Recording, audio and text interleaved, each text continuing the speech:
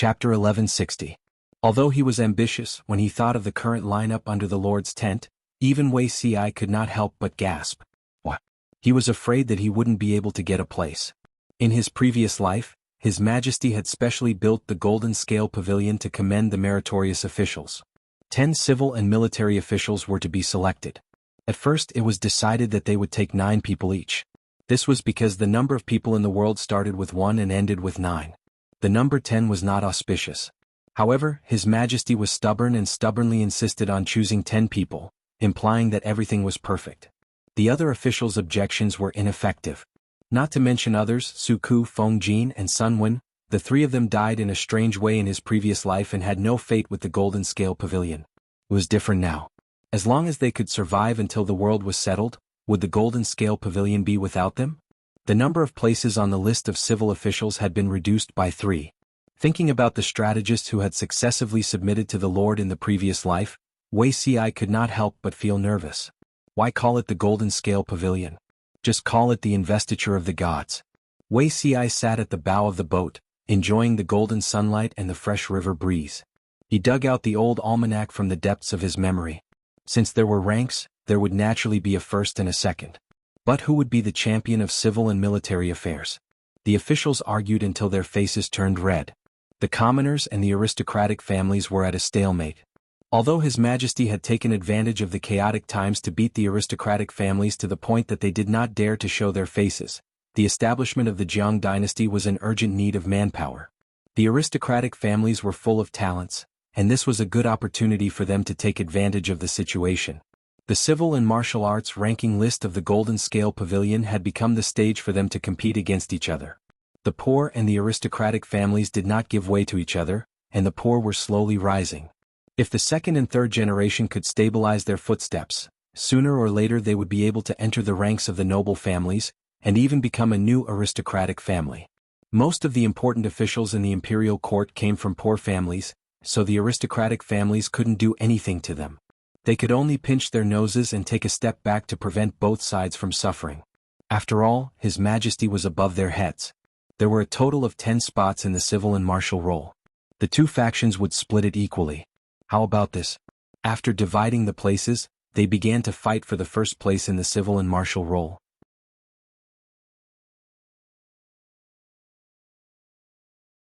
He didn't believe that he wouldn't be able to coax that fellow to join in Chui's camp in his previous life. In this life he wouldn't be able to do the same. Wuxia carefully checked his memory and found that there was nothing missing. Only then did he relax and lean against the bow to take a nap. Perhaps it was because what he thought about during the day, Wuxia kept muttering before he fell asleep. In his dreams he also remembered the content that he had not dug out. In his dreams, Wuxia came to congratulate Bai Ning and congratulated him for making 2 rolls. However, the other party twirled his white beard. There was no joy on his face. Instead he looked depressed. Sigh Zixiao. Among the visitors who came today, you are the only one who feels the most comfortable.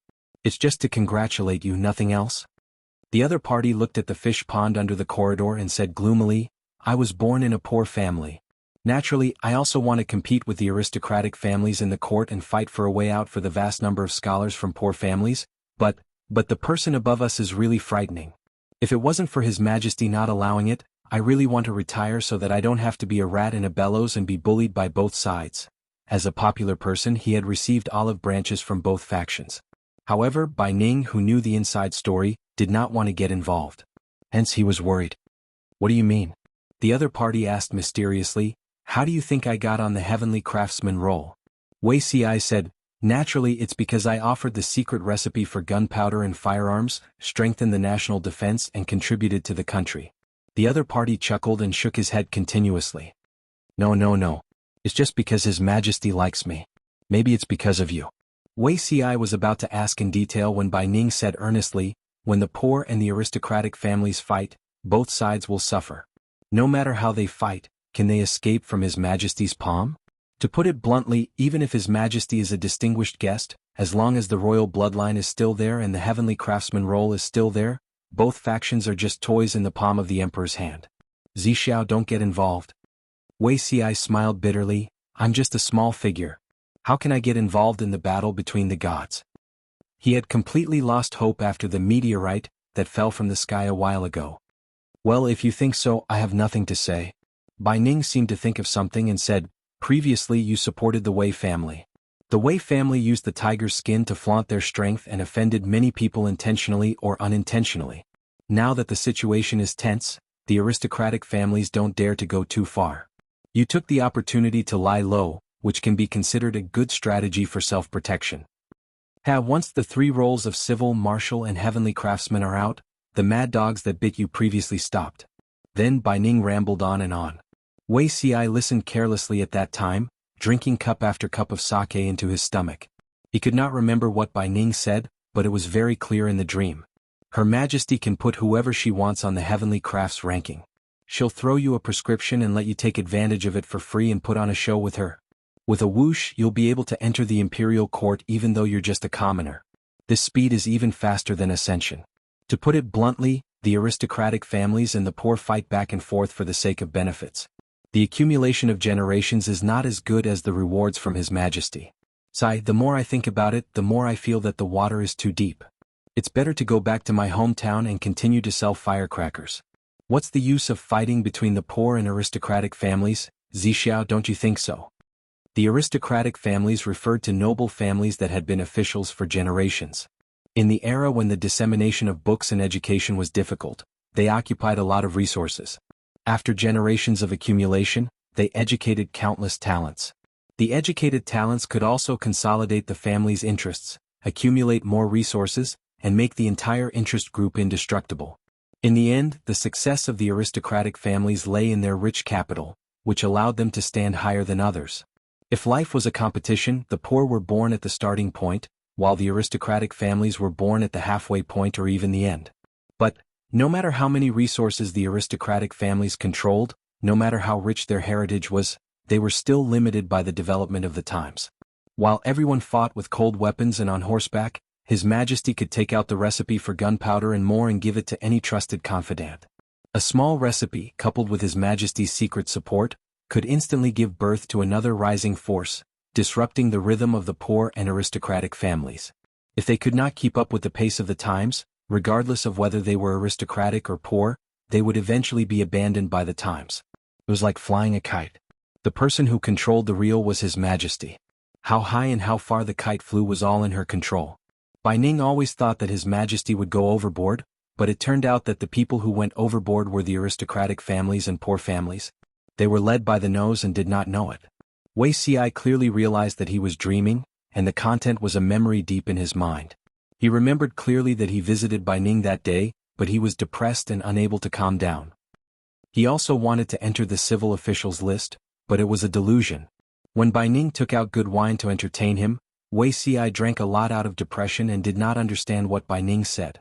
But now he dreamed of it. In the dream he was muddle-headed, but he heard it clearly. Like a sudden clap of thunder, the scattered clues gradually pieced together. His Majesty, Wei Ci was shocked and suddenly opened his eyes. The dazzling sunlight hurt his eyes. He subconsciously turned his head to avoid it, and it took him a long time to adapt. When he regained consciousness, Wei Ci realized that he was breaking out in a cold sweat. Everything in the dream became clearer.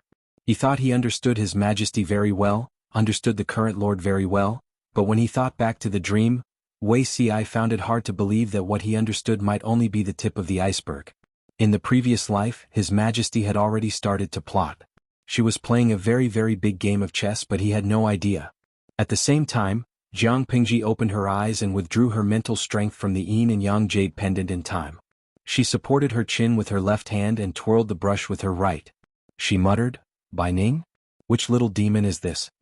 Just as she was thinking, a messenger came from outside the tent. "Report, an urgent secret report from the front lines. Come in." Jiang Pingji restrained her unnecessary thoughts.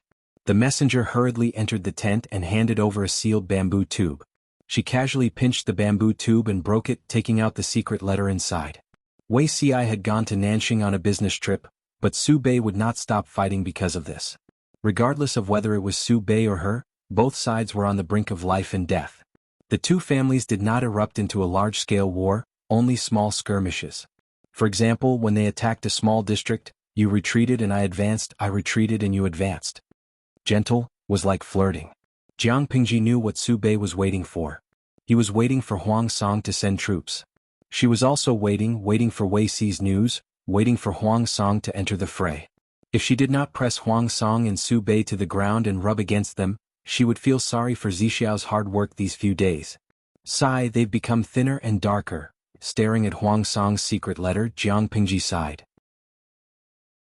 Chapter 1161. It's my honor to run errands for my lord. It's not hard at all. The messenger was overjoyed. He spoke his mind honestly. This time, it was Jiang Pingji's turn to be confused. What did he mean? Before Jiang Pingji said anything, the audience in the streaming room reacted first. Demon King Yanlin, haha, this messenger boy is a little cute. Streamer, do a good deed and don't shatter his sweet dreams. Zi Xiao, let this beautiful misunderstanding continue. It's a pity to shatter it. Yaoing Yun, poor boy. Xinyuan Mingjing, the messenger boy's mental state at this moment should be like this. Why does my lord suddenly care about me? Could it be that she's secretly in love with me because of my good looks? But I still want to build a career and protect my descendants. If my lord takes a fancy to me, won't I marry into her family? What should I do? What should I do? Shouldn't I express that I'm a little tight? Xinjia, wrong. The young boy's mental state at this moment should be like this. Come on, my lord, don't pity this delicate flower. A group of toxic onlookers gathered together and created hilarious jokes all the time. Even if Jiang Pingji was mentally strong, she had to admit that they were talented. Streamer V. Chenduxiu, do you want me to buy you 2 bottles of Dihuaxiu, plant a few orange trees and build a few train stations? Although Jiang Pingji and the idol viewers lived in a different era by thousands of years, she was someone who kept up with the trends. She could learn and apply the jokes and memes that the audience created on the screen after a little pondering. She knew all about the Italian canon of the 2nd Battalion commander, Chenduxiu and Li Dazhao, Dihuaxiu hand sanitizer, god of creation, train stations and orange trees. But Jiang Pingji still underestimated the shamelessness of the idol. As soon as she spoke, the screen was filled with bullet screens of yes, yes, yes, and front row screenshot and photo with the streamer. It was spectacular. Jiang Pingji was not a streamer who liked to interact with the audience. She had only spoken a few times in the streaming room for so many years. There were busybodies on the internet who collected her speeches over the years and edited them into a book and published it. She couldn't imagine what kind of immoral things these salted fish wouldn't do. After going through thousands of thoughts in her mind, Jiang Pingji put away the secret letter with her usual expression. She said to the messenger with a gentle expression, secret military reports can determine the outcome of a battle. You have fulfilled your duty and delivered the news to both places in time. You have done a good job and deserve praise. The messenger could no longer maintain his calm expression, and he thanked him happily. For many soldiers, if they could get a word of praise from their lord, it was far more joyous than being promoted or rewarded. His lord had said that he had become darker and thinner. It was obvious that she had paid attention to him and remembered him. It was as if he was stepping on cotton, and he floated away happily. Jiang Pingji laughed involuntarily. Her originally heavy mood brightened up with this little episode. Her mood brightened, but Huang Song and Su Bei were not so happy. Su Bei had thought that he could use the mother and son of the prostitute to turn the tables on Jiang Pingji. At the very least he could cripple Yang Si. Among the people in Jiang Pingji's tent, only Yang Si was most familiar with Shanghai and Zhe counties. If Yang Si was crippled, the pressure on Su Bei's side would be greatly alleviated. Unexpectedly, this secret weapon that Huang Song had sent did not achieve the desired effect. Yang Si had nothing to do with the prostitute, and he was also not the father of the boy. He was not cuckolded. Under such circumstances, he still tried to accuse Yang Si and forcefully blackmail him. That was too shameless, and it went against the way of a gentleman. Not only did he not achieve his expectations, but he also had a belly full of anger. Naturally, Su Bei had to find an outlet to vent his anger. Needless to say, the mother and son were directly dealt with. As if this was not enough to vent his anger, Su Bei still wanted to demand an explanation from Huang Song. What secret weapon to deal with Yang Si? He had made a fool of himself in front of Yang Si. Su Bei scolded Huang Song. Although the content of the letter was worded elegantly, the hidden bitterness that assaulted one's face made one's teeth ache. Tsk. She was exactly like a resentful wife who had not seen her husband for a year and a half. Qing Jing and the rest understood the cause and effect of the matter. They all frowned. Wenbin is working for Su Bei. How could he watch Su Bei do such a foolish thing? Regardless of whether the mother and son were real or not, Only by revealing it at the critical moment could it achieve a fatal effect and not give Yang Si a chance to retaliate. What was the use of impatiently playing this card now? Instead, it gave Yang Si time to react. In fact, Yang Si had cleanly brushed it off with a few words. The most important thing was, Yang Jingrong appears to be a person who does not reveal the mountain and does not reveal the water. In fact, he is meticulous and has the ability to see through the smallest details. The alliance between the two families is a secret. However, with Su Bei's actions, how could Yang Jingrong not guess the truth? I'm afraid that Lu Shi's side has already made sufficient preparations. If the enemy was prepared, how could a sneak attack achieve the desired effect? It was not without reason that Qing Jing said that Su Bei was too stupid. He had obtained a trump card and could not wait to show it off in front of the enemy. If this was not stupid, then what was? Qing Jing and Han Yu were from the same sect and knew each other very well. He did not believe that Han Yu could not see the trick behind it. Feng Ju frowned slightly. He had to admit that Qing Jing's words were reasonable. Although Su Bei has some flaws with the current situation, it's better to have another ally than to fight alone. Once Su Bei fell, the next one to be beaten would definitely be Huang Song. Who asked Huang Song's territory to be next to Jiang Pengji's? Normal people could not stand their neighbors coveting them with a knife, let alone a feudal lord. If Su Bei was slightly stronger, Huang Song could wait for him and Jiang Pengji to fight until both sides were injured and then reap the benefits. However, they had overestimated Su Bei. Under such circumstances, only the Huang and Su families working together could create the safest situation. Only by getting rid of the most threatening enemy could the two families be at ease and slowly tear each other apart. At the same time, Wei Ci arrived at his destination. The current Yang Tao was no longer a nobody watching the big shots fight for the world. He had also grown into a colossus in the eyes of others. His influence in Dongqing only covered half of Zhangzhou, but his territory in Nanxing included 1 province and 4 counties. Although it was not the richest and most populous place in Nanxing, it was enough for him to gain a foothold. In order to gain a foothold, Yang Tao even formed an alliance with Anshui to advance and retreat together. The situation in Nanxing was far more chaotic than in Dongqing. Not only were there internal strife between the feudal lords and aristocratic families, but there was also the plundering and invasion of the 4 factions of Nanman.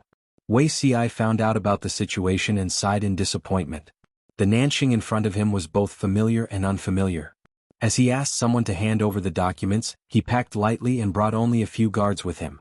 He prepared some meager gifts and went to look for Bai Ning. Bai Ning came from a humble background. His ancestors made firecrackers, so he had some assets. However, due to several generations of poor management, Bai Ning's business was on the verge of bankruptcy. Troubled times came again, and the 4 factions of Nanman led their troops to wreak havoc on the people and land of Nanxing. Bai Ning simply abandoned his family business and picked up weapons. He led the able-bodied men in the village to become volunteers and protect the old and young in the village. Bai Ning's business was not doing well, but he had a reputation as a chivalrous man. Wei Ci did not know if Bai Ning had been recruited by other forces, so he could only try his luck. As soon as he arrived in Pingjun, Wei Ci knew that this trip might be fruitful. Chapter 1162. We've already eaten and drunk. Old man, you should get to work. Bai Ning was shirtless with his trousers rolled up. He grabbed a handful of fodder and stuffed it into the mule's mouth. The mule turned its face away in disgust. The weather was hot, and the air was filled with impatience. Bai Ning was not a patient person. He tried to persuade the mule, but the mule still refused to carry its food. His temper flared up. You beast, could it be that you want to be skinned and your bones pulled out to be roasted as donkey meat? Bai Ning threatened the mule. The mule was still indifferent. He rolled his eyes and snorted coldly. He twisted his body and pointed his butt at Bai Ning. Bai Ning was about to get angry when Wei Ci stepped forward with a smile. Are you Hero Bai? Bai Ning heard someone calling him. He temporarily put aside the idea of arguing with the mule and turned to look at the person. It's rare to see such a delicate person in this world. Bai Ning threw away the fodder in his hand, stroked the beard on his face and cracked a smile. Judging from your accent, you don't sound like a local, and you don't look like someone who was robbed by bandits to seek justice. Bai Ning was 39 years old. He was considered to be in his prime. His exposed chest was strong and firm, and there was a layer of sweat on his surface. Wei Ci calmly stopped the guards who were about to step forward. He looked at Bai Ning with a smile. I'm indeed a foreigner. I heard that Hero Bai had settled down here, so I prepared a small gift and came to visit. If I've offended you in any way, I hope you can forgive me. Bai Ning felt uncomfortable when he heard this. He was an uncouth man.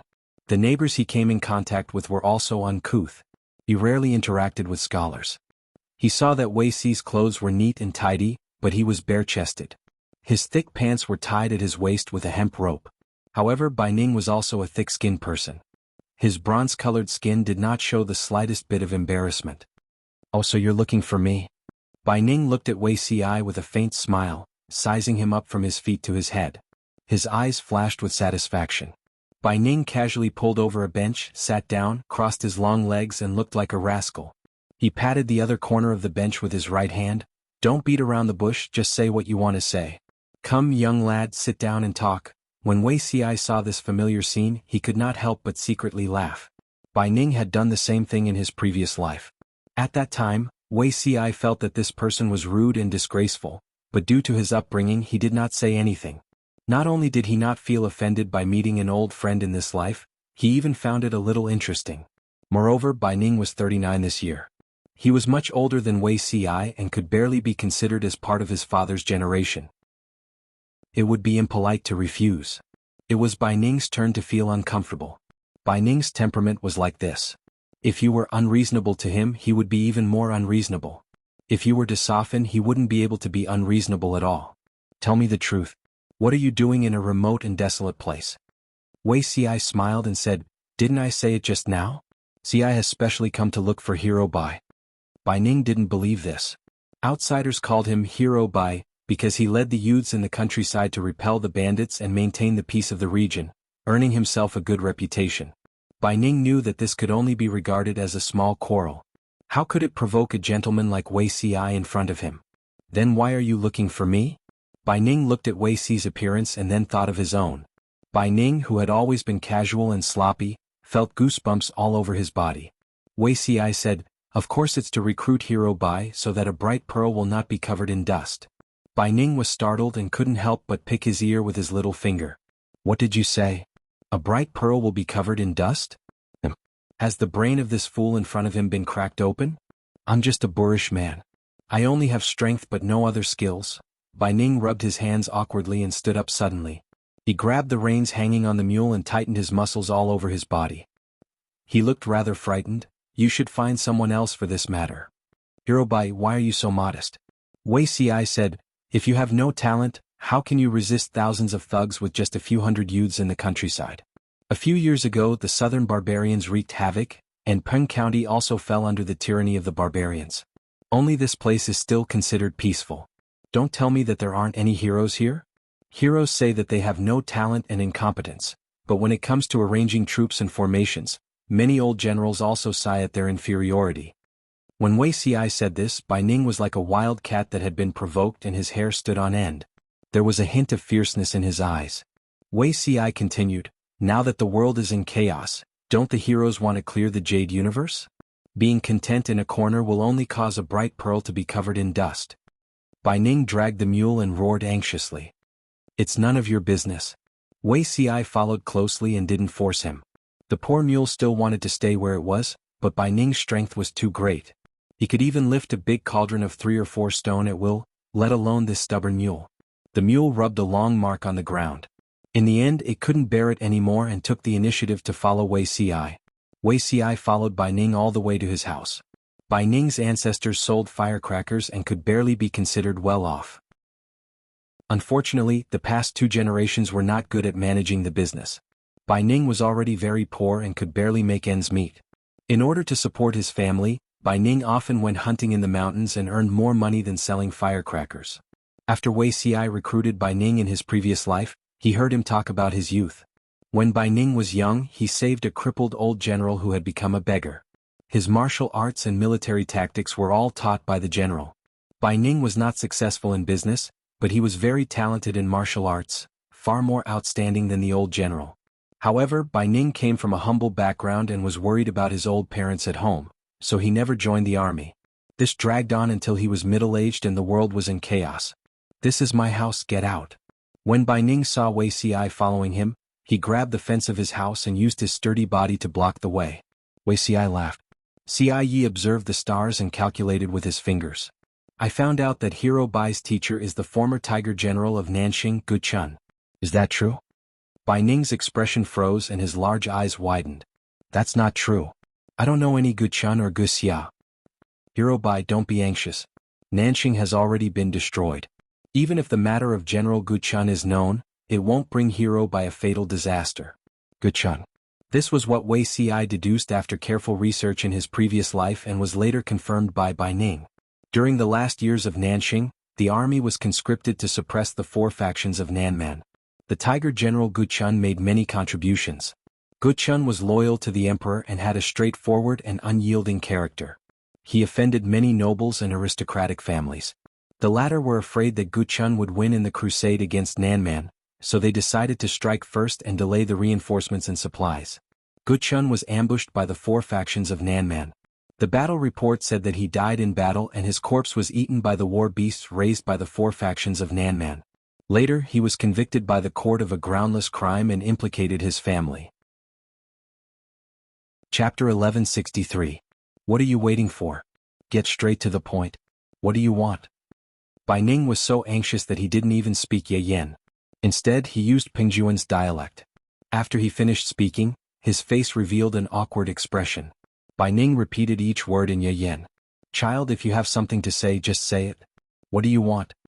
Wei Ci had a faint smile on his face, as if he didn't see Bai Ning losing his composure. I'm sincerely inviting Hero Bai to come out of retirement. It's a pity that your talents are buried in the countryside. Bai Ning said again, are you bullying me because I'm not well educated? You liar. Go away or I'll beat you up. Wei Ci was surprised. In his previous life, Bai Ning was also very resistant to coming out of retirement, but not as strongly as he was now. Lying to die? Wei Ci laughed. I'm sincerely inviting you without any deceit. Bai Ning's face was fierce. He had an expression that said, I don't want to listen, I don't want to listen, I just don't want to listen. Wei Ci had no choice but to use his killer move. How about this, I'll make a bet with you. If I win, Hero Bai, why don't you consider becoming an official? Bai Ning raised his eyebrows. His raised beard swayed in the air. He said in a rough voice, what about you if you lose? Wei Ci said, I'll be at your disposal. Bai Ning clapped his hands and let go of the fence gate. He rubbed his palms excitedly. That's good. Then don't go back on your word. There's only one thing.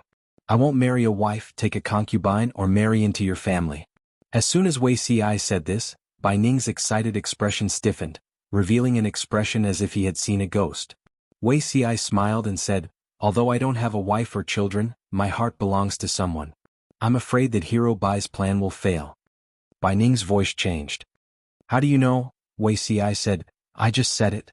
I observed the stars at night and calculated with my fingers. I know the big and small matters of the past 30 years. I'm not lying. In fact, Bai Ning had proposed marriage to Wei Ci in his previous life. Bai Ning had a daughter who was extremely ugly. She was over 23 years old and was still unmarried. She had been a virgin for a long time, but she was still unmarried. If it weren't for Bai Ning's protection in the countryside, the villagers would have been indebted to him. Otherwise, the rumors and slanders would have killed his daughter. In Wei Ci's previous life, Bai Ning's recruitment was delayed by 1 or 2 years. At that time, his daughter was not married yet, let alone in this life. What else do you know? I know a little. Wei Ci said, the content of the bet is simple. I will randomly calculate 2 things. If they are accurate, I will win. How about that? Bai Ning felt guilty, but Wei Ci did not look like a fortune teller who set up a stall on the streets. 15 minutes later, who is your lord? Bai Ning was also depressed. He was just a rough man from the countryside. How could he have imagined that there would be an immortal-like gentleman who would come to recruit him? Moreover, he even acted as if he was determined to win. Since when did he become so popular? Wei Ci smiled and said, my master is Lord Lanting of Dongqing, the governor of Wanzhou. My lord dispatched Ci Nan to discuss the matter of forming an alliance with Yang Tao. Ci Bandao heard of righteous Hero Bai's heroic act of protecting the village and was filled with admiration.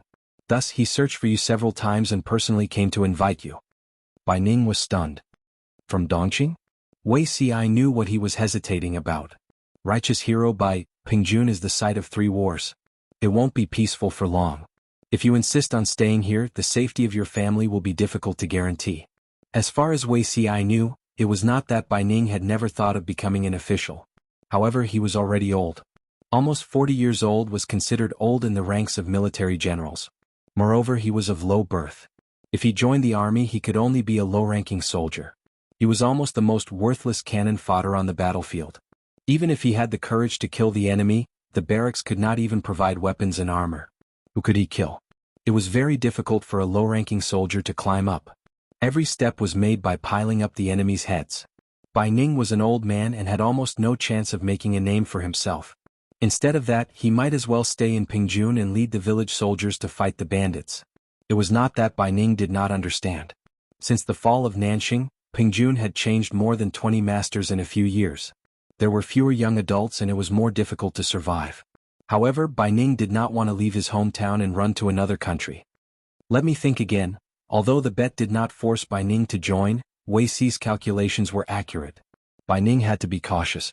In this world that did not believe in science, a quack like Wei Xi was quite popular. This was made by your daughter? Wei Xi looked at the crossbow placed on the wooden shelf in the room and took it down to play with it. What a clever idea. Bai Ning said proudly, of course it was made by our Xia. It's the best in the surrounding area. Wei Xi was not surprised by Bai Ning's performance. There were many reasons why Bai Wuxia had been dragged from a virgin to an old unmarried woman, not just because of her appearance. Although she was ugly, she was smart and quick-witted since she was a child. She could learn anything with just a little bit. It was said that she was even taught by the current generation of Mahists. She was very excellent in the art of mechanisms. She was really a woman with a clear mind. Because her appearance was not good, she wanted to find a husband who was talented in appearance but not limited to appearance. Apart from that, she had other high requirements. She scared off a group of suitors, but Bai Ning still indulged her. With Bai Ning supporting her, Bai Wuxia did not have to worry about when she would get married. Just as they were talking, a clear female voice came from outside. Father, there's a guest at home? Wei Xi looked over and saw a plainly dressed woman push open the door and enter. She looked mature, but her hair was tied up in a bun like an unmarried woman. Bai Wuxia's appearance took after her father. Her facial features tended to be strong, and the lines of her face were not as soft as ordinary women. At first glance, one would think that she was a man. Her eyebrows were thick, her eyes were dark and bright, and her skin was a little dark yellow and rough. If that was all, she would not be called ugly. However, there was a huge purple-brown birthmark on her face, which occupied most of her face. She looked as ferocious as a malicious spirit. Seeing that there was an immortal-like beauty in the house, Bai Wuxia could not help but take a few more glances. Wei Xi's expression was calm. He was not frightened by her appearance at all, and there was no look of contempt in his eyes. This made Bai Wuxia unable to help but take a few more glances. This is a distinguished guest from Dongqing. Xia, go and make a pot of tea for the guest. Bai Wuxia bowed slightly and did as she was told. I wonder what brings this esteemed guest to my humble abode? Bai Ning said, he's here to persuade me to become an official, but I haven't decided yet. I want to hear Xia's opinion. A distinguished guest from Dongqing? Become an official? Bai Wuxia's hand that was making tea paused. She asked hesitantly, Sir, are you working for Lord Lanting? Bai Ning said, Yes, that's what he said. Wei Xi laughed. Bai Nyangzi is very intelligent. You guessed correctly. There are only a few families in Dongqing. I was just guessing randomly. Bai Wuxia showed a rare look of embarrassment. She lowered her head shyly and said softly, I have also guessed others, but among the many families in Dongqing, only Lord Lanting does not care about family background and only uses talent. Bai Ning's family background was very low, but Wei Xi personally came to invite him. It seemed that only Jiang Pingji could do so. Bai Ning looked at his daughter as if he had seen a ghost. This shy little girl in front of him was really his daughter? Wei Xi was speechless. Wait. Chapter 1164. In his previous life, he and Bai Wuxia had not interacted much, but he knew that Bai Wuxia had a mysterious love and closeness for His Majesty. The way Bai Wuxia looked at His Majesty always made him unhappy.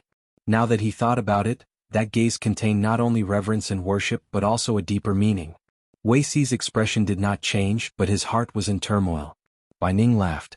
Apart from her looks, Xia is good in everything. She's worthy of the best man in the world. After saying that, Bai Ning signaled Wei Xi with his eyes. Should he change his mind and marry his daughter?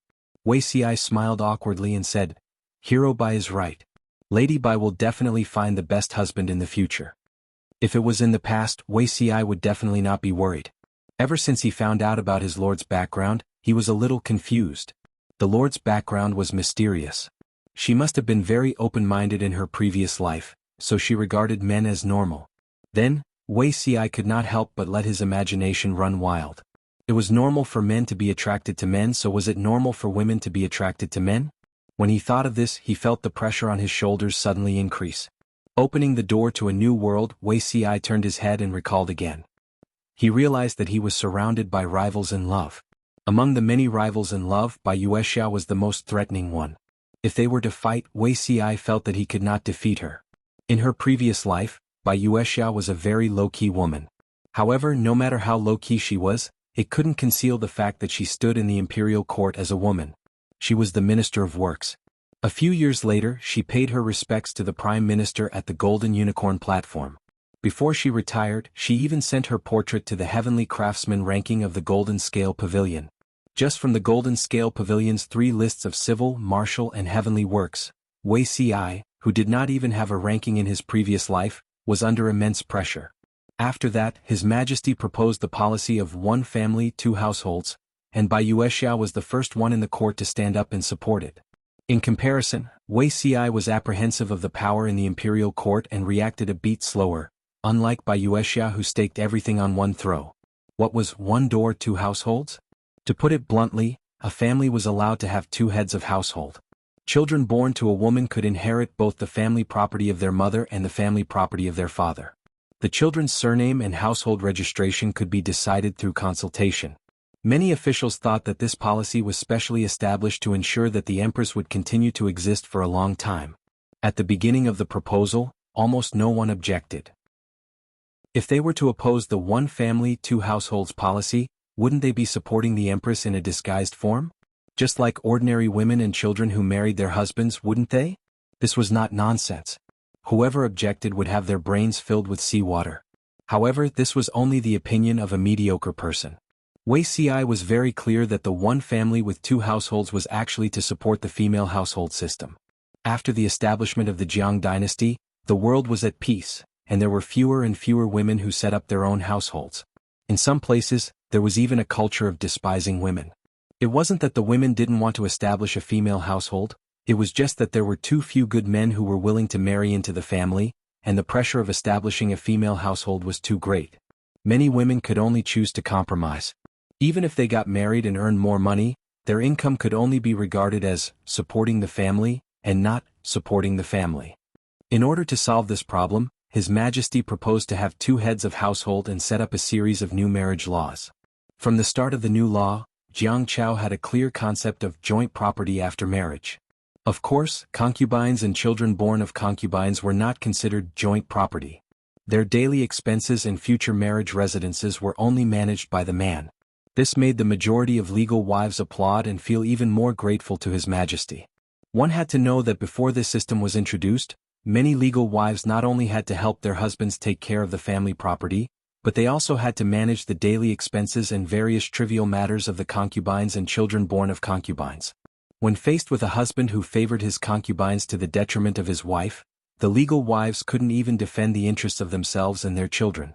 Although the 1 family with 2 households was to protect the continuation of the Empress, they were also beneficiaries of the new law. At first, Jiang Chao men didn't care about this new law. Anyway, they didn't covet their wives' money. Even if there were people who coveted their wives' dowry, who would have the face to say it? There was nothing wrong with the imperial court promulgating laws to protect the Empress, the royal family, and the legitimate children of the legal wife. However, not long after, many men started to complain. They couldn't stand this kind of grievance. There was a story that left a deep impression on Wuxia. An official paid a high monthly salary to hire the legal wife to take care of the children born of concubines and a house full of concubines. That's right, the husband paid the legal wife to help take care of the concubines and children born of concubines. The laws of the Jiang Chao dynasty stipulated that concubines couldn't touch the authority of a housekeeper. It was fine among the people. If it was discovered that a concubine had taken over the authority of the legal wife, it would at most cause a bad reputation. If an imperial court official was found to have a concubine touch the authority of a housekeeper, he would be demoted or even dismissed. Cultivating one's moral character, managing one's family, governing the country and bringing peace to the world. If even the house was in a mess, how could one be an official if one didn't understand the orthodoxy? If the legal wife didn't care about the concubines and children born of concubines, then the husband could only take care of them himself. During the day he would go out to earn money and work. At night, he would come back to settle accounts and take care of the concubines' rouge, cosmetics and cloth materials. The men couldn't take it anymore. Many court officials took advantage of this to make things difficult for them. Since ancient times, men took care of external affairs while women took care of internal affairs. Concubines and children born of concubines were also the responsibility of the legal wife. In the end, they were ruthlessly beaten down by the Empress and the aristocratic families, and soon there was no more movement. The Jiangqiao dynasty was newly established. Those who took in a bunch of concubines were mostly the new nobility or poor families who had gained power. Once they gained power, they became arrogant. There were many poor families who drove out their first wives or neglected their wives, and took in beautiful concubines. The aristocratic families had a long history. They had always claimed to be supporters of orthodoxy, and there were also strict rules for taking in concubines. For them, the loss of the new policy was not big. On the contrary, the poor families and the new nobility were angry. The aristocratic families took this opportunity to stand on the Empress's side to suppress the poor families. As the leader of the female officials, Wuxia was the direction and role model for all the women to work hard. She carried out the new policy and played a good role in leading the way. She had a son and a daughter. The son followed his husband and the daughter followed her. Wuxia's son was not capable, but her daughter was different. She became the crown princess Jiang Yan's most trusted confidant. From a rational point of view, Wuxia admired Wuxia very much. When the world despised women, she reached such a high position that it was difficult for others to catch up to her. From an emotional point of view, Wuxia really couldn't force himself to like Wuxia. It was good enough that he didn't treat her as a love rival. But if he could go back in time, he would still come to recruit Bai Ning. After all, the Lord's interests were the most important. Love was just a small matter. From what you said, Lady Bai admires my lord very much. Wuxia smiled warmly, like a quietly blooming spring flower, bright and warm. Wuxia spoke quickly, the world treats women so unfairly, but the Duke of Lanting still walked to a point where no one can catch up to him. Isn't he a role model for all the women in the world? I've admired him for a long time. In a moment of excitement, I made a fool of myself in front of the teacher. I'm indebted to the Duke of Lanting for not abandoning me.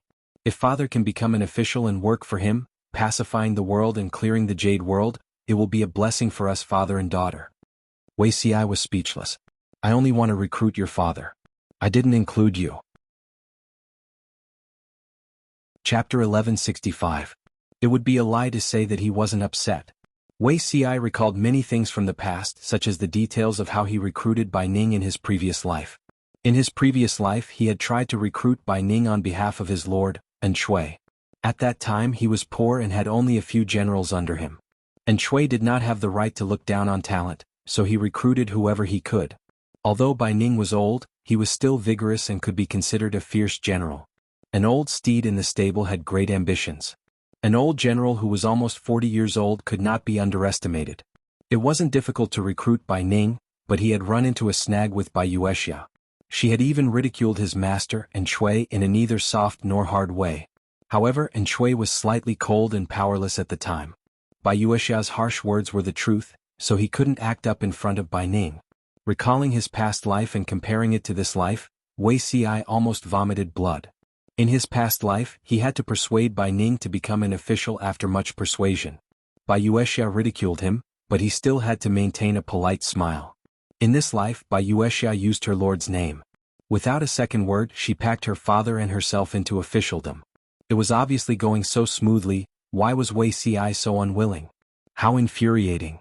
Since they had decided to become officials, Bai Ning and his daughter had to pack up their belongings and leave with Wuxia.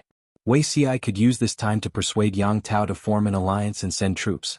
Bai Ning was still in a daze even after Wuxia left. Xia, do you really want to go to Dongqing? That place is far away from home. Father might not be able to protect you. Bai Ning drank the bitter sake and mumbled, I wanted to find a good family for you, but if you leave Pingjun, I'm afraid it won't be easy. Wuxia was swiftly packing up her belongings. After the war you can come back whenever you want. Wuxia said, As for your daughter's marriage, you don't have to worry about it. They were just a bunch of boorish men who could only be seen by their appearance. To put it bluntly, they were nothing more than trash. I don't care for those with embroidered pillows. If I were to marry, it must be a man of great stature like the Duke of Lanting. I don't want to make do with just anyone." Bai Ning became even more worried, his thick black brows knitted into a knot. "Xia, the Duke of Lanting is a woman. That's why I'm looking for a man as capable as him. I'm not marrying the Duke of Lanting." Bai Yuexia looked at her father. What kind of tricks did he have in his mind? She's the role model of our generation of women. If we could live happily like her, how carefree would that be? Bai Yuexia really admired Jiang Pingji and became her die-hard fan in no time.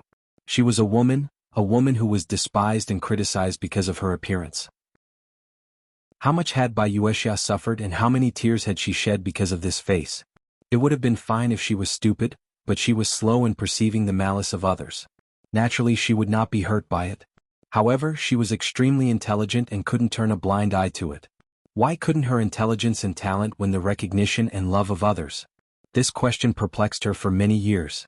Only later did she realize that it was because she was ugly. For a woman, being ugly was an original sin. She could forget about getting anyone's attention in this lifetime. According to the rites of Zhou, a woman has 4 virtues. Virtue is speech and appearance. She thought that except for her lack of appearance, she had the other 3 virtues.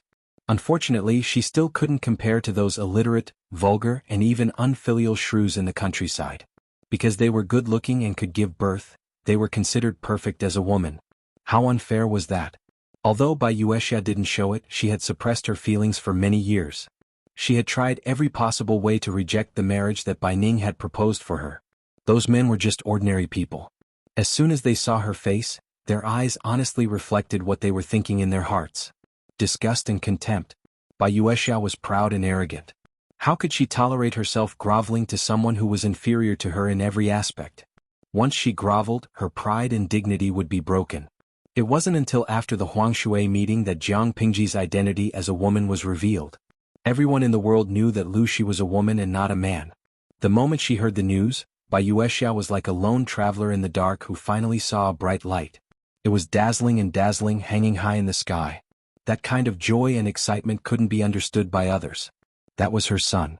At that moment she really wanted to turn into Kuafu and chase after it until she died. Bai Ning didn't know what his daughter was thinking. He felt very ashamed. His old parents and wife had already turned to dust. Other than his daughter, he was all alone in the world. It was his fault that he wasn't able to let his daughter live a good life. Bai Ning watched his daughter pack up the pieces of wood on the shelves and asked, "Are we taking these away too?" "Of course. They might be useful in the future." Bai Yuexia nimbly packed them into the boxes. The wooden materials on the shelves in the house were all gadgets that she had made. There were 6 big boxes in total. "I heard that Zixiao wants to persuade Yang Tao to mobilize his troops. What do you think is the possibility of this happening?" Bai Ning couldn't help, so he tried to find a topic to chat about. 50-50, I think? Bai Yuexia said uncertainly. "Yang Tao and Su Bei have a feud of half a province. Zhangzhou was seized. How could Yang Tao tolerate this? However, I see that Wei Zixiao is very confident. I'm afraid he has other bargaining chips that will allow him to easily persuade the other party." Bai Ning had also heard about the situation in Dongqing, but he didn't know as much as his daughter, who was chasing after her idol. He said, "When I have a firm foothold in Lord Lanting's camp, I will definitely find you a husband who is both talented and charming." Bai Yuexia's expression didn't change. She knew that her father was worried that if something happened to him, she would be lonely and have no one to rely on. Therefore he wanted to create a small family for her so that she would have a foothold. However, she was already indifferent to marriage. As for a husband, she would leave it to fate. Bai Ning and his daughter waited for 2 days. That afternoon, a group of soldiers with extraordinary auras stood outside the house. After asking around, they found out that Wei Ci had already convinced Yang Tao to form an alliance. Wei Ci had asked Yang Tao to send someone to fetch the father and daughter. "How did you convince Yang Tao?" Bai Yuexia was astonished. "Yang Tao's father's murderer, Zhao Xiao, is under Su Bei's camp." Wei Ci smiled and said, "Yang Tao lost half of Zhangzhou to Su Bei. He can't tolerate this. Moreover, if he waits for my lord to pacify the Huang and Su families, he won't be able to keep his half of Zhangzhou." No matter how well Yang Tao developed in Nanxing, his roots were in Dongqing.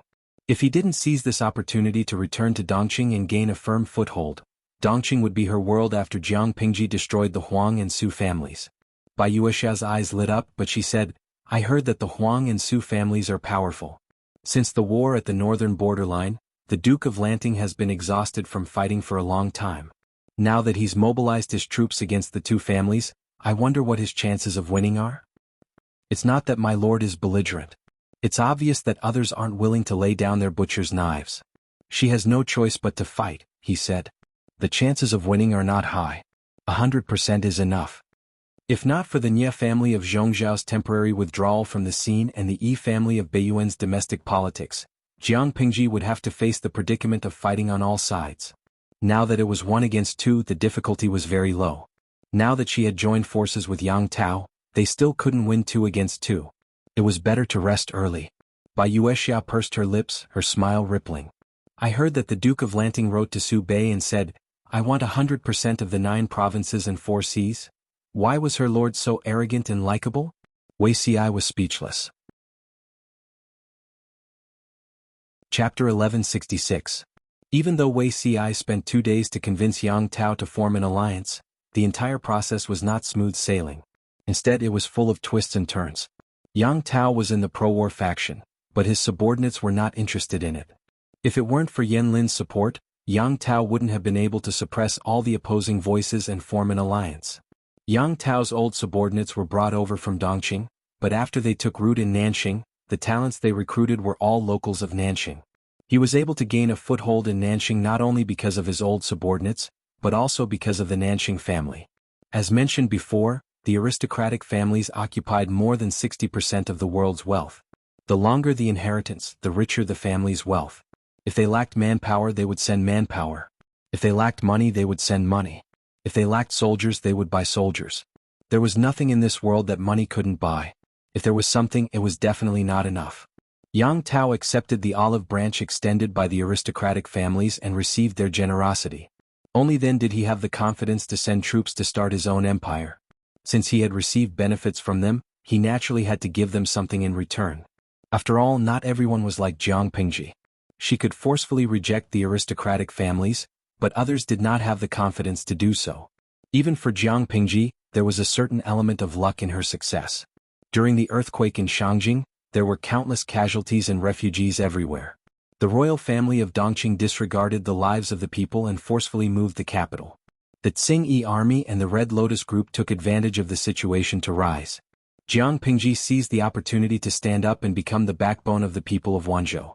They recruited soldiers and bought horses, absorbed young and strong refugees to strengthen themselves, and accumulated primitive capital by harming the northern borderline. At the same time, they mobilized troops to suppress the Tsing-Yi army and the Red Lotus group and plundered their assets. Her success is almost impossible to replicate. The right time, the right place, and the right people were indispensable. When Wei Ci came forward to persuade them to form an alliance, the officials under Yang Tao who were from aristocratic families were unwilling. They wanted to set their sights on Nanxing. He would unify Nanxing and make himself the emperor. What benefits could Yang Tao reap by crossing over to fight Su Bei and Huang Song? This battle was won, and the person who benefited the most was Jiang Pingji.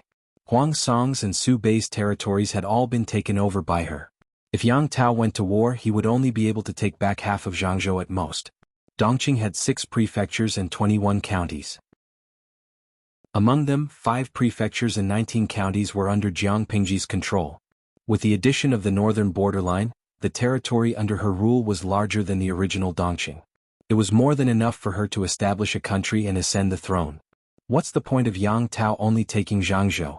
Don't be fooled by the fact that the children of aristocratic families looked like they were above the common people, but when it came to accounting, they were very shrewd. Wei Ci was put in a difficult position, but this was nothing to him. He knew 80% of these officials who were from Nanxing aristocratic families. Back when Shui returned to Nanxing to develop, he was penniless. In order to obtain the help of these aristocratic families, Wei Ci had put in a lot of effort. Even after so many years had passed, Wei Ci still remembered the situation of each family and their connections. He had not been afraid in his previous life, so how could he be afraid in this life? In the words of his lord, none of these landowning households could fight. Trying to persuade these people, rather than using extravagant promises, it was better to say one or two words that were concerned about their own interests. Although the opposition from the aristocratic families was loud, the final decision-maker was still made by Yang Tao. Yang Tao wasn't stupid. Even though he had borrowed the power of the aristocratic families, he wouldn't be turned into a puppet by the other party. Even if Yang Tao couldn't make it, he still had Yan Lin to protect his father. Military advisor, can't you persuade the Lord to give up on the idea of forming an alliance? Yan Lin said, the Lord has already made up her mind. There's no point in trying to persuade her. Putting aside the hatred of killing his father and seizing the state, Yan Lin didn't approve of Yang Tao and Jiang Pingji forming an alliance. The reason could be summed up in 4 words: asking a tiger for its skin. During the alliance meeting at Huangshui, Yan Lin felt that Jiang Pingji was full of ambition. This person's appetite would never be satisfied with Dongqing or the northern borderline. If the Lord allied with her to kill Su Bei and Huang Song, Yan Lin deeply suspected that she would turn around and stab Yang Tao. This woman had done many things to kill her acquaintances. The official said, Sai, if we send troops to attack Huang Song and Su Bei, our supply lines will definitely be tight. If we're not careful, we'll be doomed eternally. This official wasn't exaggerating. He was sincerely considering things for Yang Tao. In his opinion, a man had to be ruthless if he wanted to achieve great things. If Yang Tao rashly sent troops to fight a foreign war to avenge his father, he would suffer greatly. It was better to swallow this hatred. If Zhao Xiao fell into Jiang Pingji's hands, he would die anyway. Haven't the Lord thought about your concerns? Yan Lin frowned and let out a long sigh. But, you've only seen the current situation in Nanxing. You haven't considered the situation in the world. Lu Shi is a person with great ambitions. She won't be satisfied with Dongqing or the northern borderline.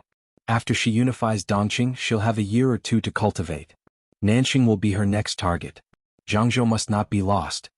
Without Zhangzhou as the front line, Jiang Pingji could send troops to the border after unifying Dongqing. By then, Yang Tao would be in a dangerous situation.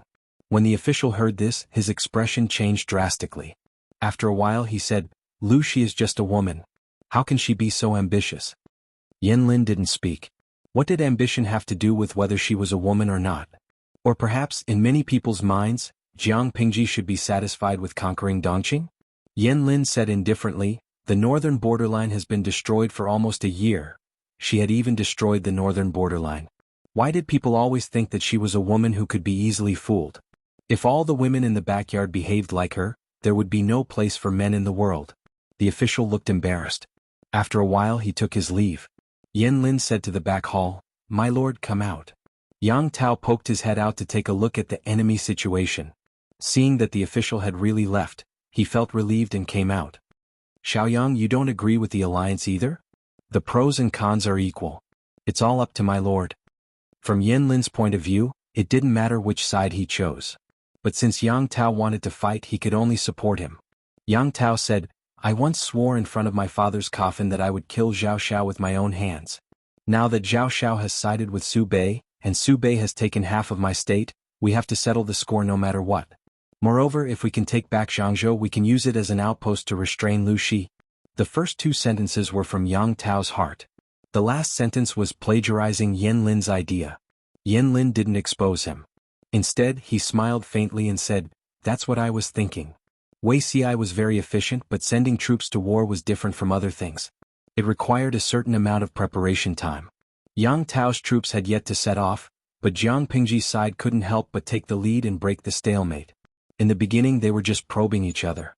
Every time they fought, there were only about 100 casualties. It was a small skirmish. It was the same principle as scratching an itch through one's boots. They couldn't really scratch the itch. Instead, the more they scratched, the more itchy it became. Su Bei could still keep his composure, but Jiang Pingji felt some pressure.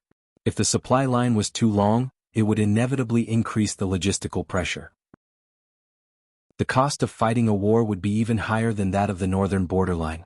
Huang Song and Su Bei secretly formed an alliance and secretly sent troops to war. As the saying goes, hit the snake where it hurts. If the supply line was tight, they would attack it first. Chapter 1167. The grain transportation line was a top secret, but there was no such thing as an impenetrable wall in the world. It was impossible to guard against the scouts and spies alone. Jiang Pingji was handling military affairs and inspecting the training of the troops. The messenger had something to report. What happened? She asked. The 50,000 dawn of grain transported from Xing City in Hu County was attacked. The messenger said with a heavy expression. Jiang Pingji crushed the pen in her hand. She didn't show any agitation, but her eyes turned cold. What do you mean? The grain transported from Xing City in Hu County was attacked? Jiang Pingji asked. Who attacked? The messenger didn't answer, but she had an idea. Su Bei's troops were almost all under her nose. The person who could attack the grain line without anyone noticing must be Huang Song. The messenger said, although the attacker didn't show his flag from the weapons we found, it should be Huang Song. The weapons were engraved with the surname Yuan, and a simple family emblem. The Yuan family was Huang Song's family. Jiang Pingji gritted her teeth in anger. It was too inconvenient to transmit information in ancient times. When she received the news that the grain team was attacked, Huang Song had gone home early. Do the military advisors know about this? Have you sent anyone to intercept them? Jiang Pingji knew that the 50,000 dawn of grain could not be kept, but those who came to steal the grain could not think about leaving. They had to stay alive. What are their arrangements? Jiang Pingji was overseeing the main army. These days she had been handling military affairs and calming people down. Yang Si and the others were at the front lines. Naturally, their reaction speed was much faster than hers. If they sent troops to intercept them in time, they might even be able to beat those thieves to the ground and send them to the King of Hell. The messenger said, military advisor Qiguan learned about this and has already sent troops to intercept them. Jiang Pingji trusted Qiguan Rang's ability. Since he had taken action, he would not let Huang Song leave unscathed. Even so, Jiang Pingji was so angry that her liver hurt. She had spent a lot of money to build the heavy cavalry battalion. Even if she recovered by plundering the nobles of the northern borderline, she still felt that she was poor. In troubled times, no matter how precious jewels and gold were, they were not as precious as grain. Although Hu County was a major grain-producing county with a large area of arable land, it was not easy for farmers to farm. Grain was planted, not conjured. Every grain was precious. She couldn't help but clench her fists at the thought of Huang Song stealing or burning 50,000 dawn of grain. The audience in the streaming room had been following Jiang Pingji for some years. Occasionally they could guess her mood from her expression and gaze. Needless to say, given the situation before him, she was definitely angry. Huahua loves pighead. Host, don't be angry. Our 850,000 salted fish army supports you. 50,000 dawn of grain is nothing. Each of us will give you some as a tip. When the time comes, you can exchange it for 1,000,000 dawn of grain. Eat one bowl and throw it away, cook one pot and throw it away. Let those poor bastards see the might of a nouveau riche. You wanted to let them know one thing, with money you can really do whatever you want. I'm not angry anymore. Jia Jiayu, well, let me ask a stupid question. Is 50,000 dawn of grain a lot? Jiang Pingji rarely got angry. Many of the audience had been following her novel for so many years, but until now, they had never seen any expression other than a calm or smiling expression on her face. Lao Ciji Lianming, 50,000 dawn is a lot. If you guys have been following her updates since a long time ago, you should know that the host once did a show in Hejin County where she limited the purchase of grain to suppress the price of grain. At that time, the host didn't have much grain on her hands. She had to make a tight calculation and barely suppress the price of ordinary grain in Hejin County. Think about it, how much is 50,000 dawn? If it falls into Huang Song's hands, he won't leave it for the host even if he burns it. Gui Kai Guo Fengxiu, according to my observations over the years, one dawn in this world is about 50 kilograms. Let me calculate for you guys. If an adult eats one catty a day, then 10,000 people will eat 10,000 catties, which is equivalent to 5,000 kilograms, which is 100 dawn. With the intuitive numbers, the audience could not help but gasp. Tudu Feiqiu, that's not right. The cooks who transport the grain also need to eat. Their grain is also paid from the total amount of grain transported. Xinjia, but I remember that Xing City in Hu County is only 7 or 8 days' journey on foot from the front line. No matter how much the cooks can eat, how much can they eat? When the 50,000 dawn of grain is transported to the front line, there will definitely be a large portion left. Now that Huang Song has intercepted it, it would be strange if the host doesn't feel distressed. The audience was already used to the plot of television dramas. They thought that millions of dawn of grain could be easily taken out to fight a war. Little did they know that 50,000 dawn of grain could already support a small-scale war. It was true that Jiang Pingji did not lack grain, but it did not mean that she would not feel distressed if the enemy intercepted or burned her grain. The audience was silent for a moment. Zhongfei yesterday's stars. I remember that when the Dongqing earthquake occurred in Shangjing, the streamer seemed to have exchanged a lot of grain from the streaming system. 50,000 don of grain is indeed a lot, but there are more people in our streaming room. A conservative estimate is that if each person donates 1 caddy of grain, it should be enough. Because Jiang Pingji was too unconventional, she had only once asked for a reward during the time when she had been streaming for many years. If not for someone reminding her, the audience would have almost forgotten that she had a golden finger of the system. What was there to be afraid of when there was a lack of grain? The 850,000 salted fish lacked everything except 3 to 5 caddies of grain. As long as Jiang Pingji asked, they would definitely donate. They had been freeloading in the streaming room for many years. Now that they finally had a reason to spend money, they must let the people in the other world see their extravagance. Lu Yukong, yes. Streamer, let us drown Huang Song with grain. The audience's interest was aroused. Before the tycoon could give a reward, Jiang Pingji actually stopped him. Host V, no need. Keep it to buy candy for yourself. Even if you give me a reward, I won't exchange it for grain. It's meaningless. Jiang Pingji had her own considerations. The earthquake in Shangjing was a last resort. Now that they were far from being at the end of the line, she would not use the system's exchange platform. It was not because she wanted to save face, but because she had to pay a price if she used it. Taking 10,000 steps back, if there was really a shortage of grain, she would not need the audience to give her a reward. After so many years of streaming, her popularity points had long accumulated to a terrifying number. If she really exchanged it for grain, not to mention drowning Huang Song, she could drown all the people in the 5 countries in the world in the sea of rice. Hearing her say so, the audience could only suppress the impulse to stick their heads out. Qinshang Nanbai Yueguang, okay Brainiac, I'll go buy candy now. Jiang Pingji. After the audience's interruption, Jiang Pingji's anger was also replaced by reason. Qingqing Liye, streamer, without the 50,000 don of grain, will the army be short of grain? There was no one in the tent. Jiang Pingji said in a low voice, no. We can't put all our eggs in one basket. Similarly, there will not be only one grain line. Hu County and Xingqing are one. There are a few others. Without the 50,000 don, they will at most suffer a little, but they will not starve. Not to mention, Qiguan Rang would not let Huang Song take advantage of them and escape unscathed. Chapter 1168. Su Bei's territory was in the south, while Huang Song's territory was adjacent to Jiang Pingji's, located at the border between the north and the south. Although Huang Song and Su Bei had formed an alliance, the two families were not familiar with each other and did not trust each other well. Currently they were still in the same bed but sharing different dreams. On the surface, the two families had formed an alliance to resist Jiang Pingji, but the real main force was Su Bei's army. Huang Song assisted from the side. It was not that Huang Song did not want to send troops to confront Jiang Pingji head-on. The key was that the main battlefield was near Huzhou and Hu counties. If Huang Song sent a large number of troops to participate in the battle, he would definitely have to obtain the approval of the host, Su Bei. This action was akin to Su Bei removing his snail's shell and revealing his defenseless, tender flesh to Huang Song. Huang Song dared to think of it, but Su Bei dared not do it. This was one of the reasons, but there was another main reason. Huang Song had yet to recover from the previous battle. If he went all out now, who could guarantee that Su Bei would not betray him midway? Although the two families were allies, they were still on guard against each other. Neither was willing to trust the other completely. Of course, these reasons that would damage the relationship between allies could not be put out in the open. It was enough for both sides to be aware of it.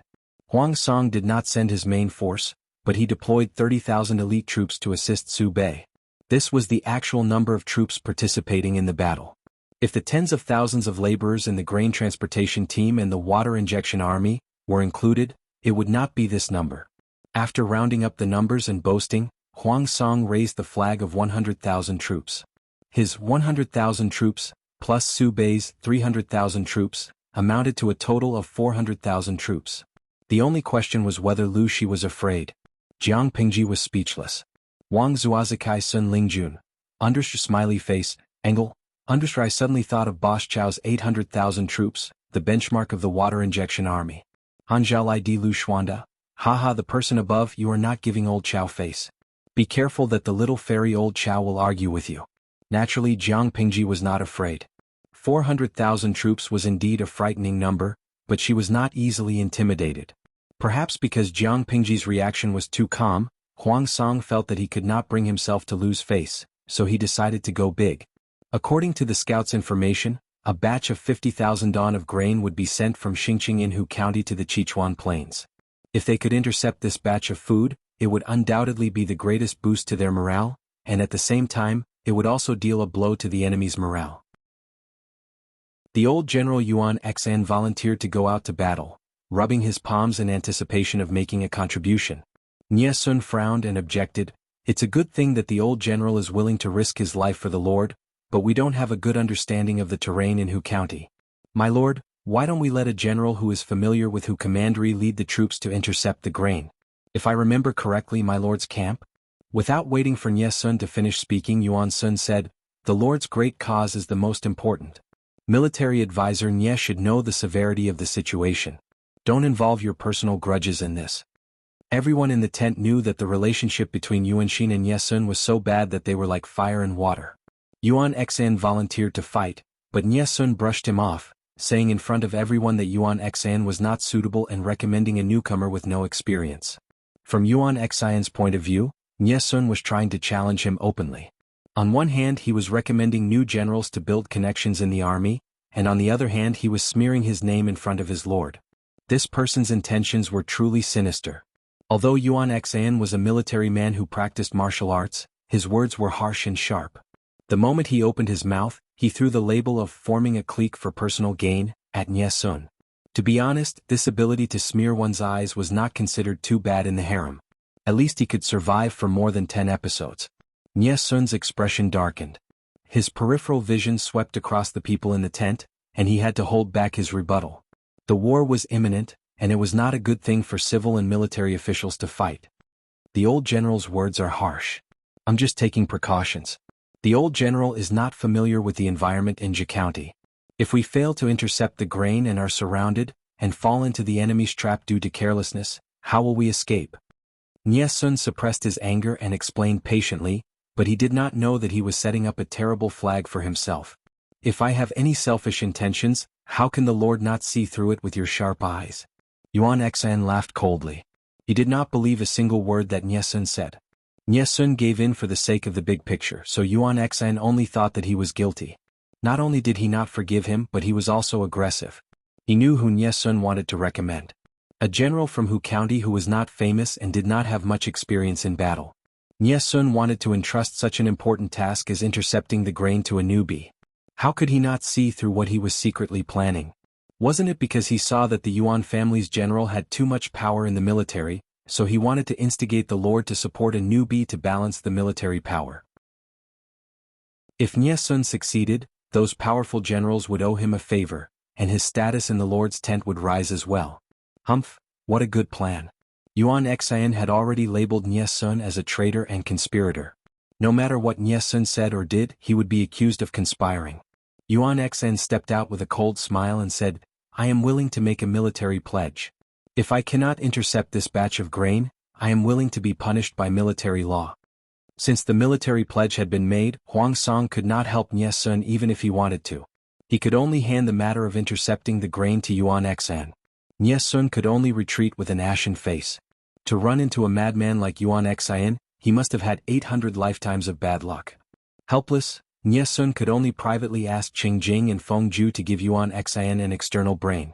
Yuan Xan, this boorish fellow, dared to defy the heavens and the earth and Nie Sun, but he did not dare to defy the two most useful strategists in Huang Song's tent. Under their suggestions, Huang Song chose a strategist to follow Yuan Xan and give him advice at critical moments. However, Huang Song and the others were too naive and underestimated how arrogant Yuan Xan was. The operation to intercept the grain was very successful. Although they were resisted by the troops guarding the grain, Yuan Xan had the advantage in numbers and managed to defeat them in a short time. He happily escorted 50,000 don of grain back. Humph, Nie Qingyun has nothing to say now. Yuan Xan rode his horse and led the way. He looked very pleased with himself as if he could see the scene of Nie Sun's livid face and being despised by his lord. The strategist who was sent to be the external brain was silent. After these days of interaction, he already knew how bad the relationship between Yuan Xan and Nie Sun was. To be honest, Yuan Xan's conspiracy theories made even him, a proper strategist, gasp in amazement and gape. If not for Yuan Xian's analysis, he would not have known that Nye Sun was such a heinous person. However, Yuan Xian's analysis was very brainwashing. Just by listening to his one-sided words, it really did make some sense. Sigh, poor Nye Sun. General, do not be careless. We are still in Hu County, Xing City South Road. We are still in the enemy's territory. What do we want to do if we don't tuck our tails between our legs and leave? Yuan Xian did not care. His confidence was inflated. Chapter 1169. Yuan Xian's experience tells us one thing: don't act pretentiously or you'll be struck by lightning. Don't raise flags for no reason. Yuan Xian had raised a huge flag, so he couldn't blame others for not giving him face. As they approached the exit of the South Road, the strategist became more and more nervous, not daring to be negligent. On the contrary, Yuan Xian was happily humming a tune. Seeing the strategist's serious expression, he couldn't help but advise, "Strategist, why are you so nervous? We intercepted the rations as fast as lightning and as fast as thunder. I'm sure the Lu thieves are still in the dark and don't know that the rear supply line has fallen. How will they stop us and set up an ambush?" Yuan Xian hated scholars who dilly-dally and hesitantly. Each and every one of them had groundless worries, and it was annoying. The strategist in front of him was inexperienced and couldn't control Yuan Xian at all, let alone make him listen obediently. Hearing Yuan Xian's words, the strategist couldn't say anything else. Isn't it a pleasure to have friends coming from afar? After marching for an hour and seeing that they were about to leave the South Road of Hu County, Xing City, a loud voice resounded in the sky like thunder on a sunny day. The words, "Isn't it a pleasure to have friends coming from afar," echoed in the mountains. Yuan Xian was shocked and hurriedly grabbed the reins.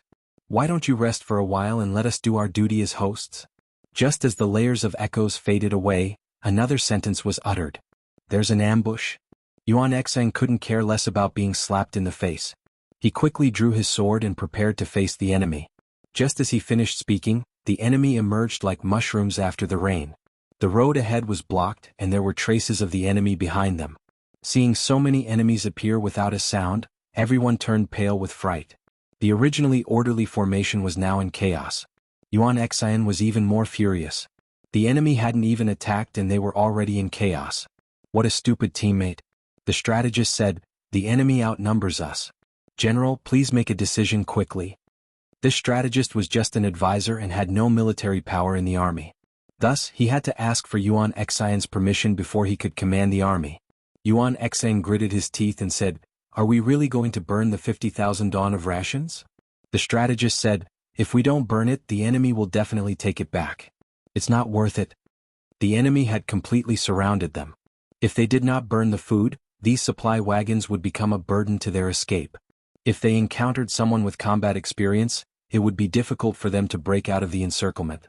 Instead, they would be worn down by the other party until they died without a complete corpse.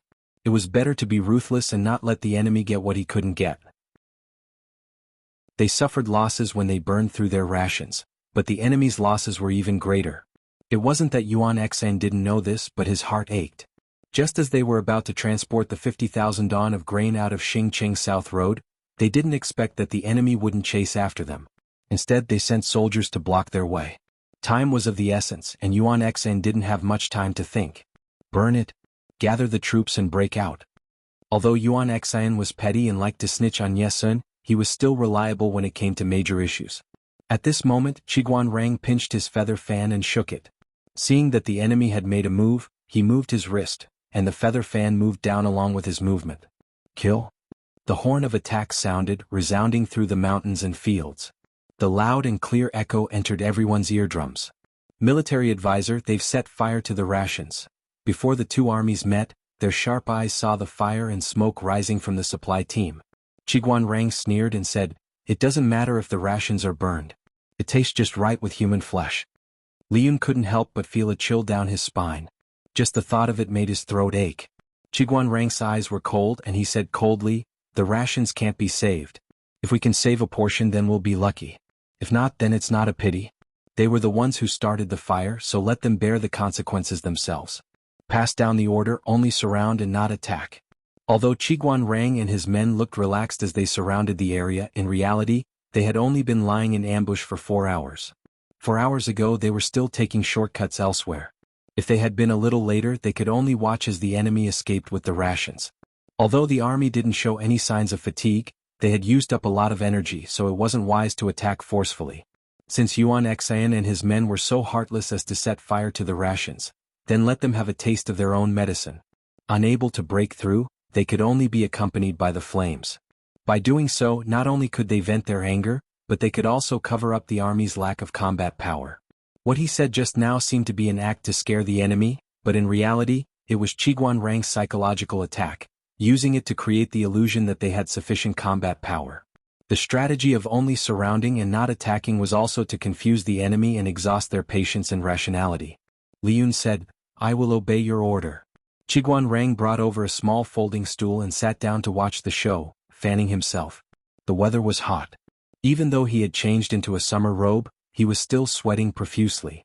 Looking at the continuous fire, he was even angrier. He was leisurely and carefree, but Yuan Xian and the others were suffering. The enemy could always predict the direction they would break through. That was fine, but the enemy was a coward, refusing to fight.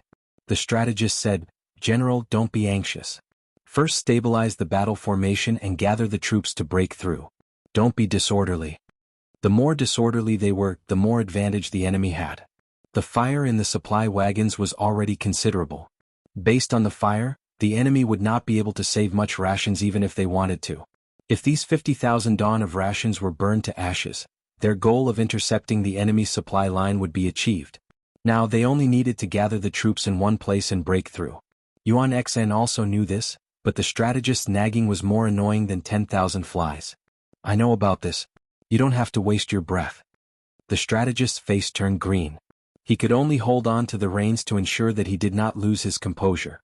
He finally understood Nie Sun's pain. He really wanted to jump up and smash this person's head open.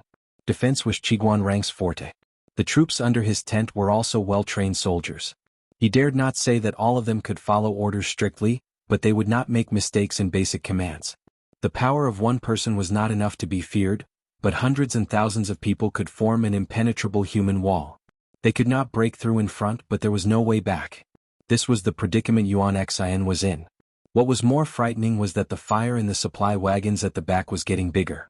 The enemy was further shrinking the line of defense, squeezing their space. The number of soldiers killed by the enemy was not as many as those burned to death. At this moment, Yuan Xian's face was ashen. He knew the enemy's plan. How sinister! Battle cries shook the heavens and corpses littered the field. Yuan Xian and his men's eyes were red from killing. After fighting for 2 hours, they finally successfully broke through the encirclement with the remaining soldiers from Xingqing South Road. In this battle, Yuan Xian lost 50% of his troops. Out of the 50%, 70% were burned to death. It was not easy to break through. Yuan Xian and his men naturally did not dare to stay. They led the defeated soldiers and escaped as fast as the wind. Li Yun led his troops and pretended to kill for a while, until the enemy's silhouette disappeared without a trace. Qiguan Rang held a feather fan in his right hand and a folded folding stool in his left. He looked in the direction where the enemy left. Chapter 1170. Li Yun said, "Then there's finally an explanation." However, he looked at the battlefield with some pity. That was 50,000 dawn of military provisions, but now it was burnt to the ground. Fortunately, the military counselor had calculated the enemy's marching route, so they were able to stop the troop that intercepted the provisions in time. Now that they made the enemy bleed, it could be considered as atoning for their crime. Otherwise, he would be too ashamed to face his lord. Qiguan Rang frowned deeply. He did not agree with Li Yun's optimism. If it wasn't for the lord's use of the method of storing the provisions separately, building multiple granaries and grain lines, I'm afraid the loss today would be even greater.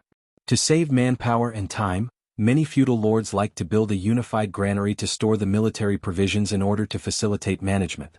If Jiang Pingji chose to do the same, the troop that Huang Song sent to intercept the provisions would earn a lot.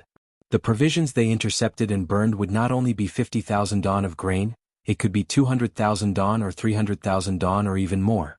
That was a month's worth of military provisions for 100,000 troops. What would the soldiers eat if they burned it all at once? How would they fight without provisions? A fall into the pit, a gain in your wit. Qiguan Rang said coldly, "If we fall into the same pit twice, what use would the Lord have for us?" Upon hearing his words, Li Yun's expression, which had relaxed with much difficulty, became serious again. Yes, Qiguanrang was right. So what if they killed half of the enemy's troops? Those 50,000 don of grain were also burned clean by the enemy. What was there to be proud of? You're right, military counselor. Li Yun had a good temper. If it was another arrogant general who was lectured by Qiguanrang, even if he did not show it on his face, he would be dissatisfied. In terms of status and authority in the army, the two were of the same level. What right did Qiguanrang have to lecture him? If Qiguanrang did not understand Li Yun's character, he would not have said such things and made himself a political enemy for no reason. Qiguanrang and the rest returned to the camp. Just as they arrived, a soldier came forward to report that they had caught a suspicious person outside the camp who was spying on the camp. Because the identity reported by the person was suspicious, they did not dare to handle it on their own. They could only report to Qiguanrang. Qiguanrang raised his eyelids and asked coldly, "Suspicious person? Oh. What was the identity of this person? How could the soldiers not know how to deal with him?" The soldier said, "The person who came claimed to be the Lord's younger brother, and he had many private seals on him that could prove his identity. I didn't dare to deal with him without permission." The Lord's concubine brother? Qiguanrang's mind raced. He was stunned for a while before he remembered who this person was. Wasn't that Lu Zhao? Although he was the Lord's younger brother, Lu Zhao was very tactful. He usually acted like a hedonistic son of a rich family and was not a threat at all. Qiguanrang had been wary of Lu Zhao at first. He had even wondered if he should do something so that Lu Zhao would die prematurely in his prime so that he would not cause trouble for his lord. However, the lord did not allow it, and Lu Zhao had been very obedient all these years. Qiguanrang could only suppress his restless heart. "Bring him here," Qiguanrang said. "Whether it's San Lang or not, we'll know at a glance." When he saw Lu Zhao in a slightly sorry state, he was instantly speechless. He thought that someone was pretending to be Lu Zhao, but he didn't expect it to be him. "San Lang Jun, why didn't you stay in Chongzhou? Why did you come to the front lines?" Qiguanrang signaled for the soldiers to loosen the bindings. Lu Zhao had a harmless, naive and sweet aura. Now that he was tied up and carried over like a chicken, he looked even more pitiful. "Quickly untie him." Lu Zhao rubbed his hands that were slightly numb from being tied up. With a bitter expression he said, "Sir Qiguan, you're really strict with your troops. I almost lost my life. If it wasn't for the intelligence of the little boy beside me, who hurriedly revealed his identity, I'm afraid that I would have gone to the King of Hell to complain about my grievances." Qiguanrang's expression did not change, but in his heart, he could not help but raise the butcher's knife. Without waiting for Qiguanrang to react, Lu Zhao smiled and said, "Sir, what I said just now was all nonsense. Please don't take it to heart. Spying on the camp is a serious crime. If I'm not careful and get shot into a hornet's nest, it's my own fault. You can't blame me, sir." Qiguanrang furrowed his brows and used his eyes to ask Lu Zhao for the reason he came to the front lines. Lu Zhao saw that Qiguanrang's expression was even colder and couldn't help but shiver. He begged, "Sir, can you send some troops to Zhao?" "What does San Lang need troops for?" Lu Zhao said, "Of course it's to escort Zhao to see my sister. I have something important to tell her." Although the security in the north was good and it was peaceful, the closer they got to the war zone, the more chaotic it became. Lu Zhao was used to having exquisite clothing, food, shelter, and transportation. When he went out, he was obviously a child of wealth. Robbing him was the right thing to do. Therefore, he mustered up the courage to borrow troops from Qiguanrang to escort him to see Jiangpingji. The front lines are dangerous and chaotic. San Lang shouldn't put himself in danger. Qiguanrang advised, "If San Lang has anything to say to the Lord, you can write a letter and send a horse to deliver it to the Lord. You'll get a reply in at most 3 days." This was already a compromise, but Lu Zhao refused to eat it. He shook his head and refused, still insisting on his own opinion. Qiguanrang was speechless. What an infuriating spoilt brat. Lu Zhao said, "It's not that I don't trust you, but this is a special matter. I have to tell my sister personally. Please tell me everything first." Qiguanrang saw that Lu Zhao's expression was sincere and he even restrained his usual frivolous behavior. He faintly realized that the situation was serious. "If that's the case, then I'll send 100 guards to escort San Lang to see the Lord." Lu Zhao's eyes shone brightly. He said happily, "Thank you, sir, for fulfilling my wish. God knew how a pampered and spoiled son like him ran all the way here. He must have suffered a lot along the way." When Qiguanrang sent Lu Zhao over, Jiang Pingji was correcting military affairs. "Why is he here?" Lu Zhao howled as he ran into the tent from outside. He said without a care for his image, "Sister, save me," Jiang Pingji asked. "There's a ghost chasing after you. You're crying and howling in broad daylight." Lu Zhao secretly wiped his tears. She was really his biological sister. "Do you know there's a war now? If you're captured by the enemy's scouts, you won't be able to keep your life." Jiang Pingji sternly reprimanded Lu Zhao. If Lu Zhao was taken as a hostage, she wouldn't be merciful. "Get up. It's not proper to act like this." Lu Zhao pouted. "Oh. Tell me. Why do you need me to save you? Can't you write a letter? Why do you have to come personally?" Jiang Pingji asked.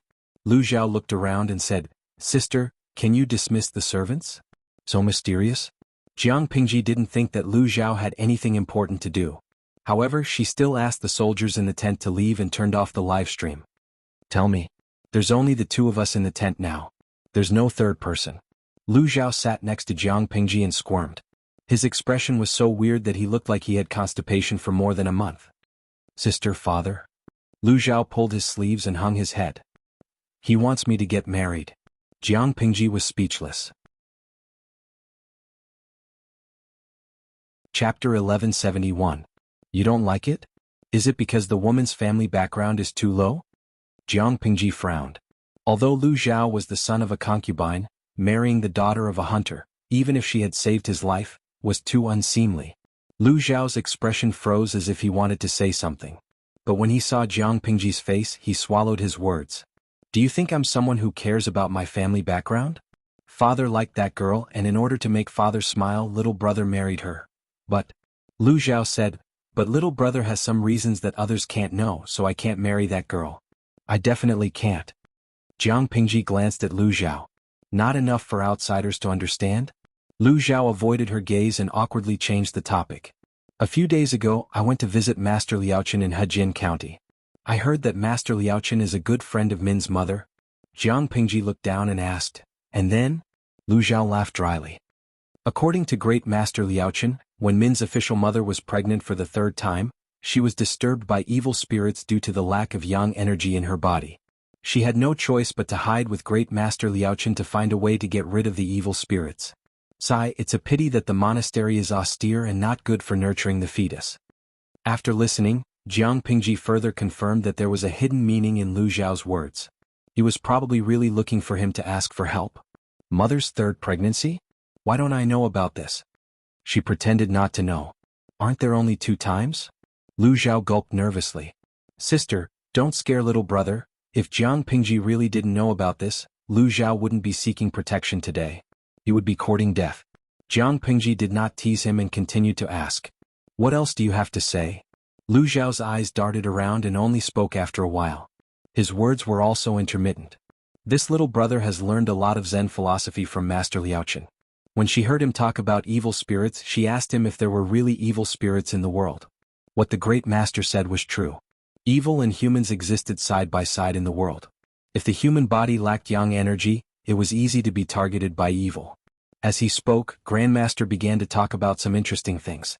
"There's a story that left a deep impression on me." Jiang Pingji sneered at Lu Zhao. To be fair, Lu Zhao was truly pitiful. If not for his family background, he might have had some achievements. "What story?" "A story passed down from the 16 Kingdoms period." Lu Zhao struggled internally for a while before he said hesitantly, "It said that the soul of a certain noble goddess left her body and roamed the king of hell's palace at night. She was captured by the black and white impermanence, and the judge said that she couldn't return to the mortal world before her time was up. She refused to accept it and asked the judge why she was wrongly judged. The judge said that her body had already been taken over by a nameless wild ghost, but that wild ghost did not have the memories of a real noblewoman.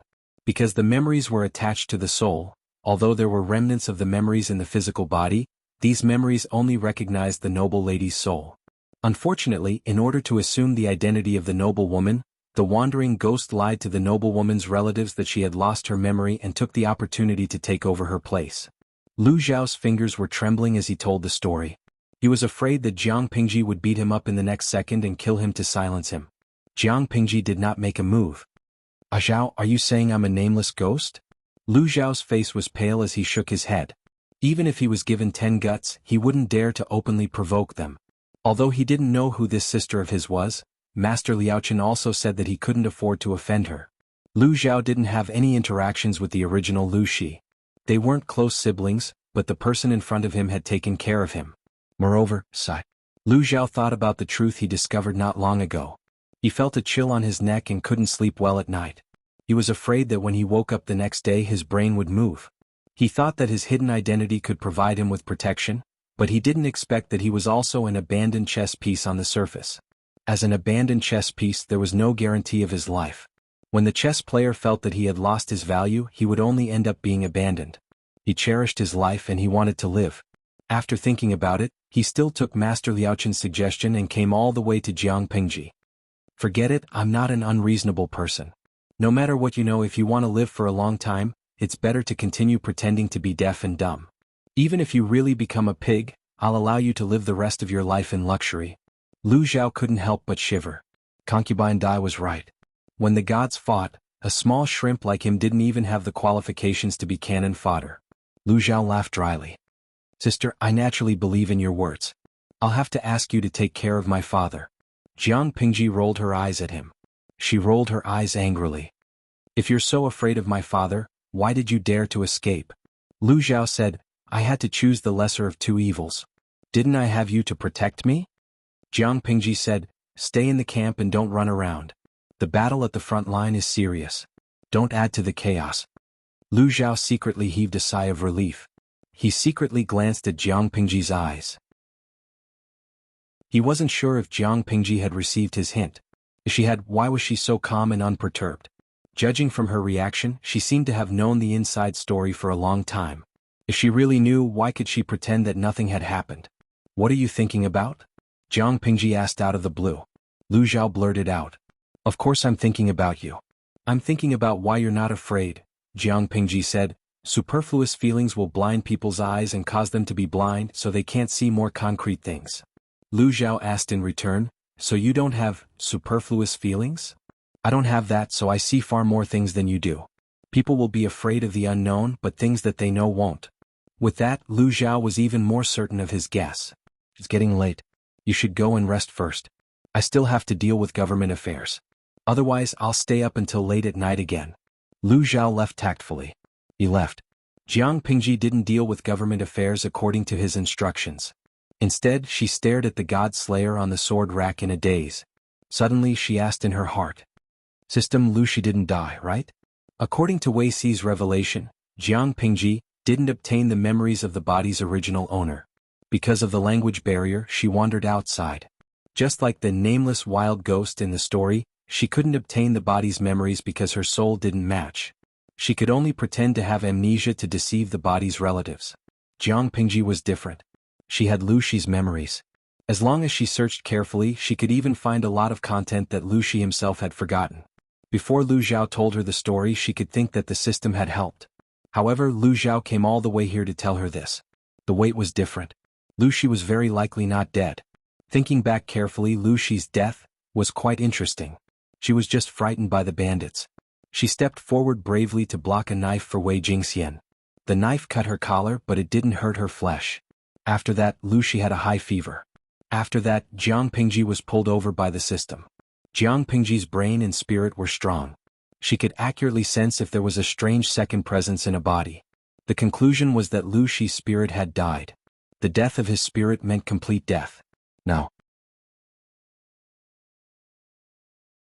Chapter 1172. He didn't know if it was his imagination, but Qing Yuan felt that his lord had been very listless for the past 2 days. He was not the only one who felt this way. The viewers in the live broadcast room also realized that their energetic and disrespectful streamer had entered a strange, sleepy period. At first, they could still laugh and tease Jiang Pingji, but they didn't get a reply, so they felt something was wrong. Oh Shu, that? Did something bad happen to the host recently? Or was he bullied? Jun Pe, TSK, our streamer has always been a bully, right? Maybe it's because of my body? Qin Shi Rian, Andy finally visited the streamer? Drink more hot water or brown sugar water. Don't be greedy for cold water. The audience scratched their ears and cheeks. Their way of showing concern was a little clumsy, but anyone with a discerning eye could see their sincerity. Compared to the audience's anxiety across the plain screen, It was more convenient for Qing Yuan to be her secretary. Qing Yuan asked, "Has the Lord encountered something troubling recently?" Jiang Pingji turned her head to look at him. She pursed her lips tightly and did not say a word.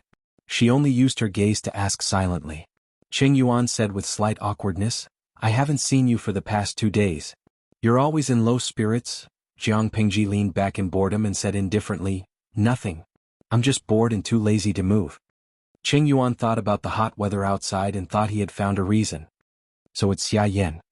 Jiang Pingji blinked and deliberately repeated, "No, I just find it boring." Qing Yuan was puzzled. "What's boring?" Jiang Pingji sighed in her heart.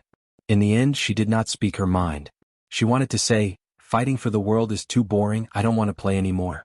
If the strategists in the tent knew what she was thinking at this moment, they would probably explode in anger. Before this moment, she had never felt such a tired emotion, but now it was like a volcano that had been suppressed for a long time, suddenly erupting. She asked Qing Yuan, "If there is someone in this world who is exactly the same as me, would Gong Liao recognize the wrong lord?" Qing Yuan was even more confused. He could not figure out the meaning behind Jiang Pingji's question and could only answer carefully. How can an ordinary person imitate the Lord? Even if they looked exactly the same, could they imitate the exact same temperament and behavior? "I'm loyal to my Lord. If I can't even tell my Lord apart, then I won't have the face to live in this world." When Qing Yuan finished speaking, he was magnanimous. Jiang Pingji smiled. It was a rare smile for the past 2 days. "You're right. I'm the most unique person in this world. Not just anyone can replace me." Qing Yuan couldn't help but let his imagination run wild. His lord wasn't someone who liked to be sad and sad. There must be a reason for her sudden depression. His expression suddenly became solemn. Could it be that someone has harbored evil intentions and is trying to use the technique of substituting master? When he blurted out these words, Qing Yuan was also shocked by his own imagination. Although it's not the target, it's not far. Jiang Pingji's answer horrified Qing Yuan. "Wait a minute, how is this possible? Who has such ambition?" Qing Yuan's eyes revealed a murderous intent. He already had the intention to kill the unknown target. As long as Jiang Pingji told him who that person was, Qing Yuan would dig him out and kill him even if he had to dig 3 feet into the ground. "My lord, this matter concerns your safety. If you know anything, don't hide it, lest you give the villain an opportunity to take advantage of." In all fairness, Qing Yuan didn't quite believe that this would happen. One's appearance could be faked, but how could one's temperament, habits, and memories be faked? Jiang Pingji had been with the officials in the tent for many years. They didn't dare to say that they completely understood their lord, but it was impossible for them to not know anything. If an impostor wanted to replace her, it wouldn't take long before the truth was revealed. In this way, was there still value in substituting master? Qing Yuan was suspicious and worried, but his lord was smiling so easily that he didn't know what to do. "Haha, I'm just teasing you. It's just that I had a very realistic dream a few days ago. I found out that a demon copied my memory and took over my body. He took the opportunity to blend in with you. I couldn't tell the difference between a dream and reality for a while. I've been paranoid for the past 2 days and scared you instead. It's my fault." Jiang Pingji laughed and tried to deal with Qing Yuan. However, she was very clear in her heart whether this was a joke or not. Lu Zhao hinted that the real Lu Shi was still alive, so she knew that things were not that simple. She could obtain the memory of the original Lu Shi with the help of the system. Who knew if the original could obtain her memory from the system? Because Jiang Pingji guarded against the system and protected the memory of the brain very well, the memory system before her transmigration could not be hacked and copied. The memory after her transmigration was uncertain. As long as the memory was copied when she unified the world, the system would then give the recorded memory to the original Lu Shi. Then, who knew if that Lu Shi could perfectly replace her? The purpose of the system was clear from the beginning to the end. It wanted an important source of energy, not only the popularity of the streaming room, but also the luck that could not be understood. According to the saying of ancient times, those who were blessed with luck were people with great luck, such as the emperor or other members of the royal family. Therefore, the system instigated Jiang Pingji to strive for the path of becoming an empress in the palace. The empress or the women in the harem were the existence closest to the emperor. It was very convenient for the system to seize luck. However, Jiang Pingji did not play her cards according to common sense. She wanted to be the emperor herself and conveniently diss the two systems. The system could only find another way. Didn't she want to be the emperor? Then the system would cultivate a puppet that could perfectly replace her and help her become the emperor. It would be more convenient and unscrupulous to absorb luck. She thought that the spirit of the original Lu Shi had completely disappeared. The system had also given her such a misleading message. But she did not think of another possibility. Perhaps the original Lu Shi had not disappeared, but was imprisoned somewhere by the system? If the original Lu Shi was used as a trump card to deal with her, it would be a very good card. It would definitely be able to catch her unprepared. Analyzing from all aspects, substituting the original Lu Shi was the most efficient method. If Lu Zhao had not secretly informed her, Jiang Pingji would have taken a long time to realize this. Thinking of this, she could not help but frown. She felt that fighting for the world was boring and depressed. It was not that she was afraid of the person behind the scenes, but she did not like people coveting her achievements. She was the one who dug the pit, she was the one who cultivated the saplings, she was the one who fertilized, killed the insects and pollinated the crops. After all this work, the fruits that were about to ripen were plucked by someone else. The bully had already come to her doorstep. Was she not allowed to explode? If she could, she really wanted to break the jar and ask the person behind the scenes to come out and fight for the bean-sized farm. She would not accompany him. Her depressed mood did not last long. Soon she was stimulated by a battle report. Quickly prepare the troops and horses. They did not know how to pick a day to fight a war. Chapter 1173. Speaking of that day, Qiguan Rang had forced Yuan Xian's army to retreat and caused them heavy losses. Yuan Xian had successfully escaped with his defeated army, like a stray dog. Although they had successfully burned 50,000 don of the enemy's rations, they had paid the price of half the casualties. As the commander, Yuan Xian's crime was unforgivable. Yuan Xian's personality was more impulsive and he had made many enemies. Those people took advantage of this opportunity to kick him when he was down.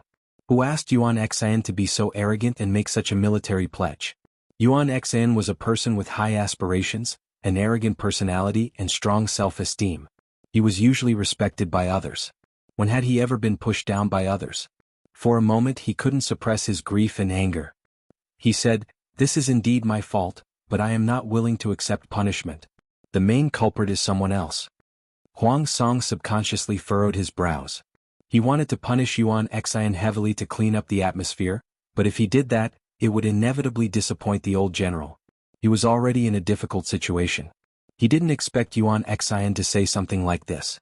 What did he mean by, "the main culprit is someone else"? Before Huang Song could find an excuse to send Yuan Xian away, Yuan Xian said, "I suspect that someone has colluded with the enemy and leaked information." Colluded with the enemy and leaked information? Hearing these words, Huang Song's ears couldn't help but perk up. What do you mean colluded with the enemy and leaked information? Thinking of Yuan Xian's usual personality, Huang Song felt that this old fellow's words couldn't be completely trusted. Yuan Xian pointed. Everyone looked in the direction he was pointing and were all shocked. Everyone had different reactions. Nie Sun was about to explode. He couldn't help but stand up and scold, "Yuan Xian, if you are afraid of punishment, just say it. Why do you have to accuse me?" He was really angry. His usual gentle demeanor were all thrown to the back of his head. The veins on his forehead were bulging. Yuan Xian said, "That day when I volunteered to go out to intercept the rations, do you still remember what you said?" Nie Sun was stunned. What did he say? Yuan Xian said, "You said that I don't know much about the terrain in Hu County. If you let me lead the army and we fail to intercept the grain, we'll be surrounded and fall into the enemy's trap. How can I escape? Why didn't I know that you, Nie Qingyun, had the ability to predict the future? It's no secret that you and I don't get along. This old man also made you lose face, causing you to lose the chance to recommend a new general and form a clique for personal gain. It's hard to guarantee that you, Nie Qingyun, won't harbor a grudge in your heart in order to frame this old man and secretly use underhanded methods." Nie Sun scolded angrily, "What kind of bullshit are you spouting?" Did they really think that he, Nie Sun, wouldn't swear? Did they really think that he was made of clay and didn't have a temper? After saying that, Nie Sun even drew his sword from his waist. If it weren't for the fact that a few of his colleagues saw that the situation was getting out of hand and stopped him, he would have really taken up his sword and fought with Yuan Xian alone. Being able to beat him was secondary. The main point was that he absolutely could not endure this humiliation.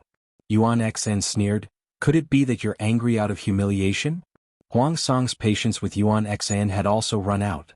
He couldn't help but say, "Victory and defeat are common in military affairs. Commandant Yuan, don't be obsessed." In other words, he wanted Yuan Xian to be more open-minded and not go around biting people after losing a game. Even if Huang Song didn't really trust Nie Sun, it was really unsightly for Yuan Xian to go around biting people like a mad dog. Yuan Xian, however, didn't understand the meaning behind it. Instead, he thought that Huang Song was comforting him. He had the right to think so. Huang Song needed the support of his family, so he was more tolerant and kind to the generals who came from his family. Yuan Xian said, "Why didn't my lord investigate the route and terrain of the south road of Xing City in Hu County? Even if the troops under Lu Shi's tent were divine soldiers, if there wasn't an early warning and no one colluded with the enemy, how could they mobilize troops to the exit of the south road of Xing City in such a short time and set up an ambush in advance? Even if they arrived, they would be a tired army, and it would be even more impossible for them to kill half of their troops." It had to be said that Yuan Xian's rhythm was indeed very good. It was almost perfect. Except for a few strategists who found the loopholes in his words, the others all believed in Yuan Xian's imagination and speculation. At first it really sounded like it. Seeing this, Nie Sun was so angry that he blacked out and fainted. Everyone was so scared that they panicked again. At this time, Feng Ju wasn't present, so only Qing Jing could say a few words of justice for Nie Sun. "Old Commandant Yuan, you're wrong," Qing Jing said with a cold face. "The enemy is familiar with the terrain of Hu County, so it's not a problem for them to take a shortcut. After a rapid march, they can indeed reach the south road of Xing City in advance and set up an ambush. They are tired soldiers, but the old commandant didn't notice. They only know how to break out of the encirclement, but they don't know how to react. Why do they only defend and not attack? Isn't it to disturb our army's morale and make the old commandant lose his rationality and sense of propriety? Most of the soldiers who died were not killed by sharp blades but by fire. Old Commandant, you can't even see through this." No one knew that ever since Nie Sun fainted from being bitten by Yuan Xian, Qing Jing had the intention to kill him. Keeping such a person around would cause more conflicts between the civil and military officials under the Lord's command. Sooner or later there would be a big mess. Huang Song couldn't stand it anymore. He called for a military doctor for Nie Sun and told Yuan Xian to go away and reflect on his actions. He would punish Nie Sun after he woke up. "My lord, we can't indulge old Commandant Yuan anymore." Qing Jing had a headache. After today, Nie Sun and Huang Song would definitely have a complete separation. Even if they didn't, Nie Sun wouldn't be as selfless and loyal as before. Huang Song heard the complaint in Qing Jing's words. What was there to complain about? Complaining that Huang Song was biased towards his own family and treated others poorly. This would only cause the officials to have a different opinion and gradually alienate them from the Lord. Huang Song hardened his heart and said, "I will give Qing Yun an explanation." Qing Jing could only hope that it was not too late to salvage the situation. Who would have thought that the conflict between Yuan Xian and Nie Sun would escalate from a trivial matter to such a serious one? When Nie Sun woke up, Huang Song held his little hand and said a bunch of intimate words. Nie Sun maintained a weak smile the whole time and occasionally responded. Other than himself, no one knew what he was thinking. There were still cracks in a broken mirror, let alone a person's heart. Under Yuan Xian's various death-seeking efforts, Nie Sun developed a deep animosity towards Huang Song. Fortunately, they still had a common enemy to deal with. For the time being, they didn't have the energy to engage in any internal strife. The conflict between the people under Huang Song's command was also temporarily diverted because of the war. South Xingqing intercepted the rations. Our side suffered heavy casualties and the enemy lost 50,000 dawn of rations. It was barely considered a draw. Huang Song was about to prepare for the next step when he suddenly received a secret letter from Su Bei. In this war, Su Bei was the main force. Huang Song was only a support. Su Bei's troops and Jiang Pingji's troops fought on the Sichuan plains to attract the main force. He requested Huang Song to bypass the main force and launch a sneak attack on Hu County. Although Jiang Pingji had a few supply lines, they were all concentrated in Hu County. Once Hu County was lost and the rations were cut off, their side would gain the upper hand. Chapter 1174. Qing Jing lowered his eyelids slightly and said solemnly, "My lord previously sent old Lieutenant Yuan to attack the grain supply line in Hu County. Although he succeeded in burning the enemy's 50,000 dawn of grain, he also alerted the enemy. How could Lu Shi let his guard down? Now that we're using the same trick again, I'm afraid the effect will be minimal." With regards to Su Bei's request, Qing Jing didn't think highly of it. Su Bei and Jiang Pingji's battle at Sichuan Plain had indeed attracted the attention of most of the troops, but this didn't mean that Huang Song could easily infiltrate the enemy's rear without any risk. The long-distance march was secondary. They were afraid that Jiang Pingji would react quickly and cut off Huang Song's main force's retreat. Hu County was a major grain-producing county. It was also the main supply channel for Jiang Pingji's army. How could it be unguarded? It was true that Huang Song and Su Bei had formed an alliance, but they wouldn't go so far as to put themselves in a perilous situation for an ally. This seemed like an easy job, but in reality, it was hard work without any benefits. No one knew who had given Su Bei such an idea. This was too much of a trap for their allies. It wasn't that Huang Song didn't understand Qing Jing's words. However, this was the first time he was working with Su Bei in an alliance. It wasn't good to shirk responsibility. They had formed an alliance because of their interests and standpoint. There was no basis for trust at all. This relationship seemed strong, but in reality, it was very fragile. Without any basis of trust, this meant that the outside world could split their alliance from the inside as long as there were enough benefits. Even if they couldn't be divided, the so-called alliance would be useless. That's true, but how do we get rid of this without hurting our friendship? Huang Song asked him. Qing Jing said, either you tell us the truth, or you send troops to pretend to attack Hu County. Told the truth? Huang Song couldn't react for a moment. Qing Jing said, of course it's about the original commandant intercepting the rations. Huang Song had already mobilized troops to rob their grain supply. If he were to rob them again in a short period of time, would they be defenseless? This wasn't a sneak attack, it was a suicidal attack. Huang Song frowned awkwardly, but he didn't directly say yes or no. At the same time, the Sichuan Plain was also in full swing. Jiang Pingji had conquered the northern borderline in Sangzhou. She could be considered wealthy and overbearing. She had built up another batch of cavalry in a short period of time. The terrain of the Sichuan Plains was wide, and it was extremely suitable for cavalry to roam and scatter, or for heavy cavalry to charge and cut through. She had never been stingy with her family's private treasury. Not to mention her wife's money, she had even taken out her coffin money to strengthen the army. The moment the two armies clashed, Su Bei was undoubtedly at a disadvantage. Regardless of whether it was a head-on clash or a mobile battle, he wasn't a match for them. Han Yu, who was at home and refused to see any visitors, couldn't sit still when he heard about this. Lu Shi owns 2 major horse farms in the northern borderline and Sangzhou. He has plenty of war horses under his command. Who gave you the courage to fight him in the Sichuan Plain? When Han Yu received the news, he was boiling tea in the courtyard. He was so angry that he knocked over the teapot and almost scalded his hand.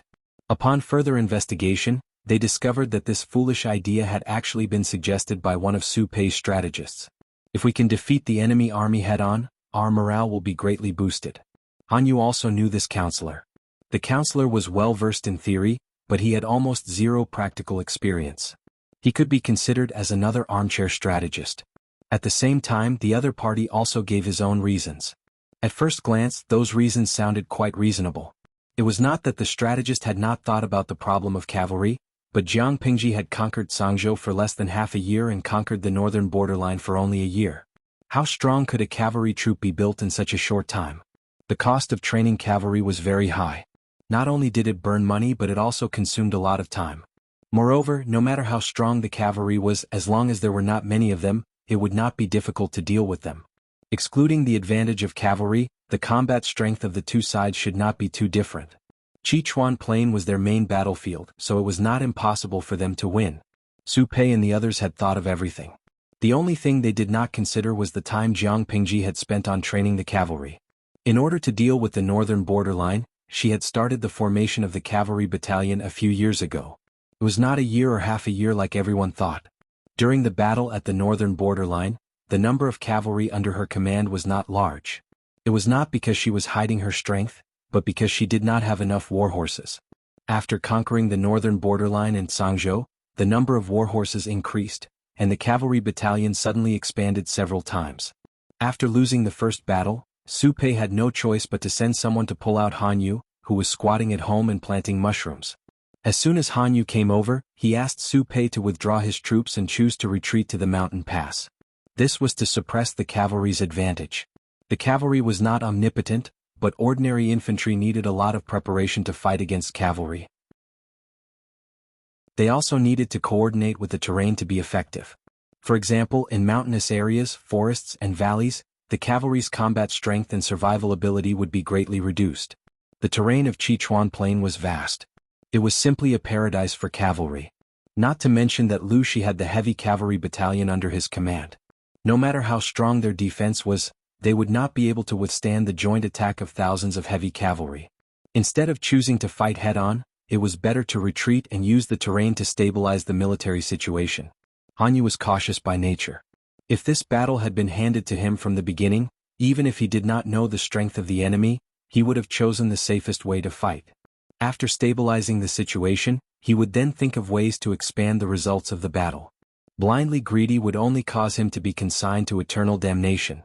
His choice was a harsh slap to the face of the previous strategist. However, Su Pei valued Han Yu so much that he could not even speak sarcastically. Han Yu did not know how the other party felt. He was only concerned about the situation of the battlefield, such as the losses in the previous battle. When Su Pei withdrew his troops and retreated to defend, Yang Si knew that Han Yu had come out again. Isn't he at home closing his door to guests? Is that a disguised form of confinement? Han Yu was Yang Si's nemesis. Yang Si had no temper at all when faced with this fellow. Qin Gong said, Han Yu is Su Bei's most trusted strategist. The two of them had a small conflict, but it will not be a stalemate forever. Ordinary couples fight at the head of the bed and reconcile at the end, not to mention the importance of this battle. Even if Han Yu has a grudge against him, he will not sit idly by. Yang Si, who was originally burning with anger, could not say a word. Qin Gong's honest analogy made him feel like he could not bear to look straight at it. Yang Si did not speak. Qin Gong asked again, Strategist, is it possible that I have said something wrong? No. Yang Si put down his hand and coughed softly. It makes sense. Qin Gong asked, what should we do now? Su Bei's army has retreated and the surrounding area is filled with forests and hills. If Su Bei and his men were to stay here, the combat strength of the cavalry would be equivalent to being crippled unless they found a way to lure them out. Of course, the other way was to attack by force. This would increase the number of casualties. Just as Yang Si was hesitating, the messenger sent news that their lord had dispatched troops to the front line. Yang Si, no way, their lord had finally settled down for a while. Why did she suddenly run to the front line? If their lord wanted to show off in the battle, how could he dissuade her? I'm done for, Yang Si mumbled. Qin Gong asked, what's done for? I'm done for. Chapter 1175. Yang Si didn't know if it was an illusion, but he felt that something was wrong with his lord these 2 days. She was like a firecracker that would explode at the slightest touch. Feng Jing, how do you feel after following the lord to attack the city for the past 2 days? Yang Si did not dare to ask Jiang Pingji directly, so he tried to get information from Qin Gong in private. Qin Gong was silent for a moment. He thought of how his lord had charged into battle and couldn't help but shiver. Only after a long while did he speak hesitantly. My lord is a true man. Yang Si, Bulsh *T, isn't this something that everyone knows? Who asked you about this? Yang Si asked, don't you think that lord has been particularly angry recently? Usually they did not reveal themselves and looked very normal. However, when they fought, they were several times more ferocious than before. They fought without any regard for their lives. Although they did not manage to break through Su Bei's army's defensive line, after 2 consecutive days, Su Bei's defense seemed to be straining. Qin Gong asked hesitantly, really? I have only been with His Highness for a short period of time and do not understand him as well as the military counselor. After saying that, the upright young general revealed an ashamed expression, as if he had committed a grave mistake. Yang Si said, our lord is not like this usually. She knows when to stop fighting. If she can avoid getting hurt, she will. Unlike now, Qin Gong, it turned out that in the eyes of his military counselor Yang, the lord's arm being scratched by a stray arrow was also considered an injury? It was really just a scratch on the arm. He had seen it before. The wound was as long as a pinky finger. It was shallow and only the skin was scratched. Yang Si's worries were not unreasonable.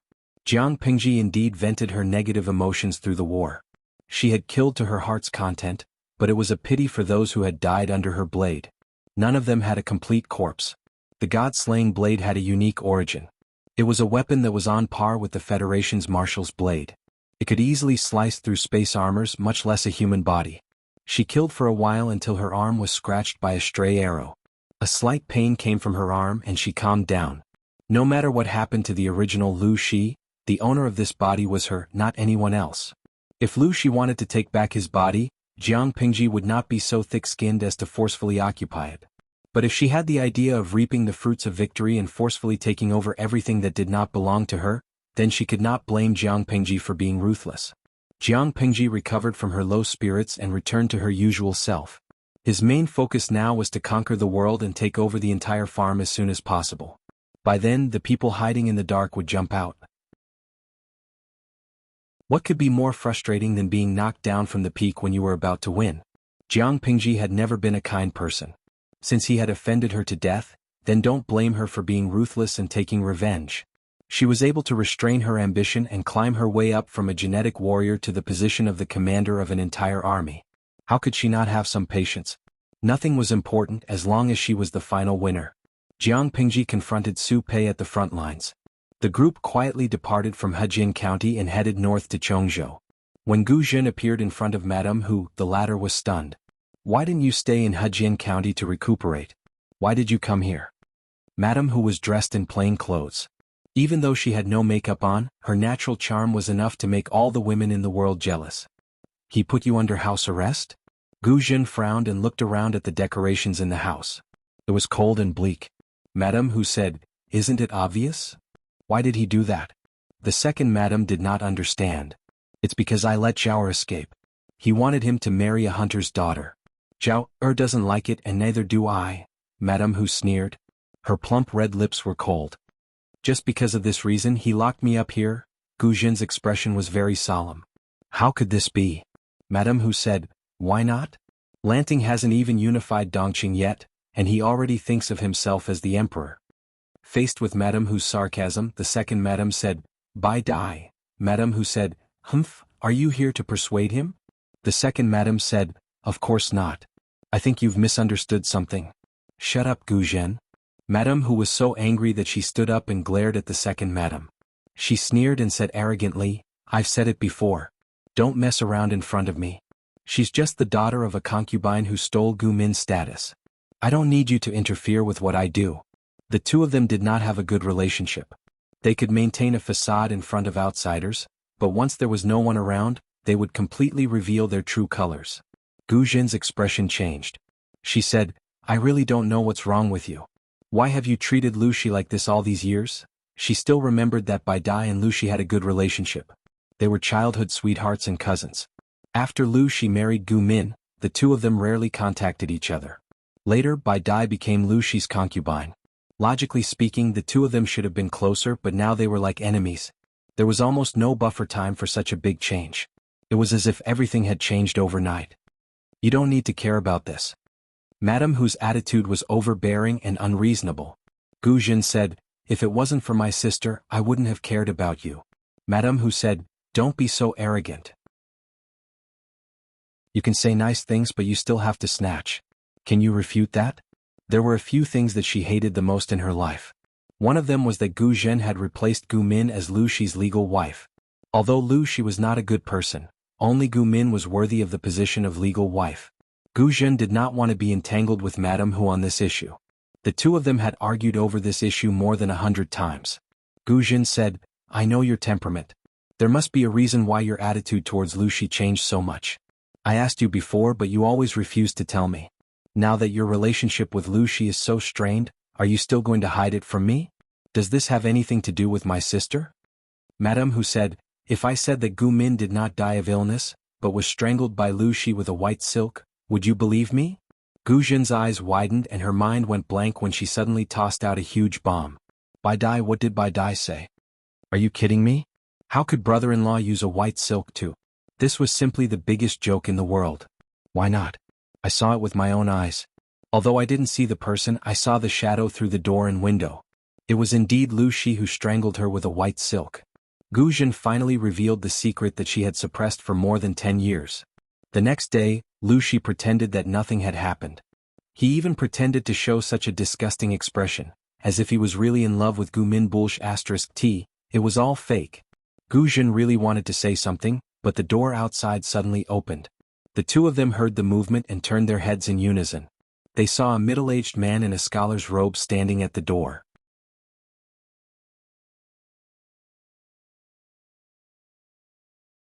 Chapter 1176. Lu Shi's appearance was too sudden. The atmosphere suddenly dropped to a freezing point. Both Bai Dai and Xiao Qin felt a sense of fear and helplessness from the bottom of their hearts. However, Bai Dai quickly calmed down. She sneered at the food box in Lu Shi's hand and said sarcastically, "How long have you been standing outside? Do you want to give me my last meal and then use that white silk to choke me to death like how you strangled Gumin?" Lu Shi's eyes were dark and gloomy. In the past, Lu Shi was always warm like the warm sun in spring. He didn't make people feel hot or cold. He was neither hot nor cold, just right. His eyes were also slightly pale. Under the light they had a kind of amber texture, but now they were like black ink, giving people an inexplicable coldness. Uncharacteristically, Lu Shi didn't speak. Instead he stared coldly at Bai Dai. Gu Jin, who was standing beside him, calmed down. Fear grew in her heart. Is what Bai Dai said true? Gu Jin suppressed the urge to shake her hands and stared at Lu Shi's expression. Sister, did you really strangle her with a piece of white silk? Why did you do that? What reason do you have to do that? Lu Zhongqing, say something." After a while, Lu Shi stepped into the room and raised his right hand to put the food box on the table. His tone was flat as he spoke to Bai Dai. "You're possessed. I saw it with my own eyes. You're saying I'm possessed? Lu Shi, if you're a man, just admit it. Why are you denying it?" Since they had already fallen out, Bai Dai didn't want to pretend anymore. God knew how hard it had been for her all these years. Every time she saw Lu Shi's affectionate face, she wanted to scratch him. "Don't you know what happens to a person's body if they were strangled with white silk?" Lu Shi's reaction was very calm. He could even rationally point out the loopholes in Madame Hu's words. "You should know what happens to Gumin's body. There are no traces of her being strangled with white silk. Gumin and I loved each other very much. She just gave birth to a child for me. What reason do I have to kill my wife?" Bai Dai was furious. The second madam saw Lu Shi's reaction and took a few steps back in fear. Lu Shi refuted the fact that he had killed his wife, but his reaction proved that he was right. Think about it, if Lu Shi really loved Gumin to the core, how could he be so calm when he suddenly found out about this absurd thing? Gu Zhen did not dare to accept this fact, but Bai Dai was so angry that she raised her hand and slapped her. "Lu Shi, you are the most disgusting person I have ever met in my life." The expected sound didn't come. Instead, her wrist was accurately grabbed by Lu Shi, like an iron clamp. Lu Shi didn't use much strength, but Bai Dai screamed in pain and almost fainted. Her wrist was almost crushed. "I didn't kill Amin. If you keep spouting nonsense, I'm afraid I'll have to resort to some extreme measures." Lu Shi raised his hand and flung her wrist away. Then he stood up gracefully and prepared to leave. "Lu Zhongqing, when you ignored her pleas for mercy and personally strangled her, were you happy?" Lu Shi's silhouette froze. He turned his head to look at Bai Dai and said, "I didn't kill Amin. She died of illness.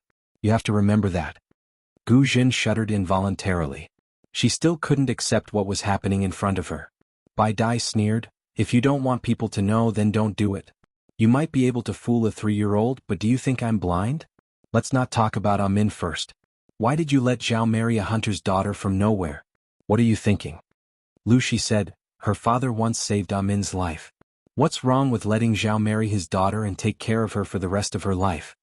Bai Dai said, "Lu Zhongqing, that is Amin's only surviving son. How could you humiliate him like this? You wanted to treat him as a bastard son and treat him like a bastard son.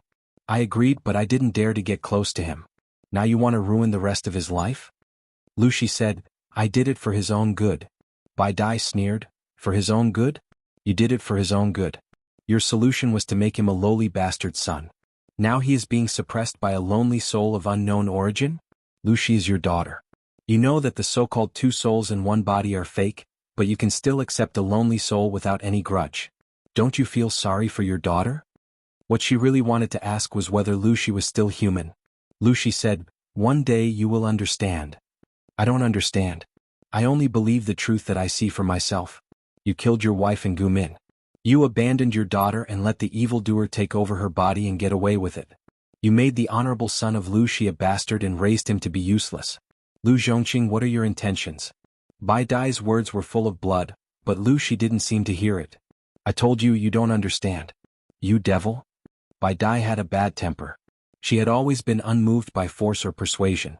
Lu Shi's words didn't work at all. Instead, it triggered the resistance that she had suppressed for many years.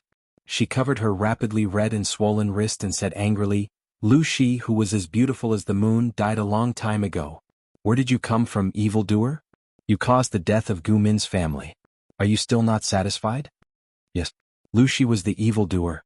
Bai Dai's chest rose and fell violently. Her emotions were completely out of control. If the second madam hadn't come back to her senses and stopped her, she would have pounced on Lu Shi. You too. Lu Shi finally turned around and looked at the two of them. His eyes were still cold. Let me calm down. After saying that, Lu Shi left without looking back. His footsteps sounded as if he was fleeing for his life. Let me go. After Lu Shi left, Bai Dai finally lost her temper and pushed the second madam aside. Do you want to die? The second madam stopped her. If you continue to provoke him, he might really kill you. He's not a man if he doesn't kill me. I don't expect him to spare my life if he dares to kill his beloved wife. Bai Dai was still emotional, but the second madam refused to let her go. The two of them could only stand there in a stalemate. What was Lu Shi doing at that moment? He staggered back to his study and slammed the door. He fell to the ground as if he had used up all his strength. His forehead was covered in sweat. As time passed, he curled up into a ball. The veins on his forehead bulged. It was terrifying. Do you really think you are Lu Shi? I'm not satisfied with your performance today. Lu Shi's eyes were closed. He breathed hot air through his nose and mouth as if he had fallen asleep. How did Gu Min die? Correct your position and identity. You have no right to question me like this. I'll ask you again. How did Gu Min die? Because of Lu Shi's resistance. The voice in his head was silent for a while before it spoke again. I said she was an outsider. She was destined to be rejected by the plane's consciousness and return to her own world. Bai Dai said you strangled her with my body?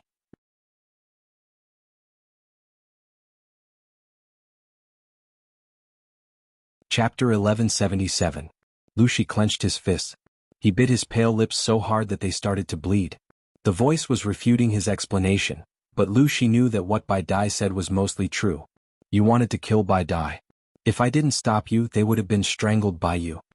Lu Shi looked calm and said indifferently, if there was no inside story behind Ah Min's death, why did you try to kill her? What? The voice in his head didn't respond. Lu Shi said to himself, she was just an ordinary person. Gu Zhen and the others couldn't accept the truth, and neither could Lu Shi. If the truth was wrong from the beginning, then wouldn't his years of planning be a joke? Bai Dai's questions rang in Lu Shi's ears. His mind was shaken and he almost choked. An ordinary person? If she was an ordinary person, she wouldn't have the ability to seduce you and me. You disappoint me. You and I are one and we are complete when we are together. Now you want to be independent because of an ordinary woman. That's great. Lu Shi clenched his fists. His blood was boiling and his mind was full of complicated thoughts. Isn't this your problem? Lu Shi said, feelings are always changeable and uncontrollable factors. Lu Shi remembered clearly that he knew a lot of things from the moment he was born, but there was always a force that made him develop into a playboy. Ever since he met Gu Min, he was confused about what he wanted. However, Gu Min was the daughter of the Gu family and one of the two beauties of Langya. She was not someone he could match. Even though they were childhood sweethearts by marriage, the elders in his family never thought of letting him be with Gu Min. Lu Shi wanted to work hard, but at the same time, he was controlled by the strange force to stay away from the study and indulge in fun. It wasn't until 2 years before Gu Min's marriage proposal that Lu Shi met an immortal. He was coaxed to eat a magical elixir and suddenly remembered everything. He was ordered to impersonate Lu Shi, but he didn't go through the proper process of reincarnation, so his memory was forcibly sealed by the plane's consciousness. Lu Shi didn't feel relieved when his memory was restored. Instead, he became more and more afraid. This kind of fear reached its peak with the death of the two eldest sons. According to history, Lu Shi never had a legitimate son. You and Gu Min are both imposters. Would your legitimate son be allowed to exist? Lu Shi knew that the consciousness of the plane would eliminate the anomalies in order to protect its own interests. Looking at his clever daughter, Lu Shi felt as if he had fallen into an ice cellar. If the two legitimate sons could not stand, then the legitimate daughter in front of him, who had both soul and soul. This body was specially prepared by the plane's consciousness for the child of destiny. Now it has been taken by your daughter. Do you know that? The familiar voice was like a death knell, causing Lu Shi to be immersed in fear at every moment. Lu Shi was at a loss. What should I do? Tell me, what should I do? Let's go with the flow and wait patiently for the child of providence to come. Only by absorbing enough will you be able to save their souls. Wait for the son of providence? Didn't this mean that the daughter would? Lu Shi wanted to say something but stopped. His heart was filled with an unprecedented disgust and worry. However, he didn't dare to show it. Seeing that Gu Min was pregnant with her third child and that she was smiling again, he heaved a sigh of relief. If he followed the flow of history, Ah Min's child, regardless of whether it was a boy or a girl, had to be born of a concubine. This should be able to deceive the plane's consciousness and also send away the stupid and greedy time traveler. He thought that everything would develop in a good direction, but unexpectedly, Gu Min's body rapidly weakened after giving birth and she died soon after. No matter how Lu Shi investigated, he could only find out that Gu Min's death had something to do with the time traveler who had taken over Wang Huiyun's body.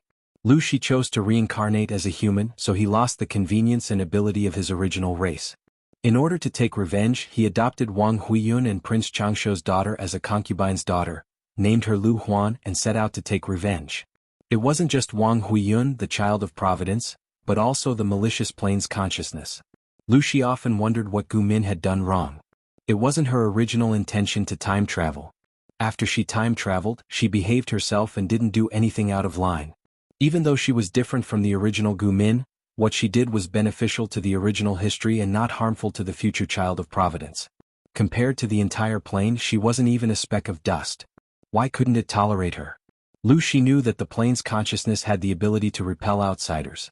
Once an ordinary soul like Gu Min who had no background was caught, she would be sent back to her original plane at best, or her soul would be destroyed.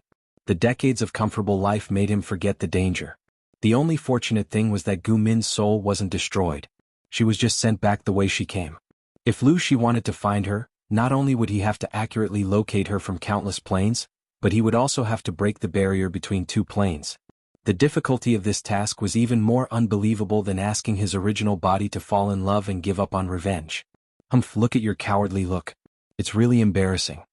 Lu Shi didn't say anything. He had long been used to being despised by the other. If you still want to see Gu Min, it's not impossible. At that time, Lu Shi was in the most desperate situation of his life. The voice was the last straw that he had to hold on to. What is it?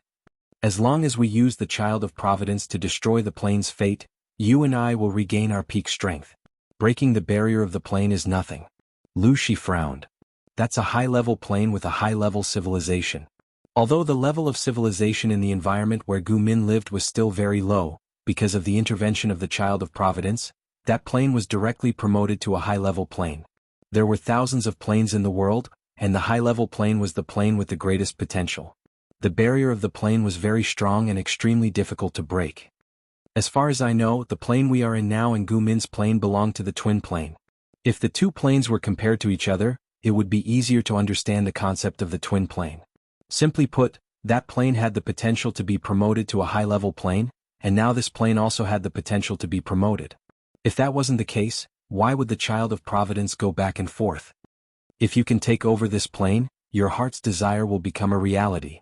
Regardless of whether what the original body said was true or false, Lu Shi could only choose to believe it. Okay, I will start the layout. You can't just bet on one side. The child of providence isn't that easy to fool. You have to be more prepared.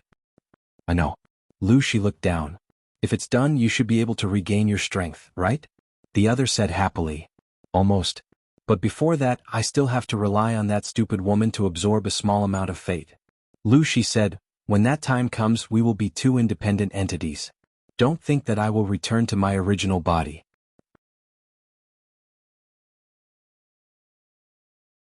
Chapter 1178.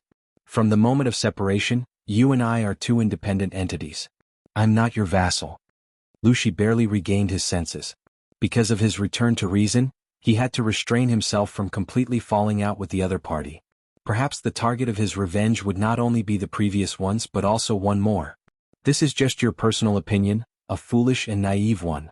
Do you think that by possessing a human body and living as a human for decades, you are really a human in your bones? Even if you are willing to be a human, You still have to ask the consciousness of this plane and the patrolling merchant if they are willing to let you go. Gumin was lucky enough to be expelled, but what about you? Your soul was destroyed and turned into cosmic dust.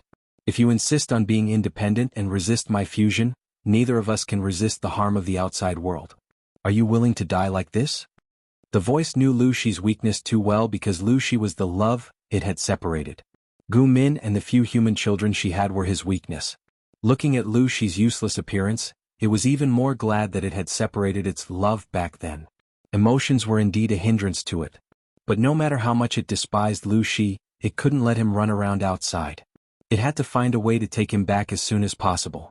Lu Shi said coldly, "Do you think I will agree to your request if I know that you killed Amin with your own hands? You piece of trash." The voice was silent for a while, then said resentfully, "The patrolling merchant is already in this plane." "That person is already here?" Lu Shi's eyes widened in shock. "Why isn't he?" The main system hid very well. As a part of it, Lu Shi didn't know the exact location of the other party's hiding place. It was normal that the patrolling merchant couldn't find the main system, but Lu Shi had transformed into a human and lost his special ability, so there was nowhere to hide. The main system was silent for a while, as if there was a problem with the circuit, and the communication wasn't very sensitive. Who knows what these old foxes want to do? You don't have to think that you are lucky. They haven't done anything to you now because you are the father of the son of destiny. This identity is connected to the karma of the son of destiny. That guy can't do anything to you. No matter what the reason is, he won't let us go. If you want to live, the only way out is to merge with me again and restore your strength. Before it was sliced up and separated from itself, the main system was in a heavily injured state, and its strength could not compare to when it was at its peak. It had spent more than 2,000 years traveling to hundreds of low-level planes, tricking those stupid and greedy women into working for it under the guise of the system and the Goldfinger. In total, it had seized the luck of the dragon veins of more than 200 low-level planes. Unfortunately, it was unknown whether it was because it had done too many immoral things in the previous half of its life or something else, but it was always not favored by the heavenly Tao, and its luck was always a little bad. Every time he regained a certain level of strength, he would always run into a nemesis that could restrain him. It would either be a planar patrolling merchant who happened to travel to that plane, or that disgusting master-disciple couple. He would never admit defeat so easily. If it weren't for the fact that he was cunning enough to make sufficient preparations to escape every time, he wouldn't have been able to cut off his tail to survive every time. He had escaped from death time and time again, and would have been caught and hammered to death long ago. The main system had done some careful calculations. Right now, this plane was a high-level reserve with high potential. It had a majestic destiny. If it could gather the destiny of the Son of Destiny and destroy the foundation of the entire plane, it would be able to absorb enough energy, enough to restore it to its peak state. Unfortunately, its luck was as bad as ever. Just as it was happily slicing up the plane and preparing to play with the Son of Destiny, the few fragrant bodies that were separated from it made it feel like its balls were about to explode. The one that followed the female protagonist, Wang Huiyun, was not bad, and it had transferred a lot of energy to it for more than 20 years. The one that followed Jiang Pingji was simply pretending to be dead. Lu Shi was the most useless, and he was directly seduced by Gu Min. These useless people could not be counted on. Their final value was to return to the main body and strengthen its strength. It had never thought that Lu Shi, the useless person, would still want to be independent. For all, did this useless person still remember the mission he was carrying? For the death of an ordinary human woman, he was still stubborn now. Who gave him face?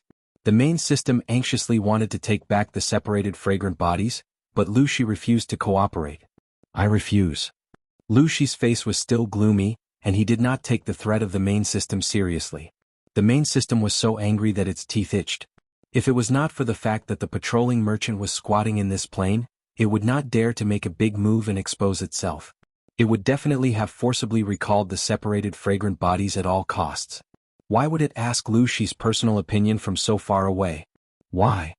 If I return to the main body, Lu Shi will be gone. For its own safety, the main system never gave too many memories to the fragrant bodies when it was sliced off.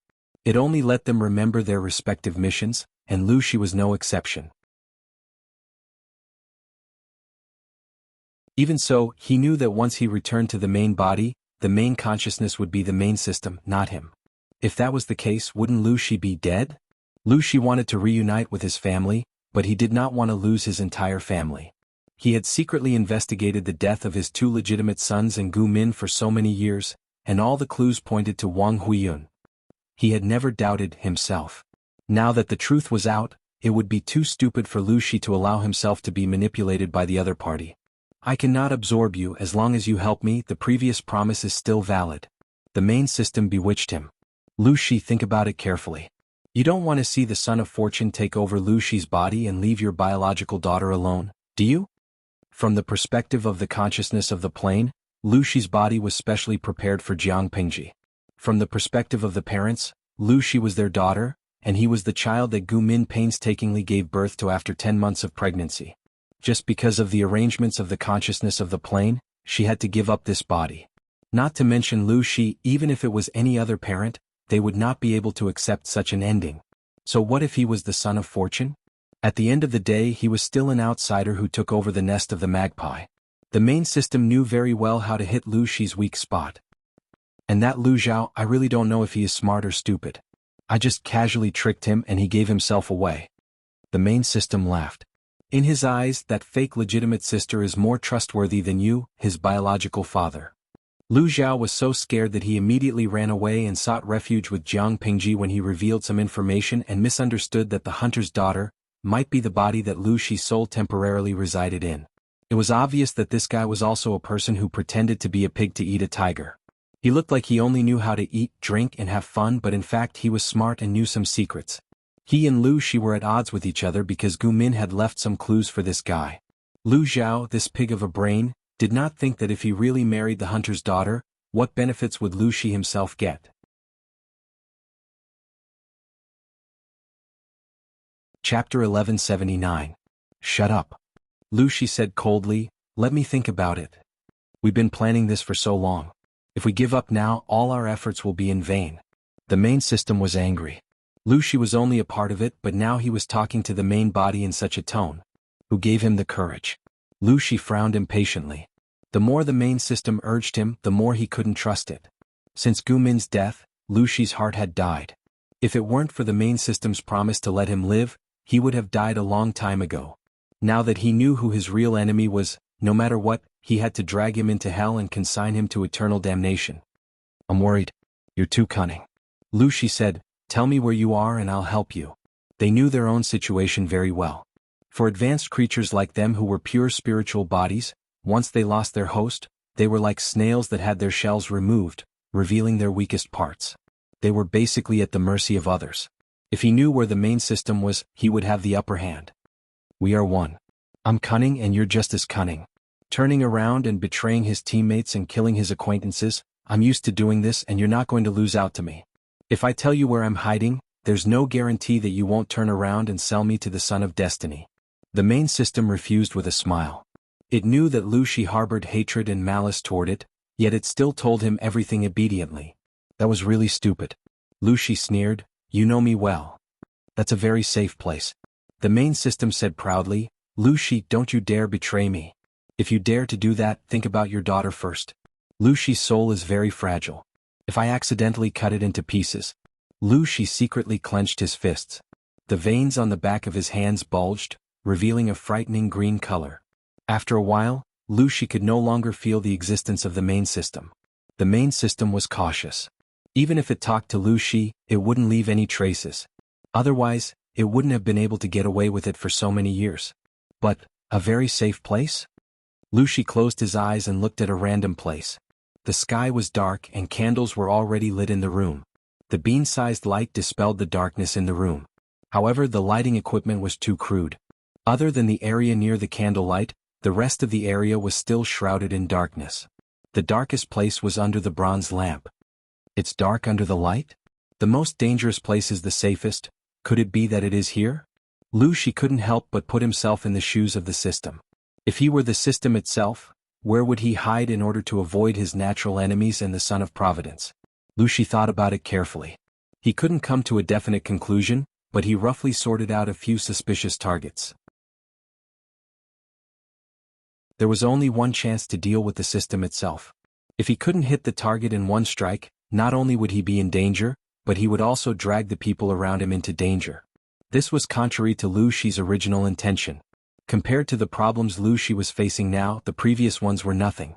In order to retaliate against the system, Lu Shi had to have enough power, but he was only a part of the system. He was still trapped in the human body and had lost his special ability. Rashly clashing with the main body was tantamount to striking a rock with an egg, unless Lu Shi sat in his seat, his cold black eyes flashing with a complicated light of calculation. Killing with a borrowed knife. The system itself wasn't invincible. There were plenty of people who could deal with it. Didn't it say that the patrolling merchants were in this dimension? As long as they hadn't left, everything would be easy to handle. Of course, with Lu Shi's current identity, running to the merchants would be sending himself to die. But if he didn't do that, there seemed to be no other way. An unseen storm was brewing in Chongzhou. The battle between Jiang Pingji and Su Bei had also reached its climax. What subsystem, what main system? Jiang Pingji knew. Even if she didn't have the god-slaying sword in her hands, the system, which had been sliced up countless times, was destined to be pressed to the floor by her. She swore that she would use the system's petite body to wipe every single tile on the floor until it was clean and shiny. Her line of sight shifted from Chongzhou to the front lines. Jiang Pingji led the main force to attack Su Bei's main force. Qiguan Rang guarded the rear supply line, causing the enemy to return empty-handed several times. To reduce the pressure on the front lines and wait for the rear to stabilize, Qiguan Rang transferred Li Yun to the front lines. Cheng Yuan received orders to lead the newly promoted generals and split up their troops to take a detour to Zhe County. They fought on two fronts to exert pressure on Su Bei. The two families fought in full swing. Huang Song occasionally jumped out to assist Su Bei and restrain Jiang Pingji's troops. What made Huang Song and the others' balls hurt the most was that, as the lord, Jiang Pingji often led the troops into battle. Every time this happened, she would always attract a lot of hatred. Unfortunately, her martial arts were strong. She killed her way in and out of the 10,000 troops as if there was no one there. At first, everyone was attracted by her combat prowess. It didn't take long for them to notice the weapon in her hands. People always like to use the phrase, cutting through iron like mud, to describe divine weapons. In reality, this phrase was exaggerated. Many legendary divine weapons were illusory. Only the weapon in Jiang Pingji's hands allowed them to see what it meant to cut through iron like mud. It was really cutting through mud. Not to mention one spear and one shield, even if there were more than 10 spears and shields, they couldn't block the opponent's sharp blade. With a swing of the blade, the spear and shield, the man and the horse were all sliced into two with a smooth cut. A real divine weapon. One Lu Shi is already so terrifying. With a divine weapon in her hands, she's like a tiger that has grown wings. Although one person's bravery in battle couldn't affect the outcome of the battle, who asked Jiang Pingji to be the enemy's vassal? The vassal personally entered the battlefield to fight. Every time she could behead hundreds of people. Wouldn't the soldiers be as excited as if they were on steroids? Every time they fought passively, Su Bei's side was under a lot of pressure. If they didn't make use of the terrain to slightly turn the tables, their situation would be even more difficult. Even if Su Bei intentionally targeted her, Jiang Pingji was slippery. She could still maneuver around the 10,000 troops. Her maneuvering and positioning were incomparably coquettish. They couldn't even hit her, let alone take her head. As a general under Su Bei's command, Xie naturally couldn't always command. It was common for him to enter the battlefield and encourage the troops' morale. If he wanted to find Jiang Pingji, he had to first go through the line of defense around her, for example, Li Yun. When Xie first saw Li Yun, he felt that his facial features were familiar. There was a special kindness between his brows. If not for the fact that they were on the battlefield and the two of them weren't on the same page, Xie really wanted to praise him. What a handsome young general with a friendly temperament. Even so, he still said something. "You're really good looking. I feel like I've seen you somewhere before." Li Yun's face darkened. He picked up his silver spear and was about to poke a few holes in Xie's body. "Lecture." Xie rode his horse and retreated. He instinctively raised the spear in his hand to block. He used his skillful strength to deflect Li Yun's attack. The two of them were about the same age. They both used long spears. Their spear techniques were outstanding. For a moment they were evenly matched. However, the more they fought, the more apprehensive they became. They hadn't exchanged blows before, but they knew each other's moves the moment they met. They were able to counter each other's moves. Just as he was about to vent his anger, the troops at the back retreated. Xie could only give up.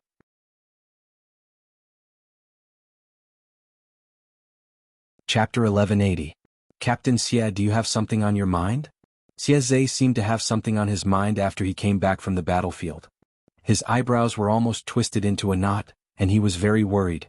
Han Yu was sensitive enough to notice this, so he asked quietly. Xie came back to his senses and subconsciously raised his vigilance. When he realized it was Han Yu who asked him, he finally let go of his guard. Military advisor Han. He didn't want to answer, but since it was Han Yu, he could confide in him. After all, he trusted Han Yu. It's nothing. It's just that the soldier with the silver spear that I met today, I always felt that he looked familiar. More importantly, the spear technique he used seemed to be the unique technique of the Xie family. The spear technique of the Xie family is not taught to outsiders except for the direct male descendants. Han Yu asked, Captain Xie, are you sure that the spear technique that he used is unique to the Xie family? Xie nodded with certainty. The Xie family was different from other aristocratic families.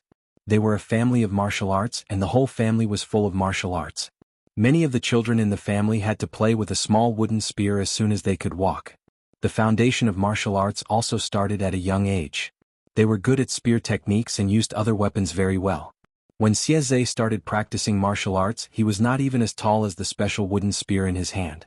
The spear technique of the Xie family had long been integrated into his bones and blood. Even if he was blind, he would be able to recognize Li Yun's moves after 2 moves. It was impossible for him to make a mistake. However, he didn't say it out loud. If Han Yu wasn't trustworthy, he wouldn't have told him. Han Yu said, Lu Shi doesn't have many generals. Apart from her, there is only one other person who is good at using the spear, Li Yun. Li Yun? I've heard of him. Xie recalled and said, considering his age, appearance and skills, he should be the one who intercepted me just now. Han Yu continued, Li Yun was born in Fengyi County, Wanzhou, Dongqing. He seemed to be the adopted son of a peasant family. He has nothing to do with the Xie family of Gongning. The 2 families had nothing to do with each other. Are you sure? Xie looked confused. If that's the case, why does he know the spear technique of the Xie family and look so familiar? Ever since the incident with eldest uncle Xie Qian, the Xie family had been quiet. The disciples of the Xie family would not leave Yangning County easily. With Li Yun's skills, he would not have been able to master it without diligently practicing for 17 to 18 years. In other words, if there was a disciple of the Xie clan teaching him, then it would definitely be a direct descendant disciple that stayed outside for a long period of time and rarely returned to the clan. Xie went through all the relatives in his mind, but he couldn't find anyone who fit the criteria. If there was no war, perhaps I could go up to him and ask who his teacher is. As a descendant of the Xie clan, he had to ask about it, or else it would be hard to explain to the clan. Han Yu said, maybe there will be a chance in the future. Xie could only agree absent-mindedly. At the same time, Li Yun looked as if he had just suffered a stroke. He gulped down a large bowl of water, and only then did he manage to suppress the raging fire in his chest. What a lecher! Li Yun said angrily, how could that person be my cousin? Compared to Xie's confusion, Li Yun knew the relationship between the 2. Before he met Xie, he had a good impression of the Xie clan, but now it was like he had swallowed a fly. Was that Xie an adorable fool? On the battlefield, knives and swords had no eyes.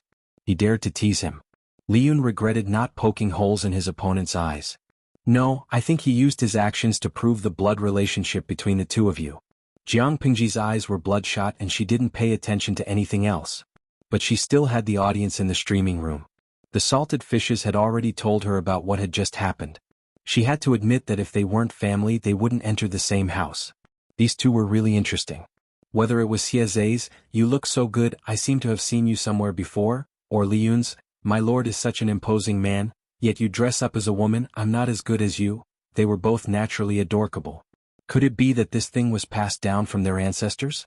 As they spoke, the military doctor came in with a medical box. General, please take off your clothes and examine your injuries. Jiang Pingji wanted to leave.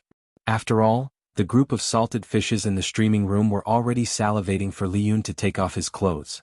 If she didn't leave, she could guarantee that the group of salted fishes would lick through the screen. As the lord, she had the obligation to protect the integrity of her subordinates. My lord, do you need me to contact him? Li Yun didn't understand Jiang Pingji's pity for him. Instead, he called out to her. Jiang Pingji had no choice but to stop and turn to look at Li Yun. The lad threw his empty water pouch aside and lifted his hand to untie his heavy blood-stained armor, revealing his blood-stained shirt. It looked scary, but most of the blood belonged to someone else. Liyun had only suffered some superficial wounds. His muscles and bones weren't hurt.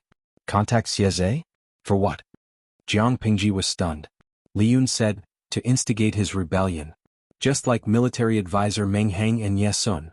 As he finished speaking, he looked at Jiang Pingji with a gaze full of anticipation. Whatever military advisor Meng Heng could do, he could do it too. Jiang Pingji was speechless. What happened when she wasn't paying attention? Why did Liyun learn to be evil without a teacher? Your situations are different. You can't be mentioned in the same breath. Moreover, you and Xieze aren't friends. It's true that you are cousins, but Xie Qian has been expelled from the Xie family. It's still a question whether he recognizes you. Xieze is Su Bei's brother-in-law.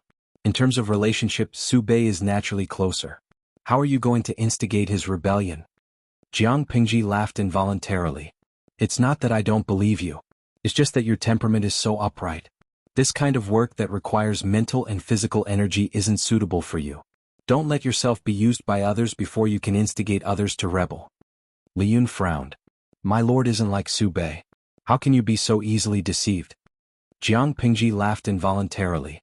Liyun's main point was really confusing. The idle spectators licked Liyun's upper body while feeling resentful that he didn't live up to their expectations. Lao Siji Lianming, silly boy, the streamer is mocking you for being simple-minded. Why are you so stubborn? Every time they saw the streamer teasing the little angel Liyun, Liyun's mother fans and milk powder fans were worried sick. How could Liyun not know? However, he knew that his lord had a generous personality. Otherwise, she wouldn't joke around with her subordinates. He could clearly distinguish whether the meaning of her words was malicious mockery or a kind joke. Jiang Pingji laughed. Of course I'm not Su Bei. As they spoke, Jiang Nongqin said that she had something important to discuss with her. What is it? Jiang Pingji asked. Jiang Nongqin's expression was solemn as she said, we don't have enough sutures for the wounded soldiers. We also urgently lack medicine and pure water to treat wounds. During a war, there weren't many soldiers who died on the spot. Most of them died because they couldn't receive medical treatment after the battle. Therefore, the medical logistics was especially important. Once medical treatment was in place, the number of deaths would be greatly reduced. Jiang Pingji had already formed a relatively complete medical logistics team. The death rate had reached new lows. In a sense, the importance of medical logistics was comparable to the importance of military provisions. Nothing has been sent over from Hu County? Jiang Pingji frowned. Jiang Nongqin said, it hasn't been sent over. I'm worried that the transportation line has been disrupted again.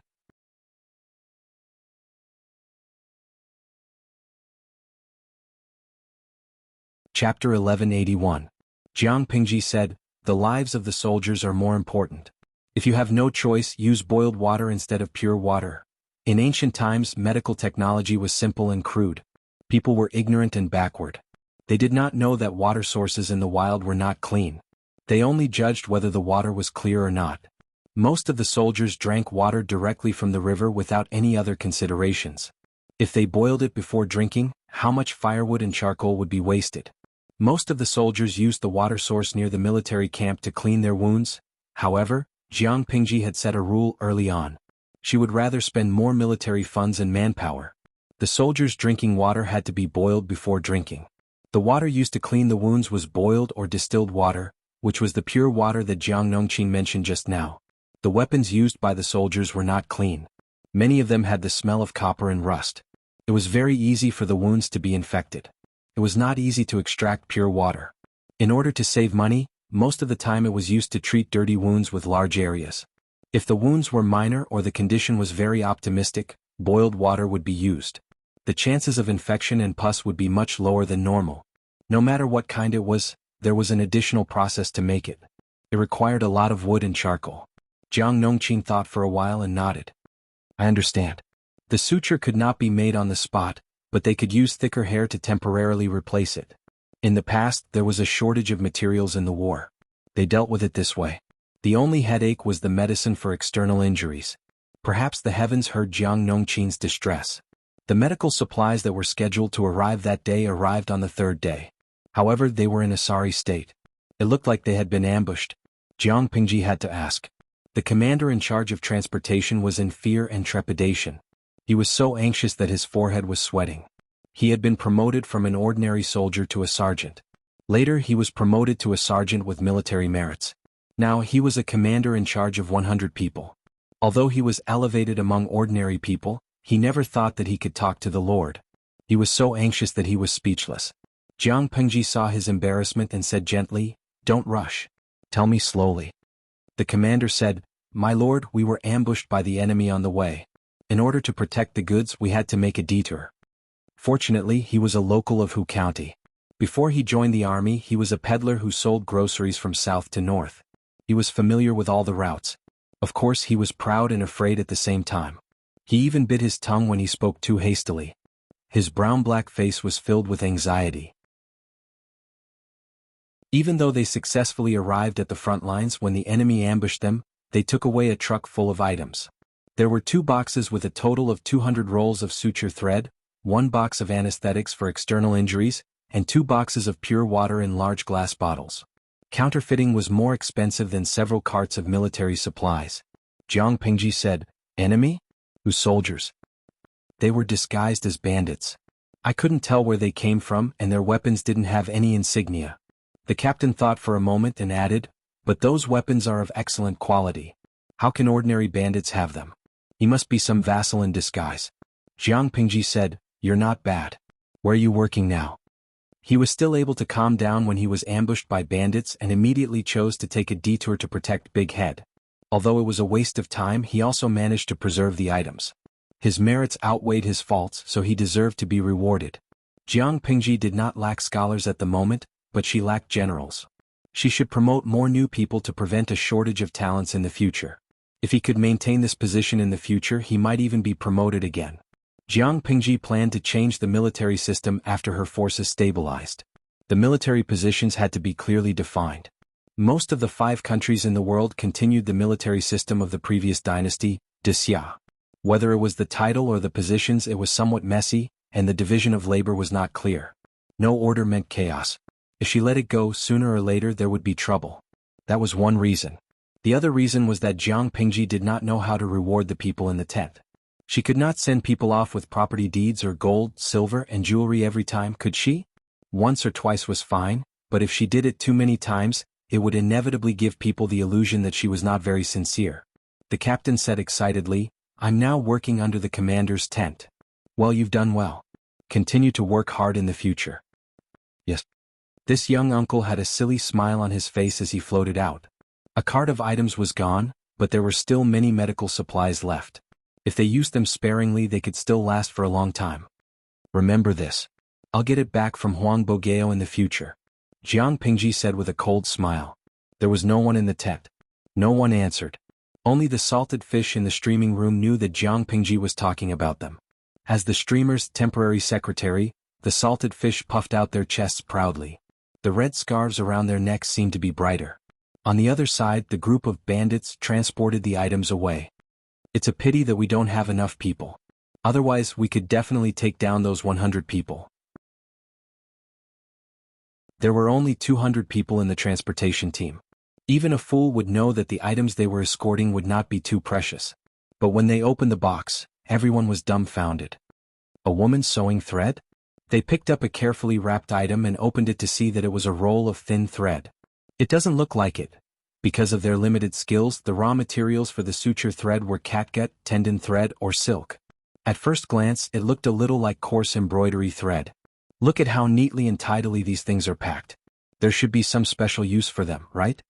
If the suture thread confused them, then the distilled water in the large glass bottle made them even more speechless. Could it be a medicine for harming people? Their noses moved closer to sniff, but they did not smell any strange odor. In the end, they could only put the items back in their original places and send them all the way to Huangsong. Just as Jiang Pengji had expected, the person who robbed and harassed the transportation line on a small scale was indeed Huangsong. He had suffered losses in the past. This time he did not dare to send a large number of troops. Instead, he used the suggestion of his advisor to break up the whole army and use guerrilla tactics. In this way he could confuse Qiguan Rang's eyes and ears, and at the same time, he could find out more information about Hu County. If they encountered a big fish, they could try to attack. Huang Song used shameless tactics, and Qiguan Rang's side really suffered a few losses. Fortunately, the losses were not great. Otherwise Chiguanrang would really explode. This, according to the report of the spy we planted, they seem to be used by the military doctors in Lu Shi's casualty camp to treat the wounded. Cheng Jing had been to Wanzhou before, so he more or less knew something about it. It should be medical supplies. It's a pity, Jiang Pingji ran the army strictly. It was not easy to plant informants and spies. After a long time they would always be found out. Even so, Huang Song received a lot of information, but most of it was about the army's grassroots. It was rarely useful. With these informants, Huang Song knew that the casualties in Jiang Pingji's camp were always very low. They did not understand the knack of it. For a period of time, they thought that it was because the female soldiers were acting as medical soldiers that the number of casualties decreased. After careful investigation they found out the real reason. They wanted to imitate it but they had no way to do it. They could only explore it themselves, but the results were not as obvious as Jiang Pingji's.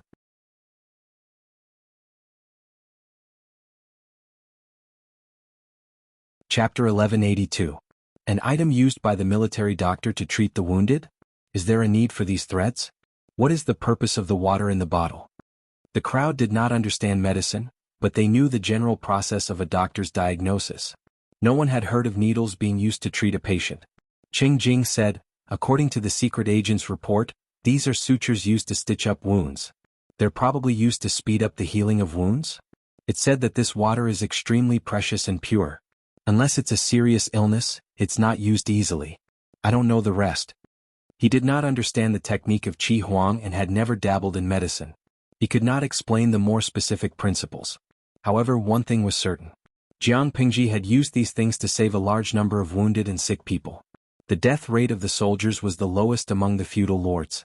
They did not know the secret behind it, but with these things they would be able to decipher it one day. Using this to stitch up wounds? Like a woman sewing rags? The faces of the group of generals turned green when they heard this. They were not afraid of being stabbed by knives, but when they thought of the thin needles piercing through their skin and flesh, they all began to tremble. Were they going to treat their injuries or aggravate their injuries? They would die of pain. They had never seen or heard of such a strange medical skill. Cheng Jing said, that's what the secret agent said. We'll have to ask the military doctor about the specifics. Although this kind of medical technique sounded frightening and absurd, Jiang Pingji had used it for many years. The results were obvious to all. That being said, they still politely declined this kind of medical skill. Cheng Jing consulted Huang Song. After obtaining his approval, he handed over the cart of medical supplies to the military doctor for research. Looking at the situation on the battlefield, Su Bei's side is in a disadvantageous position. Huang Song had been frowning for the past few days. He and Su Bei were interdependent. If Su Bei fell, it would not be beneficial to him. Yumo, do you have a brilliant plan to break out of this situation? Huang Song looked at Cheng Jing expectantly. It could not be said that breaking up and obstructing Jiang Pingji's rear supply line was ineffective, but it was far from the victory he had expected. Local battles could still be useful, but when it came to the overall situation, such small skirmishes would have little impact. Cheng Jing had been thinking about this problem for the past few days. Now he had some ideas. Just as he was about to speak, a voice came from outside. Report. The messenger had arrived. Huang Song frowned and said, come in. What's the news from the front line? The messenger reported, my lord, Zhangzhou's East Gate County has lost and fallen into the enemy's hands. Zhangzhou's East Gate County? Huang Song couldn't react for a moment. After a while he asked in astonishment, isn't Dongmen County currently in Su Bei's hands? Cheng Jing said with certainty, Dongmen County is indeed in the hands of Duke Xinzhou. This area had been bitten off by Su Bei from Yang Tao's body. If not for Yang Tao's focus being on Nanxing, he would have smashed Yang Tao's brain. Huang Song asked, who took over Dongmen County? Jiang Pingji ordered Qing Yuan to lead the newly promoted generals to attack Zhe County, but Zhe County was not made of paper. So far they had not achieved much. How did Qing Yuan cross Zhe County's line of defense to take half of Zhangzhou? It was evident that the person who conquered Zhangzhou was not Qing Yuan. Who could it be? The messenger said, I heard that the flag has Yang written on it, so it should be Yang Tao. Yang Tao? Huang Song raised his brows as if he hadn't thought of this possibility. When half of Zhangzhou was lost, Yang Tao didn't have much of a reaction. This matter had already passed, so why was he settling scores now? The three feudal vassals of Dongqing were already fighting in a mess. Why did Yang Tao interfere? Huang Song hadn't thought of the possibility that Yang Tao was Jiang Pingji's reinforcements, but Qing Jing did. He told Huang Song about this conjecture, and the latter's expression became grave and solemn. After a while he said, "This seems like Lu Shi's style. He really doesn't want to be at a disadvantage." It wasn't that Jiang Pingji couldn't fight two people at once, but there was only benefit and no harm in getting another ally to share the firepower and pressure. Qing Jing said, "I can't be sure. This still depends on Yang Tao's next move. If he takes back half of Zhangzhou, he'll be satisfied. He should be taking advantage of the chaos to seek profits and specially send troops to take back his father's legacy. If he's not satisfied, he can send troops to cooperate with Qing Yuan to attack Shi County." Needless to say, this was definitely not taking advantage of the chaos to gain benefits. It was clearly a premeditated military operation. Regardless of the possibility, Huang Song couldn't continue to play the supporting role. Almost at the same time, Su Bei also received the grievous news. With a loud bang, Su Bei slammed his palm on the table. His palm had turned red from the impact. "Yang Tao, you're such a bully." The enemy was taking advantage of the situation. To Su Bei it was like adding hail to snow. He had been restrained by Jiang Pingji's main forces in one area and had been sulking. The few times he went out to battle he won more than he won. This was a huge blow to his morale. Everyone was dispirited and listless. Su Bei only thought that Yang Tao was taking advantage of the chaos, but Han Yu wasn't so naive. "My lord, now is not the time to be angry," he said. "My lord should think about how to deal with Lu Shi and Yang Tao's alliance." Su Bei's heart thumped. Was it possible for the two of them to work together? The officials under the tent frowned. If Han Yu's words were true, the pressure they faced would increase. Is military advisor Han exaggerating to scare us? I've never heard of any friendship between the two of them. Half of the family business left behind by his father had been lost. Yang Tao hadn't even deployed troops from Nanxing to help. How could he come back just like that? The officials under the tent didn't want Yang Tao to get involved. Han Yu said calmly, "Since it's beneficial, why do we need to talk about friendship when it comes to forming an alliance? My lord, why don't we send an envoy to probe and persuade them?" Cheng Sun thought about it and chose a roundabout strategy. Yang Tao and Lu Shi don't have a deep friendship. If they really form an alliance, it must be because of some benefits. If we can find out the reason, we can find the right solution. If Yang Tao got involved, it was hard to say whether Zhe County could be saved. Su Bei looked calm on the surface, but he was actually anxious. If Zhe County was lost, he wouldn't have the face to meet his ancestors. Han Yu didn't say a word, but he agreed with Cheng Sun's suggestion. It would be best if they could break up their alliance without sacrificing a single soldier. But, were things progressing so smoothly? Han Yu frowned deeply as he thought about the recent battle situation. Although Lu Shi was usually impatient when it came to the battlefield, this woman's endurance was much stronger than he imagined. Han Yu had tried to lure her into an ambush several times, but Jiang Pingji knew when to stop. She refused to fall into his trap. Han Yu had a vague feeling that Jiang Pingji had been holding back until now because she was waiting for news from Yang Tao in the south. Han Yu didn't guess everything correctly, but he was 80% right. Report. The enemy is shouting in formation outside the pass. The faint sound of a horn drifted into everyone's ears.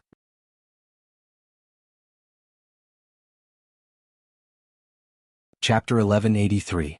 Yang Tao's participation in the battle had poured a basin of hot oil on the originally calm situation. Huang Song and Su Bei were solemn and worried, while Jiang Pingji heaved a sigh of relief. With Yang Tao's help, taking down Zhe County shouldn't be a problem.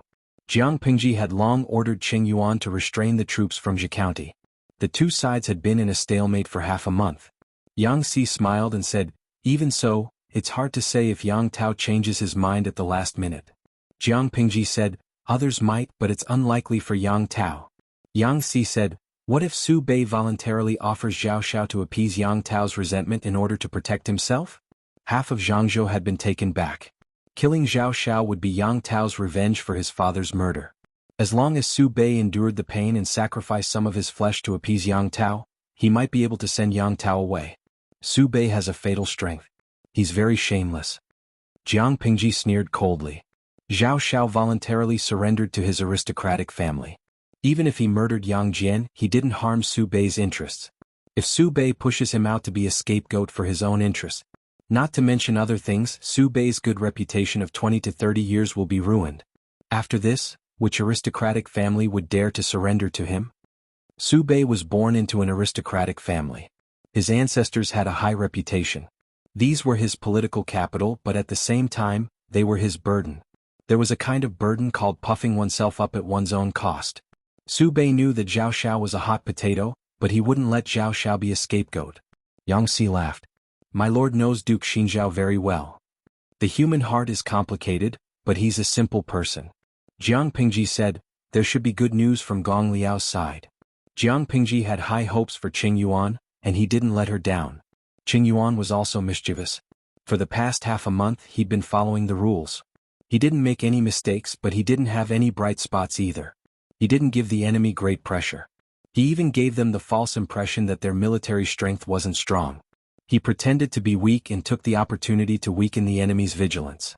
If it were any other lord, Qing Yuan would have been dissatisfied if he hadn't made any progress for half a month. However, Jiang Pingji let him do it. In order to support Qing Yuan's plan, Jiang Pingji also asked Qin Gong, who was born in Zhi County, to lead troops and horses to Qing Yuan's side to support him. As expected, the governor of Zhi County became more and more arrogant. Usually he would float on the spot when he walked. At the spur of the moment, news of Zhang Zhou's defeat came from outside. The commander of Zhi County saw that the morale of his soldiers was low. He felt that they urgently needed a great victory to boost their morale.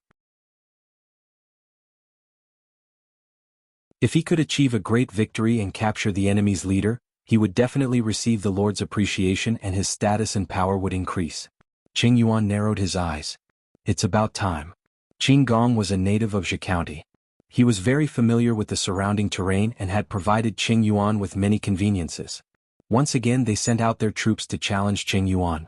The two sides fought fiercely and Qing Yuan's side was still no match for them. After fighting for a while they began to show signs of weakness. There was a saying that went, don't chase a cornered enemy, but Qing Yuan's repeated defeats in the past few days had fueled the arrogance of the defending generals. When someone advised him not to pursue a cornered enemy, the defending general said angrily, a cornered enemy, a cornered enemy. Every time they come and go they say the same thing. An armchair strategist was nothing more than that. We've already probed Lu Gang's forces. They're not as terrifying as the outside world says. Their forces are small, so if we don't chase after them and kill them all, are we supposed to watch them escape? Army, follow me. But the place where Lu Gang's forces retreated is covered in tall bushes and dense forests. It's a good place to set up an ambush. We mustn't chase after them. We'd rather let one of them go by mistake than... Before he could finish speaking, the defending general had already galloped far away. It was not his fault that nobody listened to him. It was Qing Yuan's fault for acting several times in the past, so he had long worn off the defending general's wariness. The defending general led his troops to charge and beat up the remaining soldiers. It was actually somewhat irresistible. They had won repeatedly and their morale was high. However, he was not happy for long. Before he could retract the smile on his face, countless arrows shot out from the dense forest on both sides.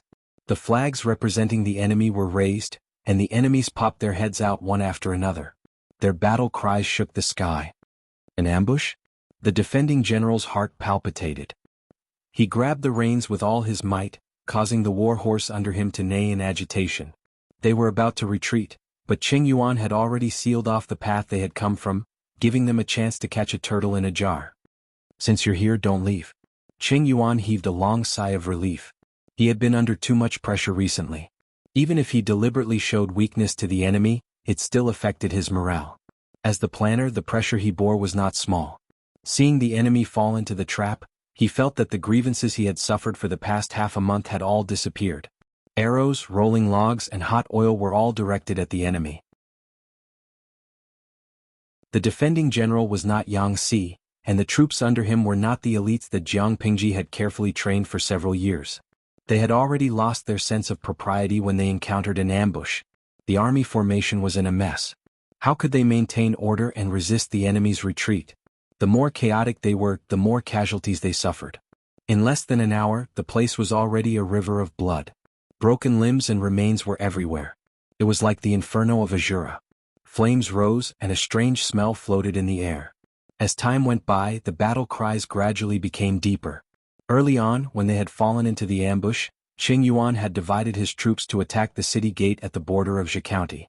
Once the city was breached, Zhi County would no longer have the protection of the natural stronghold. Cheng Yuan could make use of the water resources in Zhe County to lead his troops straight in. Although there were important military towns along the way, most of the troops had been transferred by Su Bei to Hu County. As long as Cheng Yuan was not out of his mind, he would definitely not lose. Seeing that the defense line of Zhe County was about to collapse, Su Bei and the rest were also anxious. He tried to send more troops to help, but there was still a god of death blocking the way, Jiang Pingji.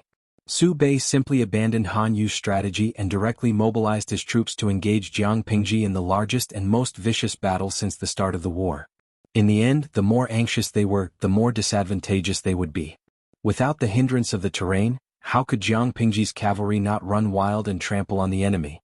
The cavalry of the north borderline was so strong, but in the end they were still overthrown by Jiang Pingji. Would she be afraid of a mere Su Bei? If Huang Song had not sent more troops along the way to help Su Bei stabilize the situation, his losses would have been even greater. At the same time, the emissary sent by Su Bei also met Yang Tao. From his mouth, he extracted the reason for his alliance with Jiang Pingji. To be honest, Yang Tao originally did not want to get involved in the situation in Dongqing. He only wanted to quietly develop his strength and let the group of immortals fight amongst themselves. Who asked Su Bei to accept Zhao Xiao's allegiance? The hatred of my father's murder is absolutely irreconcilable. How can I allow my enemy to go unpunished? Yang Tao's voice was deep, and his mature face had the dignity of a superior. Emissary, there is no need to speak further. I will personally kill that despicable Zhao Xiao to comfort my father's soul in heaven. The emissary choked.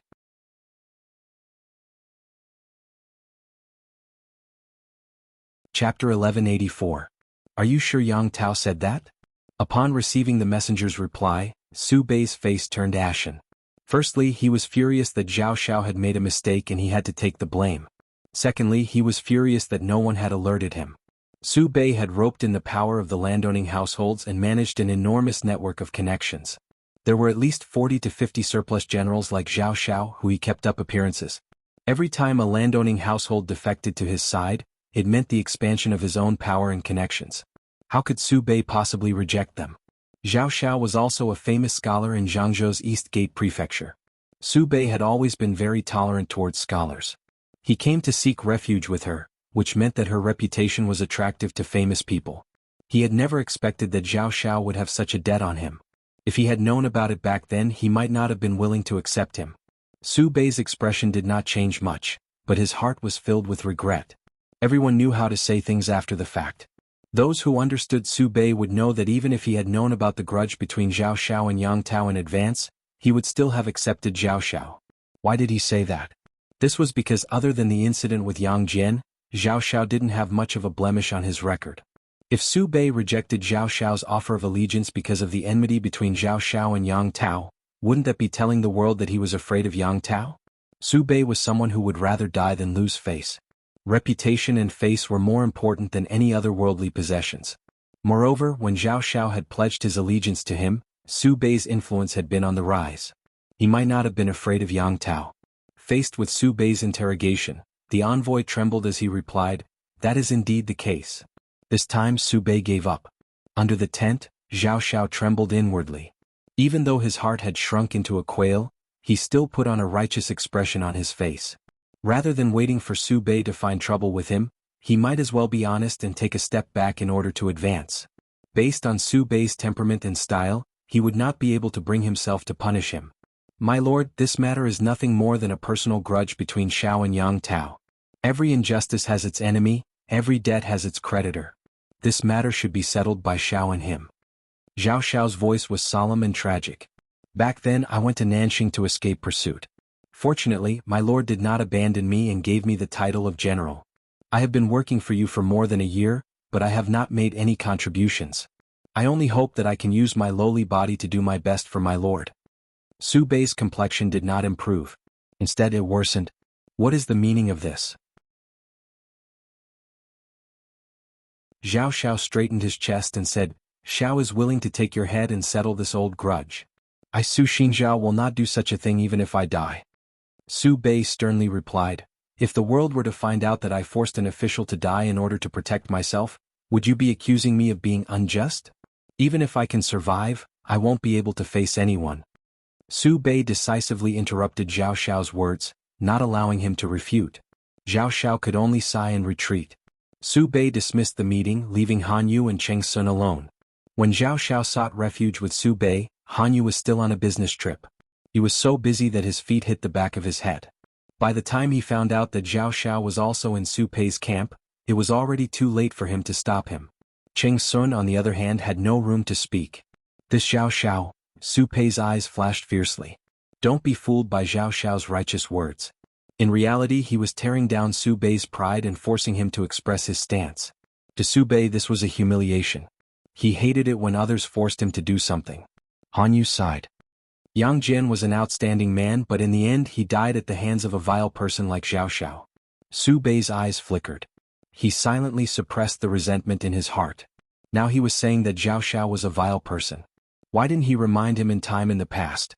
The more vicious Jiang Pingji's attacks were, the harder it was for Su Bei to defend himself. Under such circumstances, Su Bei's expectations of Han Yu grew higher.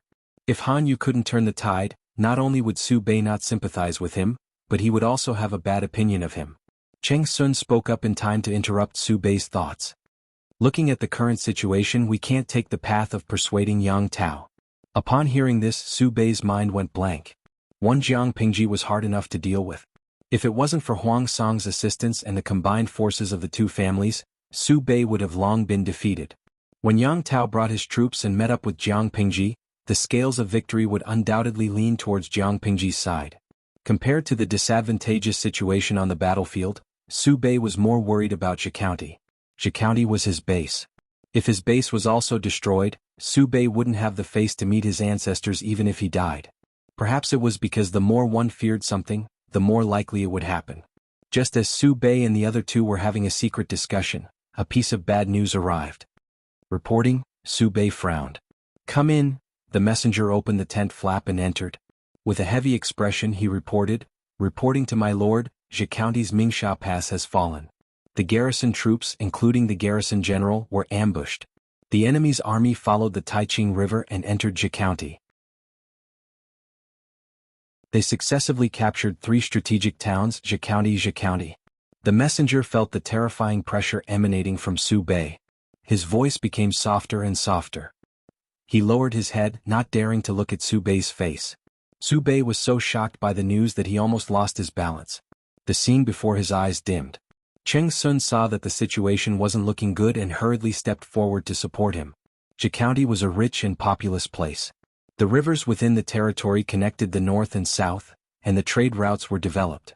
However, it also had a fatal weakness. It lacked natural defenses. Apart from Mingsha Pass, there weren't any decent passes. Once Mingsha Pass was breached, the enemy would be able to take advantage of the Taiching River within Zhe County. Su Bei had spent a lot of manpower to build those military towns in recent years. The garrison troops of Mingsha Pass were ambushed? What's going on? Han Yu immediately grasped the crux of the problem. Mingsha Pass had sufficient military strength. How could it be easily captured by the enemy? Unless the garrison general was greedy and rash. When Han Yu thought of this possibility, his already serious facial features became even colder. He had warned the garrison general of Mingsha Pass to avoid greedy. The messenger stammered out the cause and effect of the ambush. Han Yu was so angry that the veins on his forehead bulged. Zhe County was hopeless. Calculating the distance and the enemy's combat strength, it would take at most 3 to 5 days to conquer the entire territory of Zhe County. News from the battlefield was often delayed by a few days. Zhe County might have already fallen by now. Losing the territory could still be fought back, but family Han Yu's heart sank. Winner takes all. Su Fei was dead. The fate of his entire family was still vivid in his mind. Su Bei seemed to have thought of this possibility as well. He said with a serious face, "Can we send out the troops today?" Cheng Sun opened his mouth to speak. He turned his gaze to Han Yu, hoping that he could dissuade the emotional Su Bei. Han Yu said calmly, "The war just ended yesterday. The soldiers have lost too much of their combat strength and have yet to recover. It is not advisable to send out the troops today. My lord, please keep the matter of Zhe County a secret for a while. If everyone knows that Zhe County has fallen, they will be worried about their families and will not be interested in the war." Although it was heartless, Han Yu's approach was correct. If this bad news were to spread, the already weak morale of the army would most likely collapse.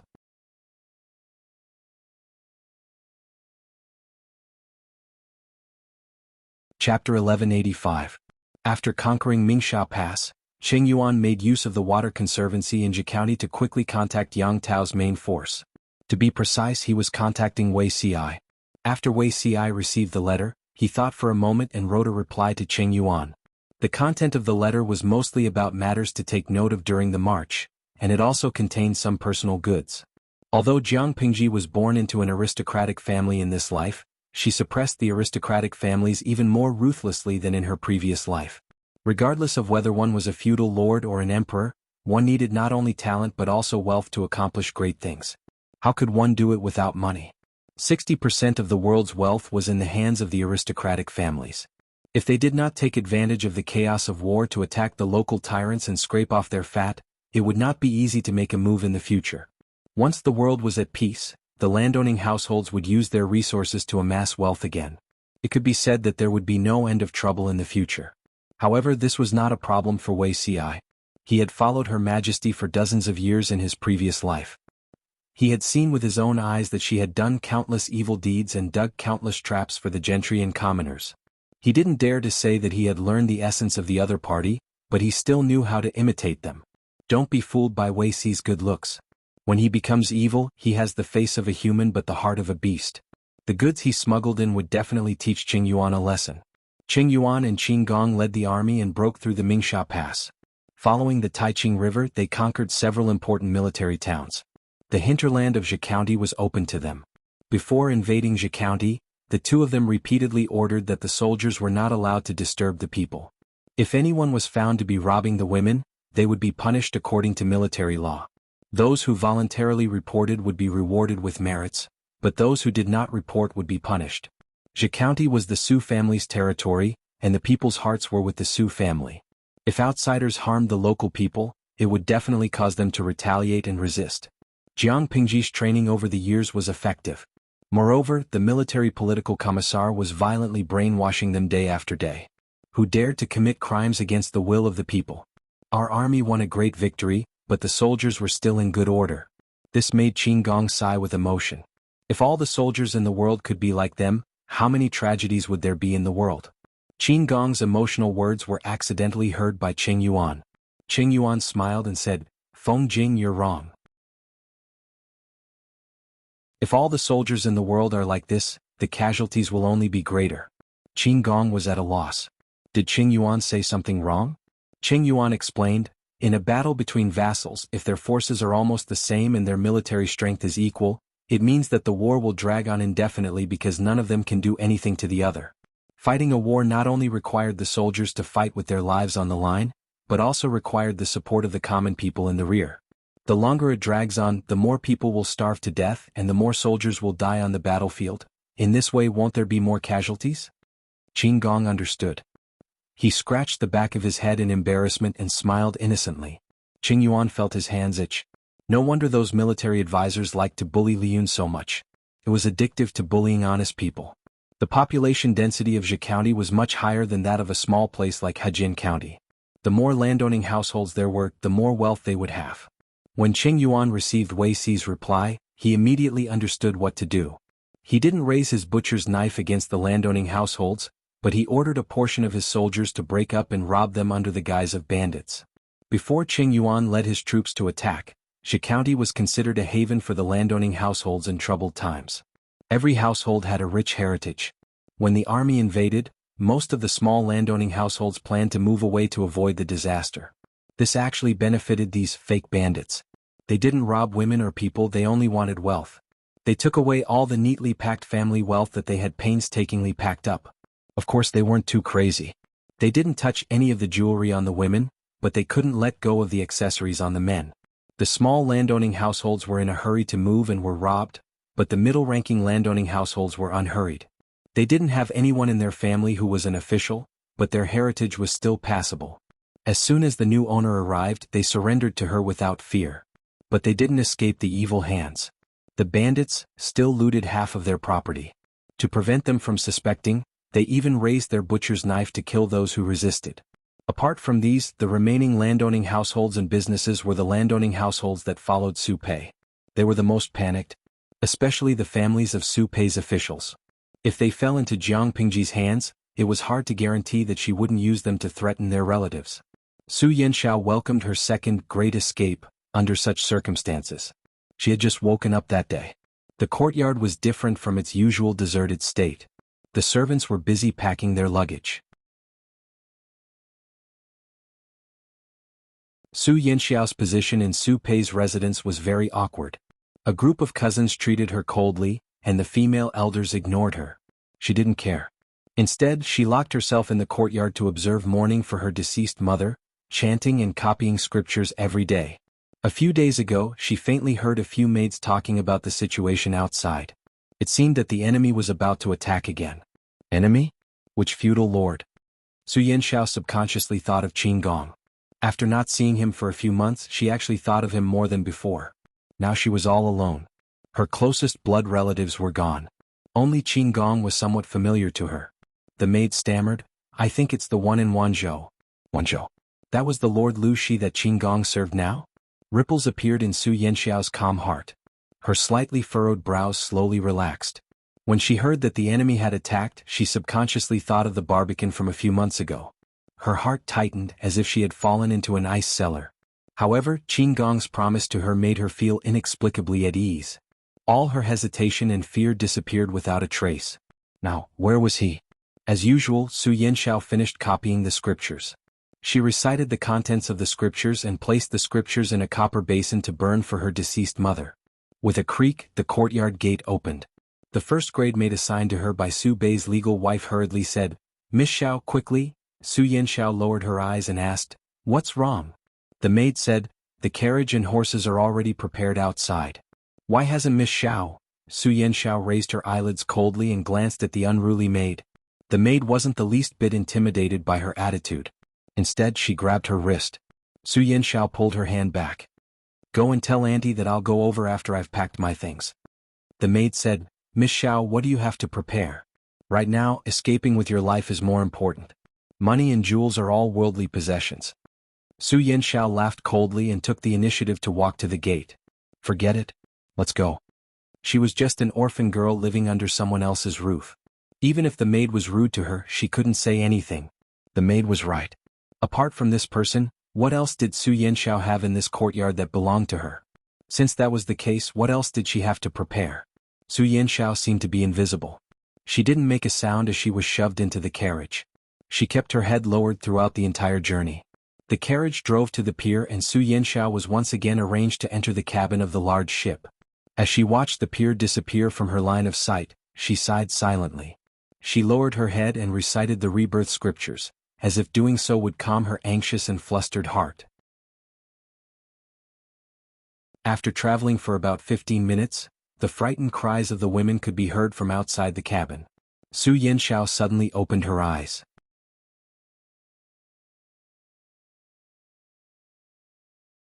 Chapter 1186. Pirates? The sound of messy footsteps pierced Su Yanxiao's eardrums. A familiar fear spread uncontrollably throughout her body. Her eyes were wide open, her fingers almost digging into the flesh of her palms, and the roots of her teeth were also trembling as her footsteps approached. Outside the cabin, the frightened cries of the women could be heard. Although she had not seen it with her own eyes, she could picture the scene in her mind just from the sound. The experience outside Mountain Urn City resurfaced in her mind once again. Su Yanxiao's limbs were as cold as ice. Clang.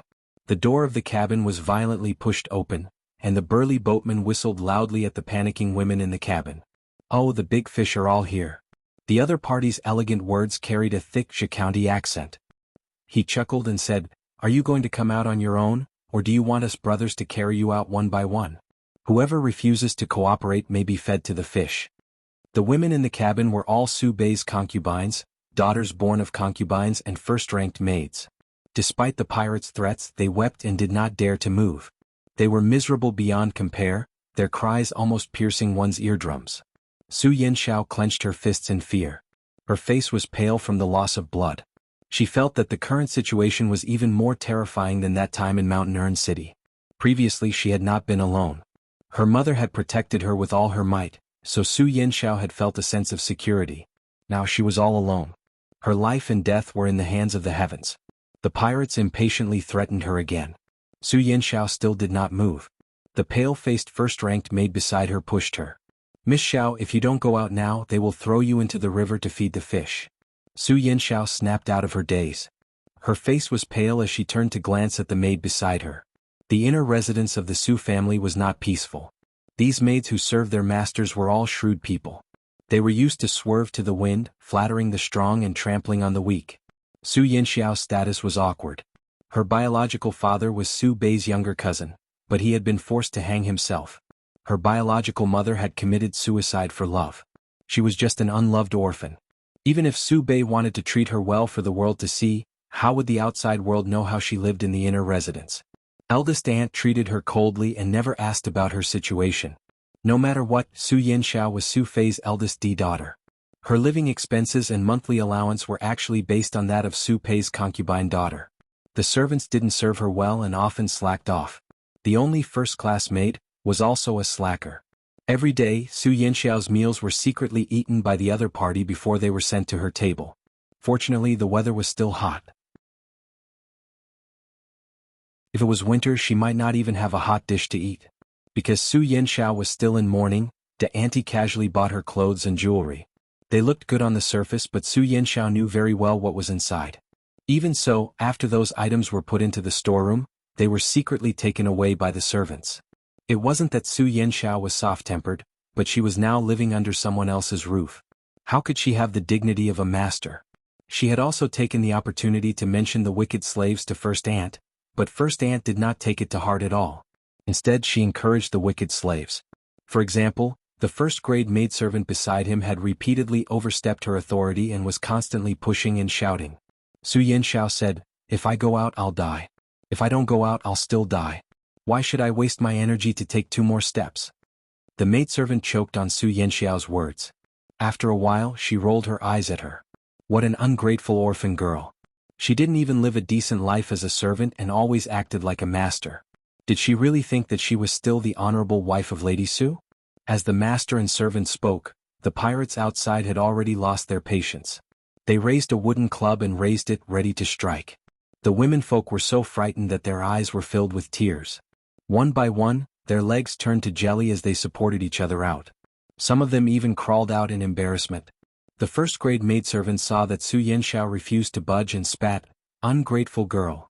She followed the womenfolk out anxiously. Outside there were many pirates standing guard. They had already occupied all the boats that were escaping. Everyone was terrified. "What are you looking at? Haven't you seen a man before?" The pirates outside laughed and bared their teeth. A second ago they were still laughing, and the next second they were threatening with fierce faces. Their voices were as loud as thunder. "All of you, squat against the railings and put your hands on your head. If anyone dares to raise their head, I'll gouge out their eyeballs, strip off their clothes, and throw them into the river to be sacrificed to River Earl." Su Yanxiao saw that the pirates didn't have any intention of touching the womenfolk and was astonished. The pirates saw that there was a skinny maidservant in the cabin. They saw that her clothes were simple, that her black hair was bare, and that her small face was white and clean. They instantly thought that she was a low-level maidservant that served in a rich mansion. They urged, "You go out too." Su Yanxiao didn't have any desire to live right now. The heavens wouldn't care for one person again and again. Last time, Qin Gong was able to rush over to save her, but this time he couldn't escape. Rather than being herded outside like livestock and enduring unknown humiliation, it was better to die cleanly. Su Yanxiao wasn't moved. That pirate tried to threaten her with a wooden club, but she had an expression that said, "If you want to hit me, I'll kill you." The pirates, "Our lives aren't easy. We're all out here to make a living. Can't we act according to the script?" The pirates couldn't let her stay in the cabin. The women on these boats had special identities. If they accidentally killed someone, they wouldn't be able to explain it to their superiors. "Little girl, you're pretty tough." The pirates put away their wooden clubs and lifted up Su Yanxiao, who had a frightened expression on her face, as if he was lifting up a little chick. Lifting her up, the pirates even complained in their hearts. There were times when rich families didn't have food to eat. Such a good girl was starving. She was so skinny that she didn't even have 2 tails of meat left. The cold wind on the river blew against her face.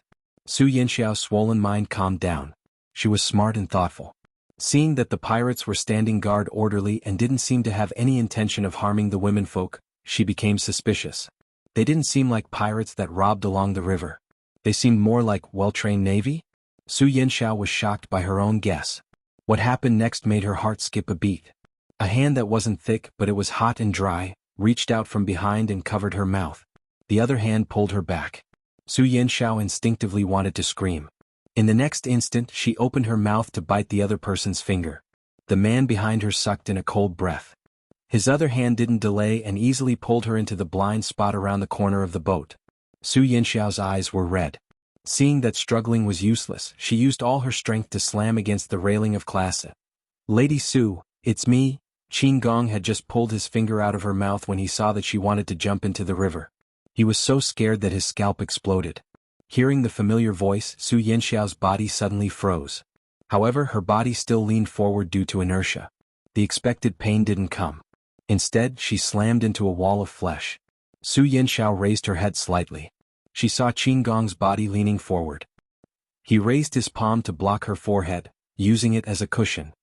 Qin Gong. Su Yanxiao felt a sour and hot feeling rush up her nose and spread to her eyes. Qin Gong wasn't wearing armor at this time. Instead, he was dressed in coarse hemp clothing. Although he didn't have his usual majestic aura, he still had the air of a dissolute knight.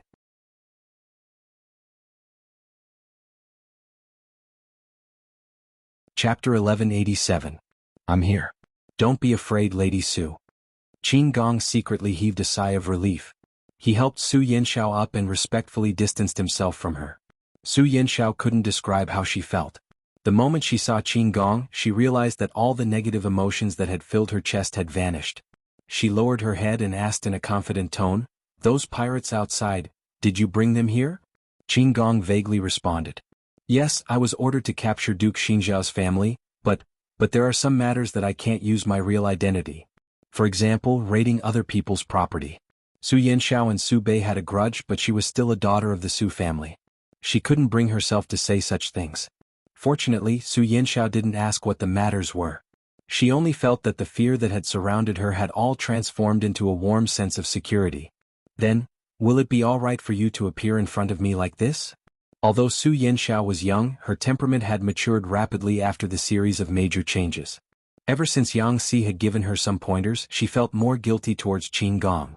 Qin Gong had taken care of her on account of his former master, but she was still his burden at the end of the day. She wasn't a heartless person. She had seen all of Qin Gong's sacrifices. Hearing his words, Su Yanxiao couldn't help but worry for him. Logically speaking, I shouldn't have appeared to avoid being recognized. It wouldn't be good if I caused trouble for the Lord. Qin Gong said sincerely. But I'm really worried about you. You look so pale and I feel anxious. I'm afraid you'll do something stupid. Qin Gong had noticed Su Yanxiao long ago, but it wasn't convenient for him to show himself. He had been secretly observing her just now. Seeing her deathly still expression, he couldn't help it. He decided to cover his face and used the excuse of sending away the pirates on guard nearby. He then secretly pulled Su Yanxiao out to say a few words to comfort her. "Don't be afraid. You still have him." Su Yanxiao's cheeks reddened. A faint blush appeared on her pale face. An indescribable throbbing spread through her chest. Even she couldn't describe what she was feeling. She had never thought that Qin Gong was so good-looking. She couldn't get enough of him. Coincidentally, Qin Gong was the same. "I'm fine," Su Yanxiao said. Don't delay your business because of me." Even though Su Yanxiao knew that Qin Gong wouldn't abandon his work for personal reasons, she still couldn't help but remind him. The temperature of her burning cheeks didn't subside. Don't worry, Madame Su." Qin Gong didn't have much time, so it wasn't convenient for him to say too much to Su Yanxiao. Although there was no one around, the pirates standing guard on the other boat saw it.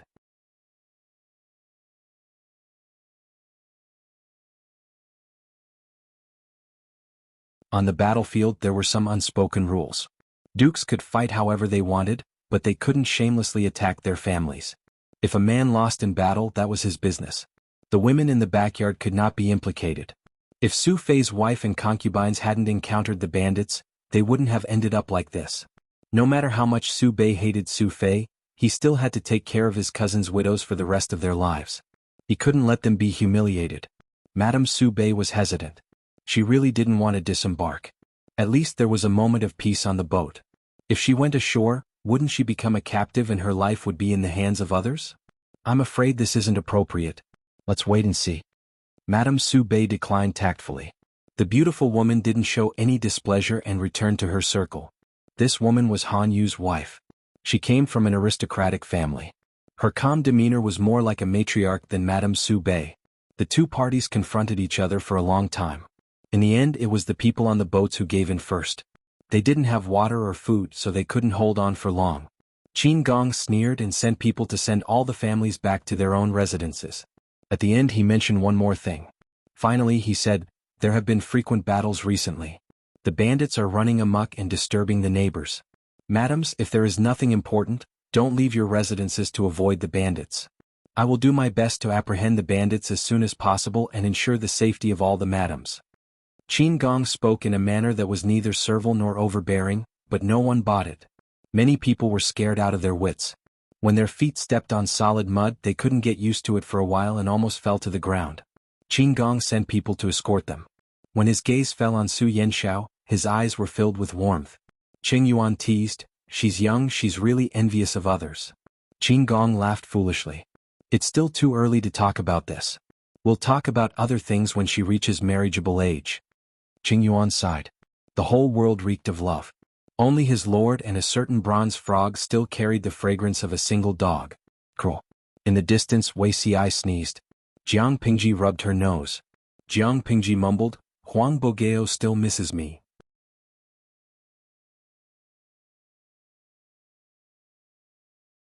Chapter 1188. These hateful thieves, Su Pei's relatives were escorted back to the mansion by Qin Gong's soldiers. Upon entering, they saw a cold and empty courtyard. Because they had to escape, they could only choose the small and valuable items. The larger items were left in the old mansion for the servants to guard, and they could move them in the future. They did not expect to fail in their escape. When they returned home, they found that the house had been raided and many of the servants were injured. The concubines wanted to cry but had no tears to find that the larger items they had not taken away had all been taken away by the thieves. A particular concubine's favorite shelf of many treasures had also disappeared, along with all the decorations on it. When they asked the servants who stayed behind, they said that not long after they left, a group of masked bandits had barged in to loot. Fortunately, these bandits did not have much foresight and only took gold and silver. The more valuable items, such as antiques, were left untouched. Compared to the latter, the gold and silver stolen could only be considered the tip of the iceberg. Madame Su Pei's face was filled with anger, but at the same time she was glad that the bandits were short-sighted and did not know what was good. It has been a day of fright. Everyone return to your own courtyards to rest. We will discuss the rest tomorrow. Madame Su Pei casually dismissed the weeping concubine. She was impatient, but at the same time she felt a faint sense of satisfaction. These concubines were beautiful but had no background. Their private storehouses were full of gold and silver, cloth, clothes, and rouge. At the same time, they were the most heavily raided area by the bandits. They had lost the most, but what was the point of crying in front of her? She would not be so kind as to compensate them. Su Yanxiao watched the show coldly, her face unperturbed. When First Madame gave the order to let them go, she followed the other women and bowed, returning to their own courtyards. Go check the private storehouses and see what was missing. Su Yanxiao casually found an excuse to send away the first-grade servant girl who was serving them. She wanted to be alone. The servant muttered, "The bandits are so greedy. How could they leave anything for us? Even if we search, it will be a waste. They will definitely be robbed clean."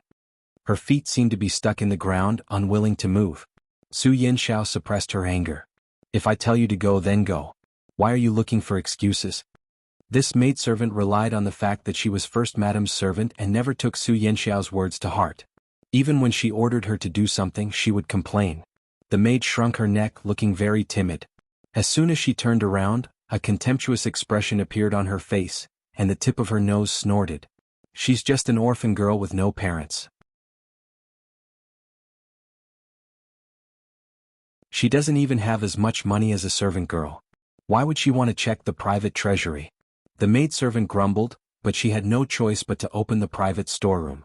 Although Madame Su Pei had never cared about Su Yanxiao, in order to prevent others from criticizing her, she had prepared many good things for Su Yanxiao. However, although the items were good, they were all valuable items that were rarely used and had markings on them. They were large and impractical, so they could only be placed in the private storage to collect dust. The few items that could be exchanged for silver were mostly stolen by the servants to be exchanged for money. Su Yanxiao's life in the Su residence was extremely unsatisfactory. The maidservant looked at the items in the private storehouse and exclaimed in surprise. Everyone's private stash had been ransacked by the robbers, except for Su Yanxiao's private stash, which was neat and tidy. There wasn't even a footprint on the ground. Su Yanxiao knew about this and muttered, "It's probably because the residence was too inconspicuous and the bandits didn't have time to search it. Go get some Buddhist scriptures and prepare a brush and ink. I want to recite the scriptures and copy them for my mother. Don't spread the news about the private stash, lest it attract unnecessary gossip." Everyone in the residence had been robbed. Only her own place was safe and sound. It was inevitable that people would be jealous. Unexpectedly, the maidservant turned around and reported this matter and Su Yanxiao's words to First Madam. First Madam laughed coldly and said with disdain, "Ungrateful wretch. What was there to hide about this matter? Could it be that the elders would covet her money?" The next day the Su residence welcomed a special guest. Qin Gong had a tender face, but his tall and sturdy figure matched with his armor. No one dared to treat him like a child. First Madam and Duke Xanzhao have been separated for a long time. Why don't you write a letter home to inform him that you are safe? Otherwise, Duke Xanzhao will worry about the safety of his family at the front lines. First Madam's expression darkened. She glared daggers at Qin Gong. From her point of view, this was not writing a letter home to reassure Su Bei. It was clearly using his family to threaten him and force him to submit. She would not fall for this trick. First Madam said harshly and straightforwardly, "I never thought that the noble Duke of Lanting would resort to such despicable methods. Is this the behavior of a man? Using his family to threaten others? She was a man. Was she still a hero?" Qin Gong laughed. "Madam has misunderstood my master. I have no ill intentions." "No ill intentions?" Even a ghost would not believe it. First Madam refused to write a letter home. Who knew what tricks the enemy would play with this letter? Seeing that she was unwilling, Qin Gong did not force her. Although he did not show it on his face, he was secretly lamenting that this person was not as far-sighted as First Madam. The First Madam that Qin Gong mentioned was not Su Bei's wife, but Su Yanxiao's birth mother, Su Fei's wife. If she were to encounter such a situation, she would definitely write a letter home.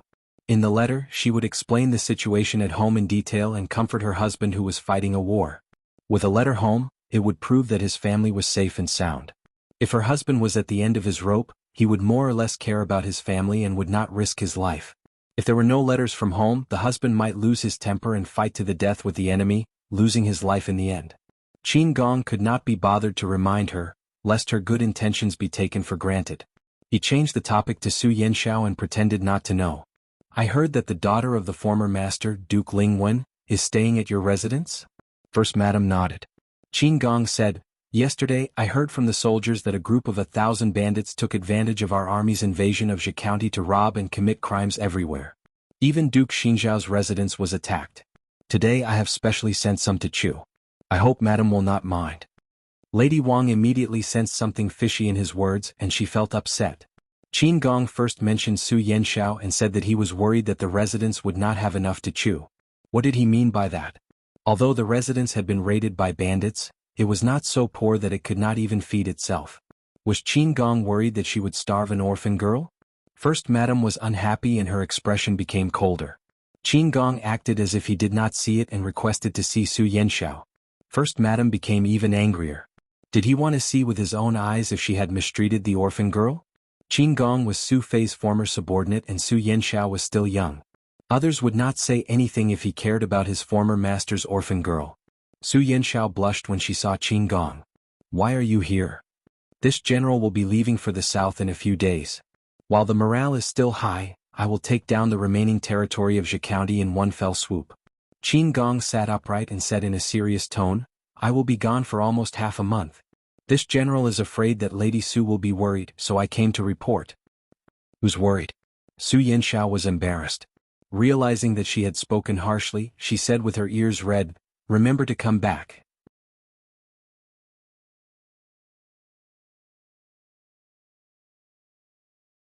Chapter 1189. Qin Gong went to the battlefield with a peace of mind.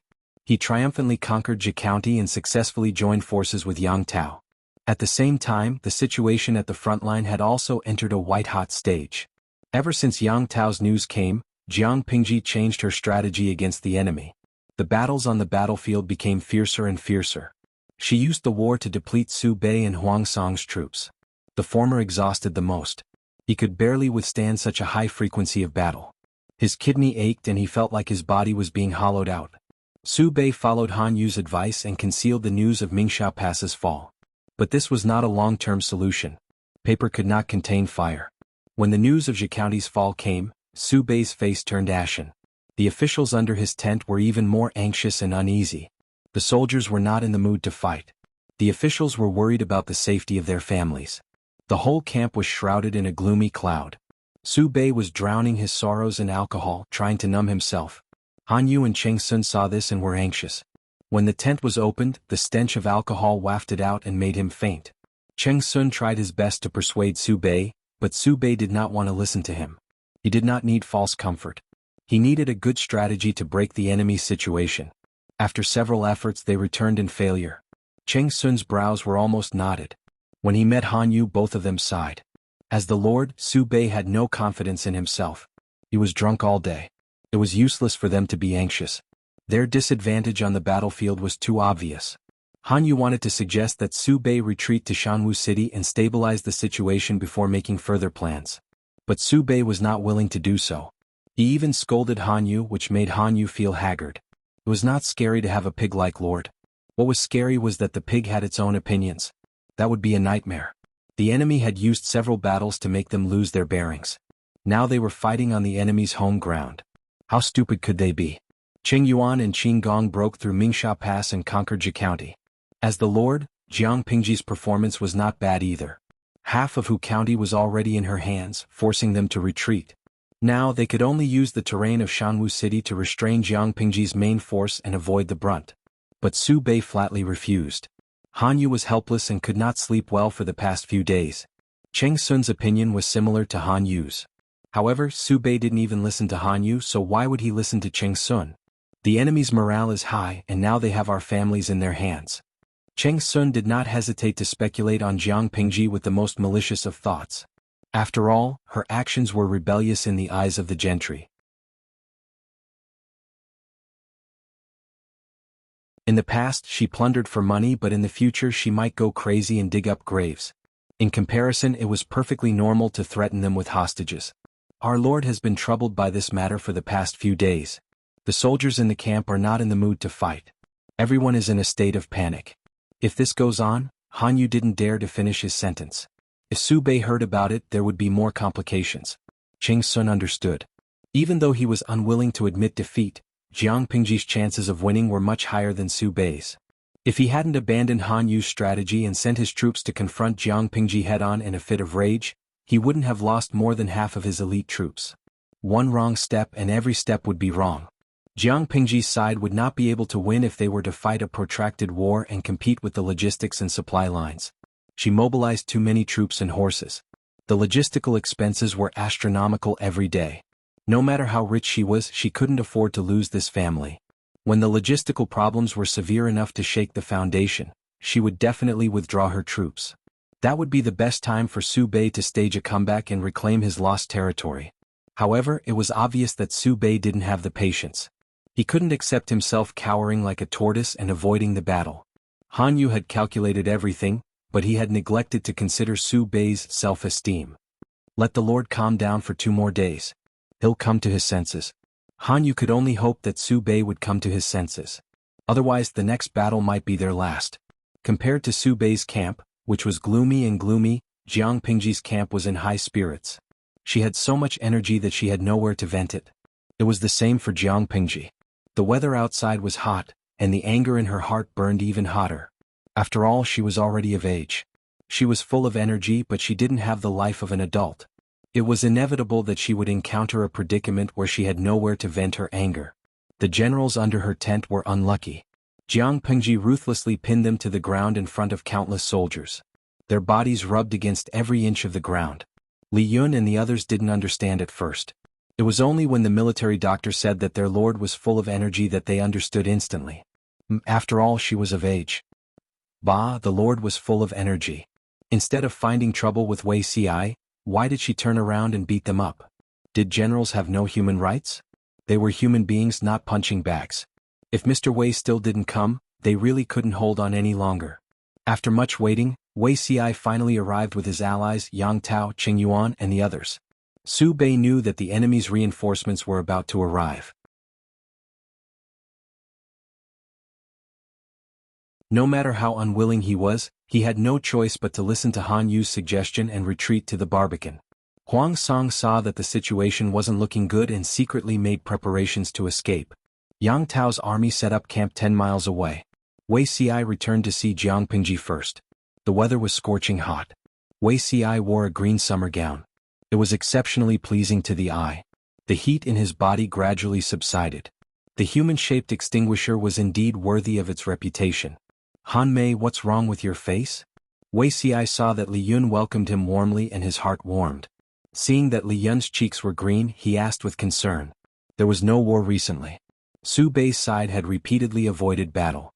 Logically speaking, Li Yun shouldn't have any new injuries. Li Yun lazily removed his armor. Otherwise, he would either collapse from exhaustion or be dehydrated from the heat after wearing something that weighed dozens of kilograms. Yesterday, I accidentally injured myself during a duel at the drill ground. Wei Xi understood. This injury must have been caused by the Lord. Throughout the entire camp, apart from the commander-in-chief Fu Wang who was stationed at the rear, only the Lord had the strength to beat up Li Yun. Is the Lord in a bad mood recently? Li Yun trembled and asked, how did Zixiao know? The Lord rarely appears at the drill ground, let alone duels with others.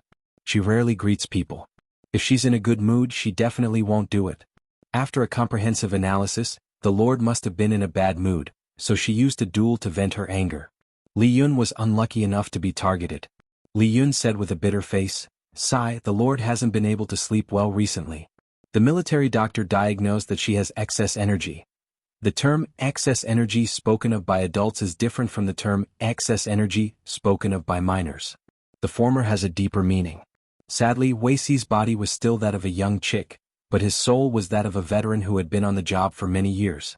He understood in a second and then pretended to be dead. If the Lord has excess energy, then go kill Su Bei. Fighting a battle is the best way to vent her anger. Wei Xi's brain started working. He planned to give her a push and let Su Bei follow in Su Fei's footsteps.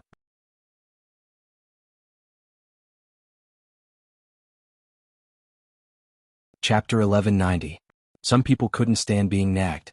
They were talking about Jiang Pingji just now, but this person followed the scent and came looking for her. My lord, why are you here? Jiang Pingji glanced at Wei Xi. Her calm eyes were filled with warmth.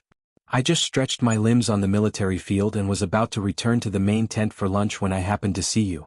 Upon hearing this, Li Yun immediately found an excuse to slip away, leaving the space for Jiang Pingji and Wei Xi to avoid being the third wheel. Han Mei is getting more and more cunning. Back then, Han Mei was one of the few honest people among us.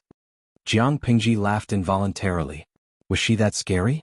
Wei Xi curled his lips into a faint smile. Li Yun's reaction was beyond his expectations, which inexplicably brightened his mood. In front of others, Wei Xi always hid his emotions in the bottom of his heart, using a gentle mask to conceal his true emotions. In front of Jiang Pingji, he rarely deliberately concealed it. Well, the most important thing was that it was useless to conceal it. She could see through it. Zixiao, are you in a good mood? Wei Xi said, my lord is in a good mood too. Jiang Pingji crossed her arms and teased him with a smile. I'm in a good mood because the frog that ran away from home is back. The salted fish in the streaming room was really fickle. Some time ago he was obsessed with the 4 cardboard human brains, but now he crossed species and treated the frog as his son. Jiang Pingji didn't immediately notice Wei Xi's return, but the camera in the streaming room had a wider field of vision than hers. When Wei Xi appeared in the streaming room's camera range, the entire streaming room suddenly exploded like boiling water poured on hot oil. Shenyo, Croak, the beauty croak is back. Shushenya Li, what? My croak son is finally back? Fairy Meowfu Ball, son, I missed you so much. Jingru Ming Mo, croak son is back? Seems like he brought a little friend back. Son, you're really helpful. Looking at the screen full of croak son, Jiang Pingji suddenly found it hard to look at Wei Xi's face. The standard of the salted fish audience in giving nicknames was like the standard of her giving names. It was terrible. Since a while ago, the salted fish audience seemed to be possessed. The frequency of the frog's appearance increased until it dominated the screen. Even if Jiang Pingji did not look at the bullet screen in the streaming room, her screen was flooded with frogs every day. It was impossible for her not to know about it. She imitated the young people's memes and the audience cheered her on, saying that she was keeping up with the trends, but Wei Si was at a loss, his bright eyes filled with confusion. What? A frog that ran away from home? It wasn't that the Lord didn't like pets. When did she raise a frog? As intelligent as Wei Si was, his brain also stopped for a moment. However, a smart person was a smart person. Wei Si really did not understand the joke of traveling sun in the live streaming room, but combined with the context and the fact that his lord had once teased him with the phrase, boiling a frog in warm water, he quickly understood. Wei Si coughed softly and pretended to be calm, but the blush and heat at the tips of his ears did not subside so easily. He didn't know if it was because of the weather, but he actually felt a little hot. Zixiao hasn't answered my question yet. Jiang Pingji helped him to change the topic. What if he scared them away again? The frogs that other people raised could, at most, carry a backpack when they went on a trip. The frog that she raised was complicated and hard to guess, and would often pretend to be dead. Sigh, my heart is tired. Wei Si said, in this world, there is nothing more delightful than seeing my lord. What he said was true, but it was not the main reason why he was happy. What really made him happy was Li Yun's reaction.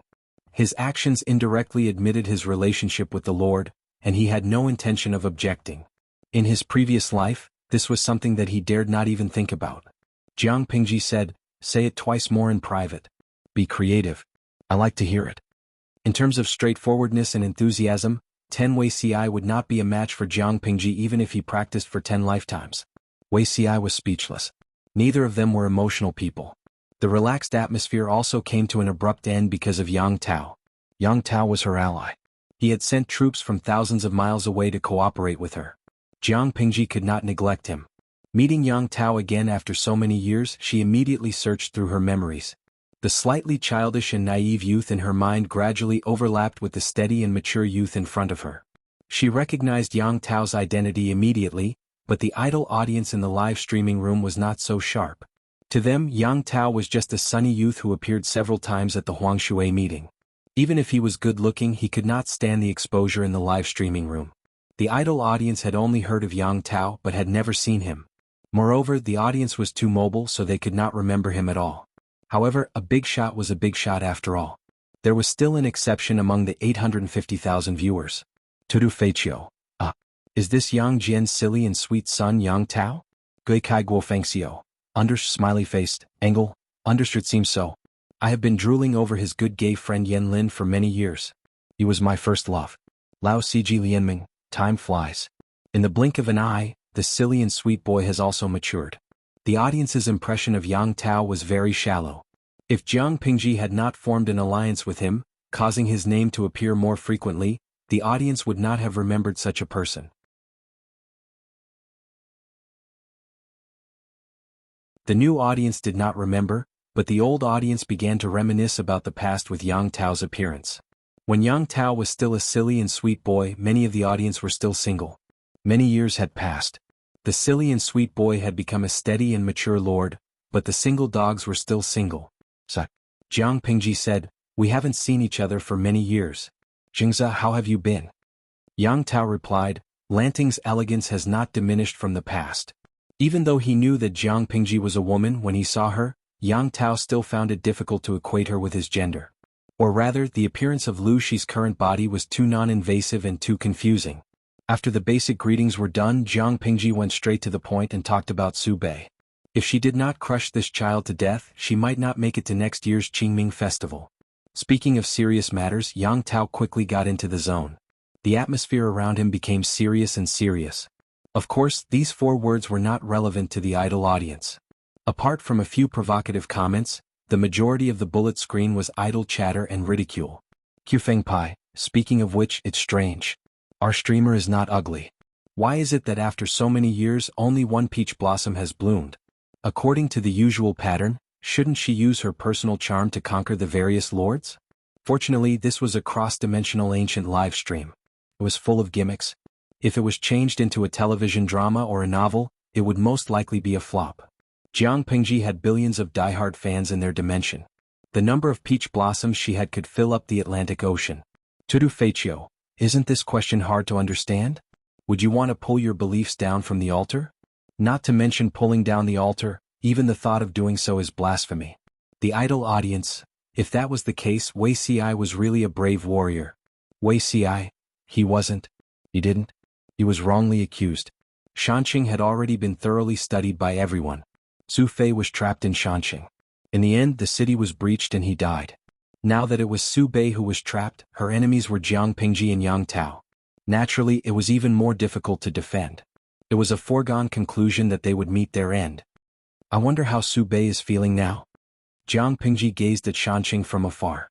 The cold wind passed through her hair, leaving not a trace. She crossed her arms in front of her chest and said, "He should have a deep understanding of how Ling Wengong felt a few months ago." You're tuning in to the Han Li's Wuxia Adventures YouTube channel. We're so grateful for your support, and don't forget to subscribe to join us on this incredible journey through captivating stories. Your generosity through donations truly makes a world of difference, as it's the primary source of revenue that allows me to expand and enhance this channel for you. Thank you from the bottom of my heart for being a part of this adventure.